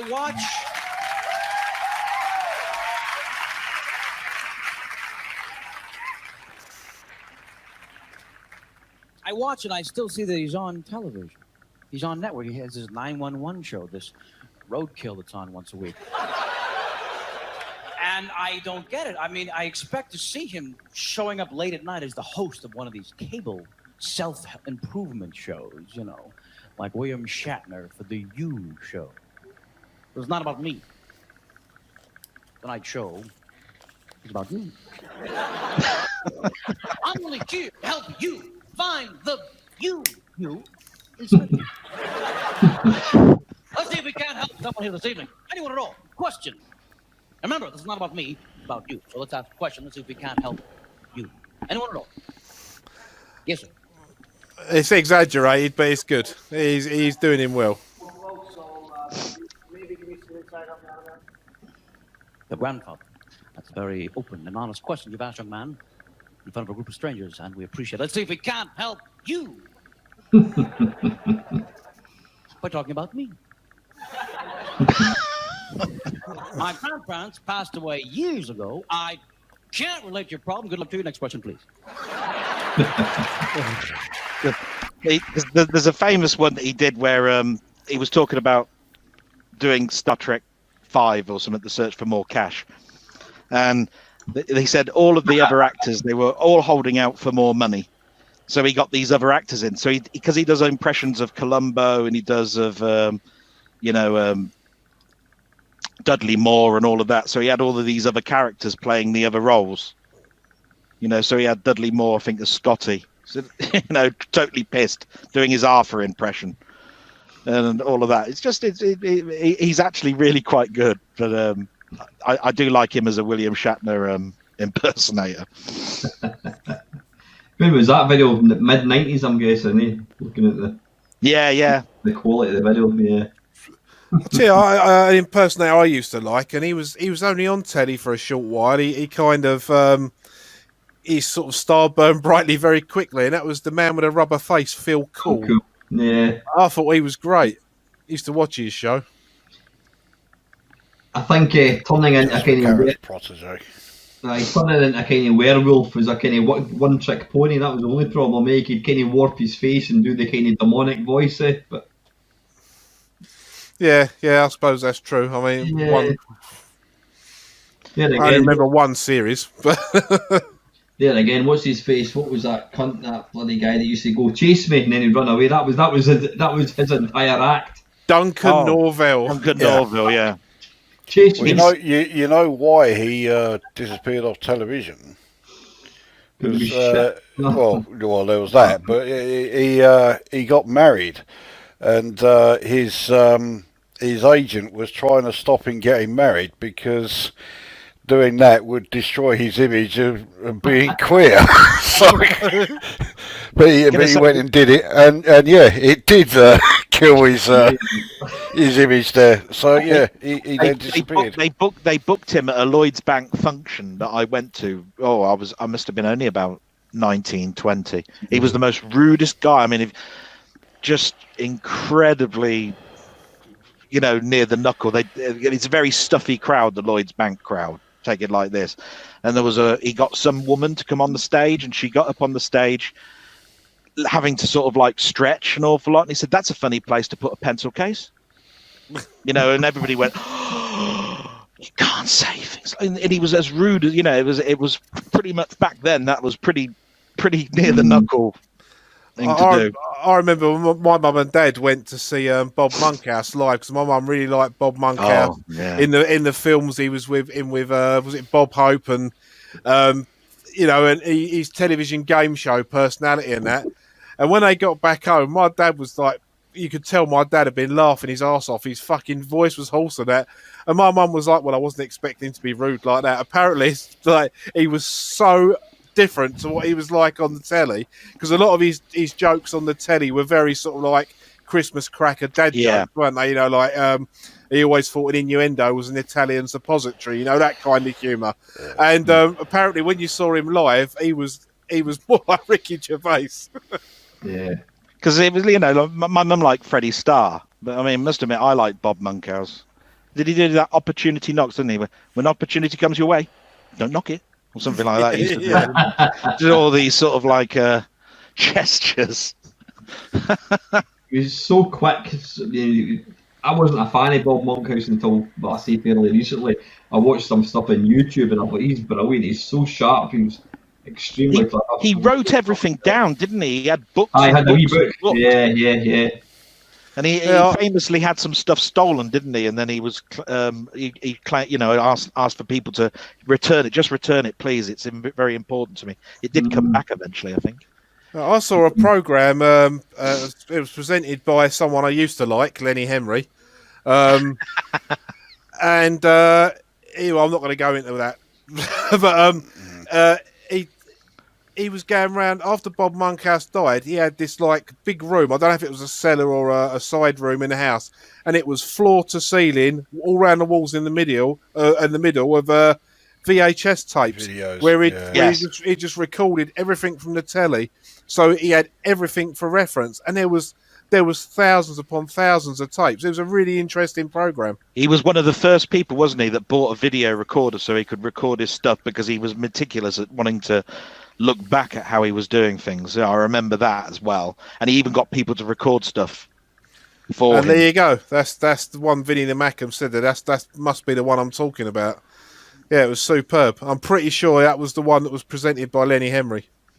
I think I saw that. Yeah. Yes, I saw it. It made him come across as being a bit fucking doolally, because he was recording absolutely everything. And at some point he had, this was back when there was only like 3 or 4 channels, and he would have 4 video recorders, and he was just recording non-stop, all 4 channels. It's just like, come on, this is getting a bit fucking ludicrous. You know? Yeah, it is, but it was still an interesting program. But yeah, it was strange the amount of stuff he taped. Who were your heroes then as kids? You know, comedians. You know, like Frankie Howard and Sid James and all of the old guard. Who were your Well, we were favourites? without any spoilers. I know the 3 of us, Laurel and Hardy, were the best double act ever, bar none. Just brilliant, absolutely. But if you're talking about TV, when I was growing up, I mean, I always liked Tony Hancock. But from what I consider my, the 80s generation, I am a huge fan of Rick Mel and Adrian Edmondson when they were together in The Young Ones, Filthy Rich and Cat Flap, the comic strip, the Dangerous Brothers, Bottom, those. Oh yeah, Mr. Jolly Lives Next Door is still Mr. Jolly Lives Next Door is possibly the finest hour of entertainment ever recorded to videotape. Best courts. We're on the phone. And also, any program that contains Rick Mel and Adrian Edmondson with Peter Cook and Nicholas Parsons, you're on to a winner. Yeah. Got to take out Nicholas Parsons. Yeah, that's it. Have you two seen that?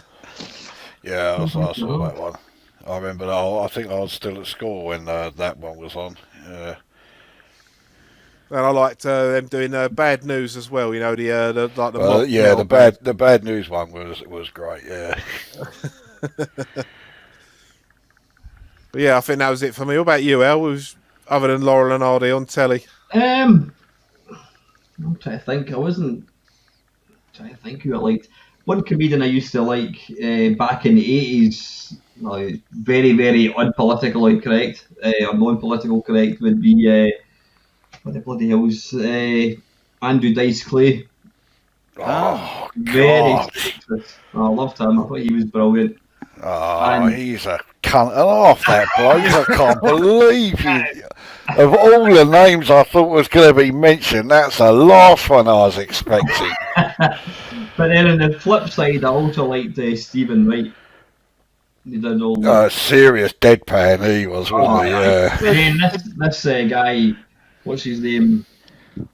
And the guy from Canada came along a couple of years ago. I went to see Ricky Gervais live, and this guy, what's his name? Stuart Francis. Aye, fuck, he's just like a Diet Coke version of what do you call him, Stephen Wright.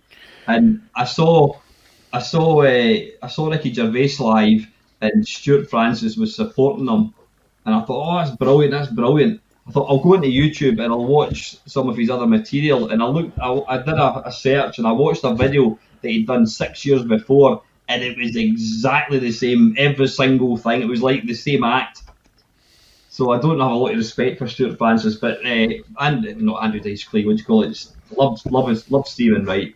Just completely different. But I can't not mention stage comedians without mentioning Kevin Bloody Wilson from Australia.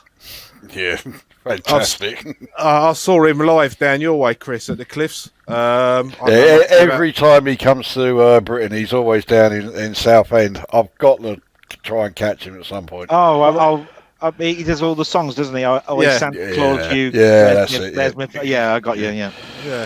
Yeah, he does good stand up as well. I mean, when I went to see him, it was early 2000s, and so like he come out on stage, he goes, right, I've got a wireless mic on tonight. He goes, I feel like I might be a Muslim, and then and you hear a song from the audience. He goes, I'd just like to say now, this is a politically correct free zone, so you know where you stand with him straight away. Yeah.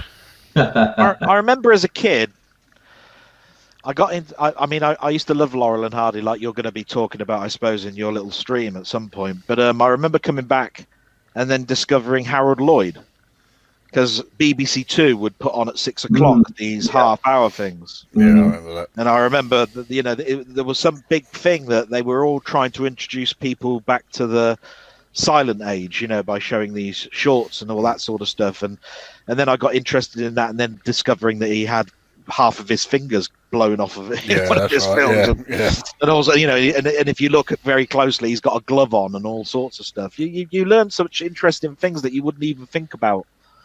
But yeah, Laurel and Hardy. I mean, obviously, everybody knows the piano. The music box. That goes up and down them steps. I think pretty sure with Harold Lloyd, everyone remembers the awful theme tune that they added in the 60s or 70s. Yeah. Oh, a pair of glasses. A pair of glasses and a smile, yeah. Fucking hell.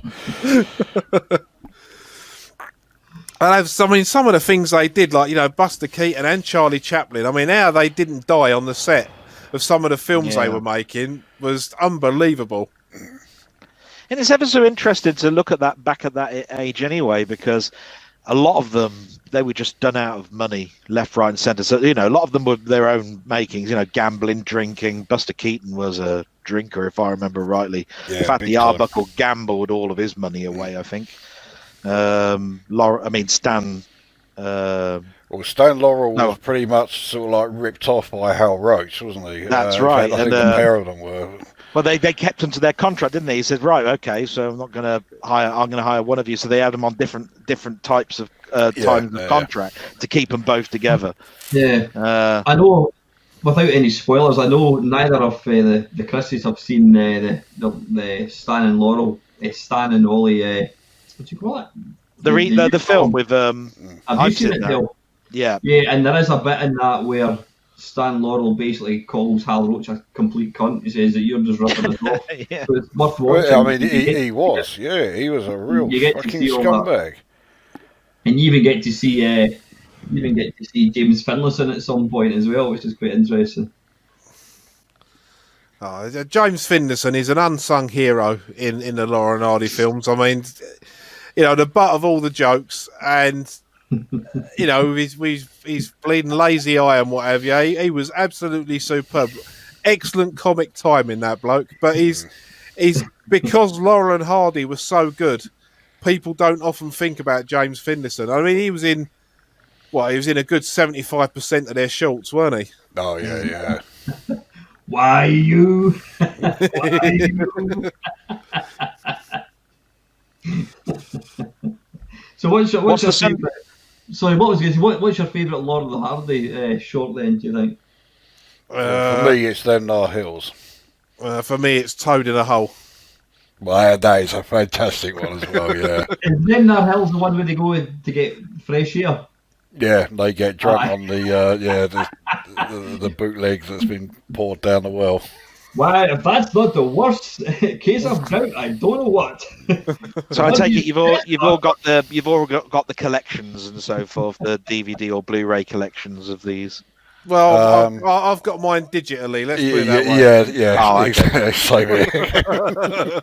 Gonna say, it cost me a fortune. I bought them on DVD and then bought them on Blu-ray, and it's like I've just kept going and going and going. If it makes you feel better, it cost me fuck all. Yeah. No, it might. But then again, I don't mind. I paid the same as him. I've got all the Doctor Who's and all that sort of stuff. It's just terrible. thousands Well, of pounds. I've All got- in steel books over there. Look, you can So probably I've got stack loads up. of. Well, in fact, I've got all of the existing Doctor Who episodes. It's just that I can't watch 90% of them because they're all on fucking VHS. Yeah. And, Yeah. But I've even bought the Abbott and Costello box sets, and I wasn't a fan of Abbott and Costello. Well, I got into them. They did have a TV show, and I did like their Who's On First and all that sort of stuff. But I liked them because of the monster films. Well, when Abbott and Costello meet Frankenstein. Yeah, and all of that. That one was all right. Yeah. But it's how you're introduced. Like when I was a young kid, my mum would sit me down and watch Norman Wisdom films, and I used to like watching Up Pompeii with Frankie Howard and all of that sort of stuff. I used to like. I don't know what it was. I just liked all these ditties and stuff that he used to keep going out with. You know what I mean? Very, very close to the knuckle rhyming poetry. Yeah. What about the Carry On films? Were you guys fans of that? I thought they were brilliant. Yeah, I got all of those as well. Yeah, I've got all of them as well. Sid James is a comedy hero. Yeah, he is.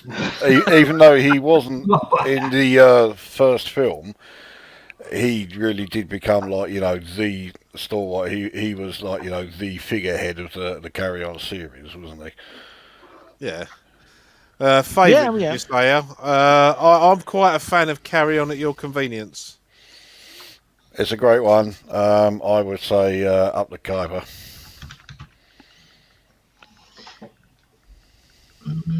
Carry On Cabby. That's an early one, isn't it? Black and white one. Early one there. Yeah. I don't know. I think there's lots of them. Carry On Camping. They're all classics because you can. Yeah, Camping is a great one. Yeah. Well, Alkeeper is in Carry On Behind, isn't it? And then you've got, Carry On Henry and. Yeah, Henry's another of my faves. Peter Butterworth makes me laugh and Carry On Cabin. That'll be £1, please. A pound. That'll be £1, please. Mr. Fiddler or whatever his name. Yeah, that's it, Mr. Fiddler. That'll be £1, please. I bet a picture that sums up the 70s you'll never see. Is that the one? Oh, yeah. Sid James on a chopper. Yeah, exactly. Again, Bless This House was a thing of its time, but I as a kid, I liked it. But if you watch it now, it's sometimes really hard to watch. ITV couldn't do sitcoms. No, I didn't mind Bless This House. I mean, I've got it on DVD. I watch it purely for Sid James and just the knots he ties himself up in with trying to scam everything out, when he's trying to hide things from his wife, like he's bought her a present and he's trying to hide it and it ends up looking like he's having an affair with his secretary and stuff like that. It's just that sort of cringy comedy tied in knots. Sid James is brilliant at because he's got such a craggy face. The expressions that man could pull on his face was superb. But I mean, in some ways, I'd disagree with Lacosa, but I'd also agree. He's quite right. ITV didn't make very good sitcoms, but they were always in the charts. They had millions and millions have watched them. I liked Man About the House. I liked George and Mildred. I didn't like Love Thy Neighbour. I didn't like On the Buses even that much. But they were On the Buses but they were a thing of their time, and they were watched in their millions. And they made 3 films out of On the Buses. You got to turn around and say there's got to be something out of that. Well, yeah, I mean, you look at films from the 70s. I mean, you look at the very, very soft, nudie films like The Confessions. Confessions Window Cleaner. Robin Ackwith. That's like Carry On for a slightly older audience. But the series of that, I mean, blimey, even Linda Bellingham gets her tits out in one of them. Yeah, she does. Yeah, actually, I think she did in a few films. Wasn't it? Carry On Driving Instructor. That Confessions of a Driving Instructor. Confessions of a Driving Instructor. Yeah, Robin Asquith popped one of her out, and she goes, "Oh, how rude!" What was the name of that sitcom with Hattie Jakes? What was that again? Sykes. Sykes. Yeah. Sykes, that's right. With the trumpets. I didn't like what she did to her husband, to be quite honest. Hattie Jakes. I was very upset how she treated him. To be honest. Aye, that's right. Yeah, did you watch the documentary all about? Well, I knew about it anyway because I read a book. You know, there was a very well-known carry-on book that basically explained what was going on set, and it pointed out that she would have young men in her trailer an awful lot. So I knew about it, but yes, I did see the BBC One. I think it was on BBC One, if I remember rightly. That particular documentary. Yeah. I don't like some of them. I didn't like the Tommy Cooper one. I thought that one was badly handled. Oh, Tommy Cooper. If there was ever someone that could come out on the stage without the lights on, just go, and the audience just lost it. Yeah, but the two-part drama series of that, I didn't like one bit. I don't know whether it was because it was destroying something that I'd seen before, you know, that was a bit close.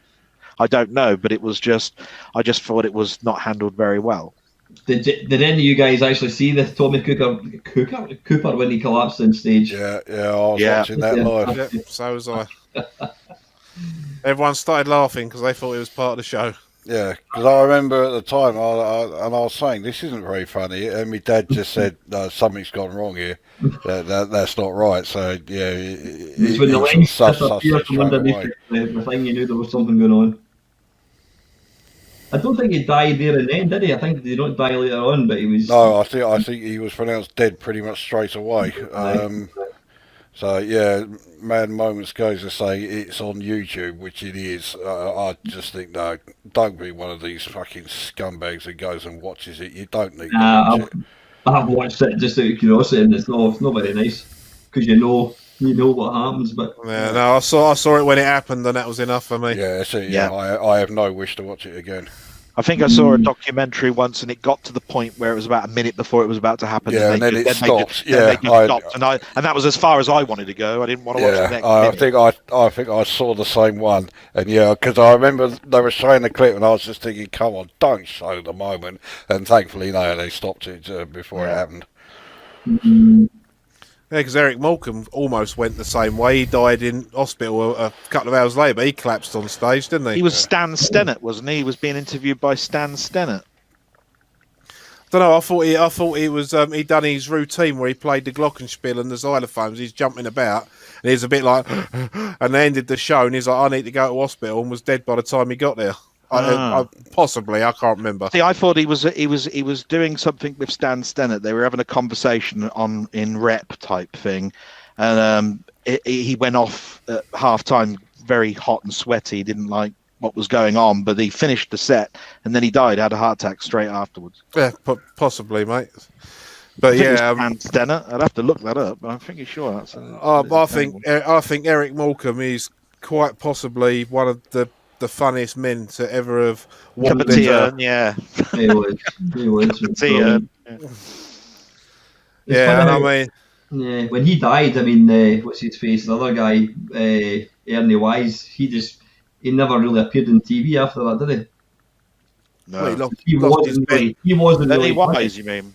Wise. Yeah, he lost his best friend and his partner. You know, you know, if you're a straight man, trying to find another comedian like Eric Morecambe is it's a task that's impossible. Because it must be the same for Tommy Cannon, to be quite honest. At the moment, you know, Bobby Ball and the difference is that Ernie Wise could be funny. Tommy Cannon. I'm glad you said that. I wasn't a fan of theirs, but same little and large. But one of my mates was on a cruise a couple of years ago, and Sid Little was the cabaret, and he said he walked out after 5 minutes. He says it was actually cringeworthy how unfunny that guy was. Yeah, I can imagine. Yeah. I'll tell you what, I never used to like Little and Large, but I remember it was on the telly in my parents' house when I was a kid one day, and it was about the same time that Boys from the Black stuff was on, and they were doing this sketch where Eddie Large was dressed up as E.T., and he was holding his hand out like that, and Sid Little went, and so what does E.T. say then? And he turned around to the camera and went, "Giss a job, I can do it, giss a job." And I was absolutely crying, but that's the only funny thing I've ever seen him do. Yeah. I think the 80s were big for, like, you had all these, then you had Hale and Pace, all this shit. Yeah. All these double And acts. by the way, it was Stan Stennett. He was actually being interviewed by Stan Stennett. Oh, right. It was at the Tewkesbury Theatre. Just Yeah, checked it. I didn't mind Hale and Pace when they first started, but they were one of them acts that got less and less risque as they went on, and they overused the management. You know, Ron and Ron. They which totally was never funny. Yeah. It wasn't that funny, and they used it in adverts and appearing on other people's shows. It's like Russ Abbott. Russ Abbott was a really funny entertainer, but he was on telly so much that he got sick of the sight of him. Not as sick as you get at the sight of Ant and Dec, but fairly sick of him. Fuck you, yeah.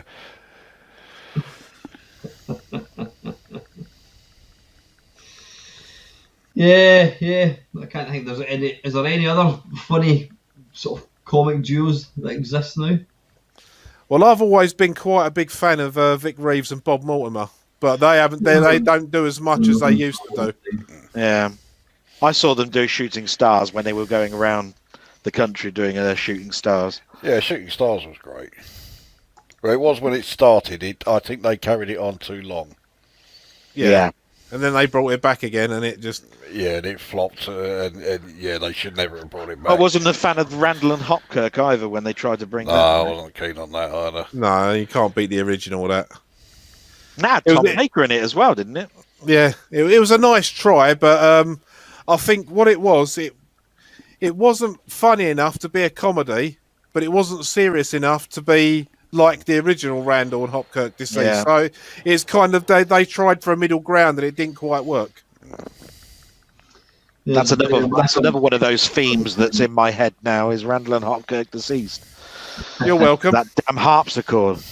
I can really piss you off if I say what about the Bubble Bobble music, Del? Think about that instead. Yeah, You're welcome. Yeah, cheers for that. Yeah, as long as it's not Hunchback and bloody Teddy Bear's Picnic shit. Well, it will be now. Now you thought of it. So apparently Sid James collapsed on stage at the Empire in Sunderland, the house there. Yeah, that's right. Yeah, he died on stage. Bloody hell! Quite a young man as well, eh? Yeah, he looked a lot older than he was, didn't he, Sid James? He played heavy in a lot of. He was sort of like the bad guy, if you see what I mean. His career is sort of like a bit like Leslie Nielsen's in a way. He got into comedy, but he was actually more the bad guy in early black and white films. And he was comedy. In Hitchcock's version of 39 Steps. He was in that. And I just got. I mean, he's not in it, but what did I get the other day? I don't know if I've got it around. I bought the Lady Killers box set. Now, the Lady Killers is an Ealing comedy but that had Frankie Howard in it. But it's just that to tell you what, that's an incredibly good box set.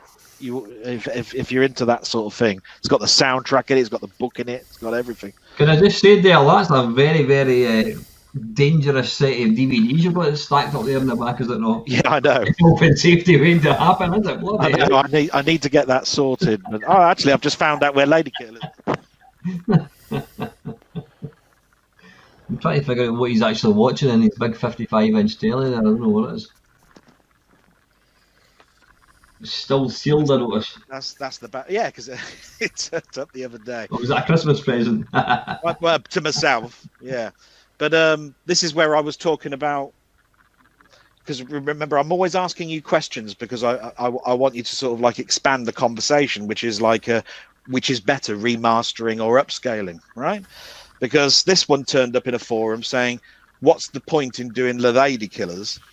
It's such an old film, it's not worth doing. And that starts a conversation off, right? So, but the thing with remastering is they take the negative and they take away all of the artifacts, but they don't take away the film grain. You're going to have to expect that there is film grain when you're putting something even at 4K, but people think that it's going to be totally smooth. It's going to look absolutely like it was a digital film. Well, you're not going to get that. So I that's where the argument comes in. Which is better? Is it best to upscale or is it best to remaster? And I always think, well, you know what? If it was one of my best films that I want it remastered every time. If it's a film that I don't really care about, upscale it. I don't give a shit. It depends. It depends how they do it. I've got the original Star Trek series that was remastered and upscaled. So what they did was they got the original negatives, filmed them into, I think it must have just been HD at the time for Blu-ray. They did, and then they remastered it. And they replaced a lot of the effects shot by shot digitally. Yeah. They look the same, but they're crisper. So like when the Enterprise is orbiting a planet, after warp engines don't disappear like I do if I lean forward or put my arms up like that. It don't disappear. Yeah. Like that. And I thought that was really well done because it was unobtrusive. The reason the motion picture though is not on. The extended version of the motion picture is not in that particular format is because when they brought that out as a special anniversary in a Rob Wise type production, the special effects were done in standard definition. They'd have to go back and do all of the special effects because even if a film is recorded in 4K or 8K cameras, they'll compress it down to 2K for archiving reasons. So you have to go to forums these days to say, is this a proper 4K film or not? Because it's probably 2K upscaled. You see what I mean? Because they're not going to store 4K. It would take up too much space. So they basically knock everything down to 2K these days, which is perfectly fine for Blu-ray. But now you're moving into the 4K format. That isn't acceptable anymore. So now they've got to try and do it all again, which is why I'm heavily into sort of getting the Hitchcock films because they're being remastered at the moment, as well as, a lot of the films like the David Lean films. I'd love to have the Lawrence of Arabia. It's in a big box set at the moment. It costs about £200. Can't afford that at the moment. But, that's the sort of films that I want because those are the films that I loved as a kid. I loved Lawrence of Arabia and Bridge on the River Kwai and all of those. I'm a bit of an old fuddy-duddy like that. Well, nothing wrong with older films, mate. So are we, as you'll find out. Yeah. But I look forward to your special you're doing then. There's at least 2 films from the 30s, isn't there? I think there was even. Yeah, does it go to 3? I can't remember. Nothing recent anyway. Listen, guys, I'm just conscious of the time. It's 24 minutes past 2. I'm going to head to bed, I think. We kind of planned 4 hours. Lacosa said we're going to stick around for 2 hours. Yeah, right. Somebody's put, if there's a stream with Del on, my other half now asks where he's got what he's got on his telly. But I want to know what's the Sunday stream about then, Alan. I haven't a clue. I've not even thought about it. I have no idea. I might just go for another potpourri one, I think, yeah. And don't forget you've got to book DPD or whatever it is in the new year. Oh, yeah, and get that. Yeah, fantastic. Thank you very much. Just I got a message from Tony Temple, who did the Missile Commander book. If you put in MAME 10, you get 10% off. Oh, nice. So there we go. What I'll do is I'll put that underneath the little description of the video. So, listen, thank you very much to everybody that's tuned in tonight. I mean, we've still got 18 people watching. I think they might have gone to sleep. Kept the telly on. I just forgot to turn the thing off. And lastly, thanks to all my chums for joining me tonight. It's been good. You're welcome, mate. Yeah, looking forward to making lots more videos in the future. So, listen, guys, a very, very happy year to everybody. And here's hoping that this year is better than last year. It can't get any worse, but we'll see what happens. Yeah. See you later. Take care. See you later.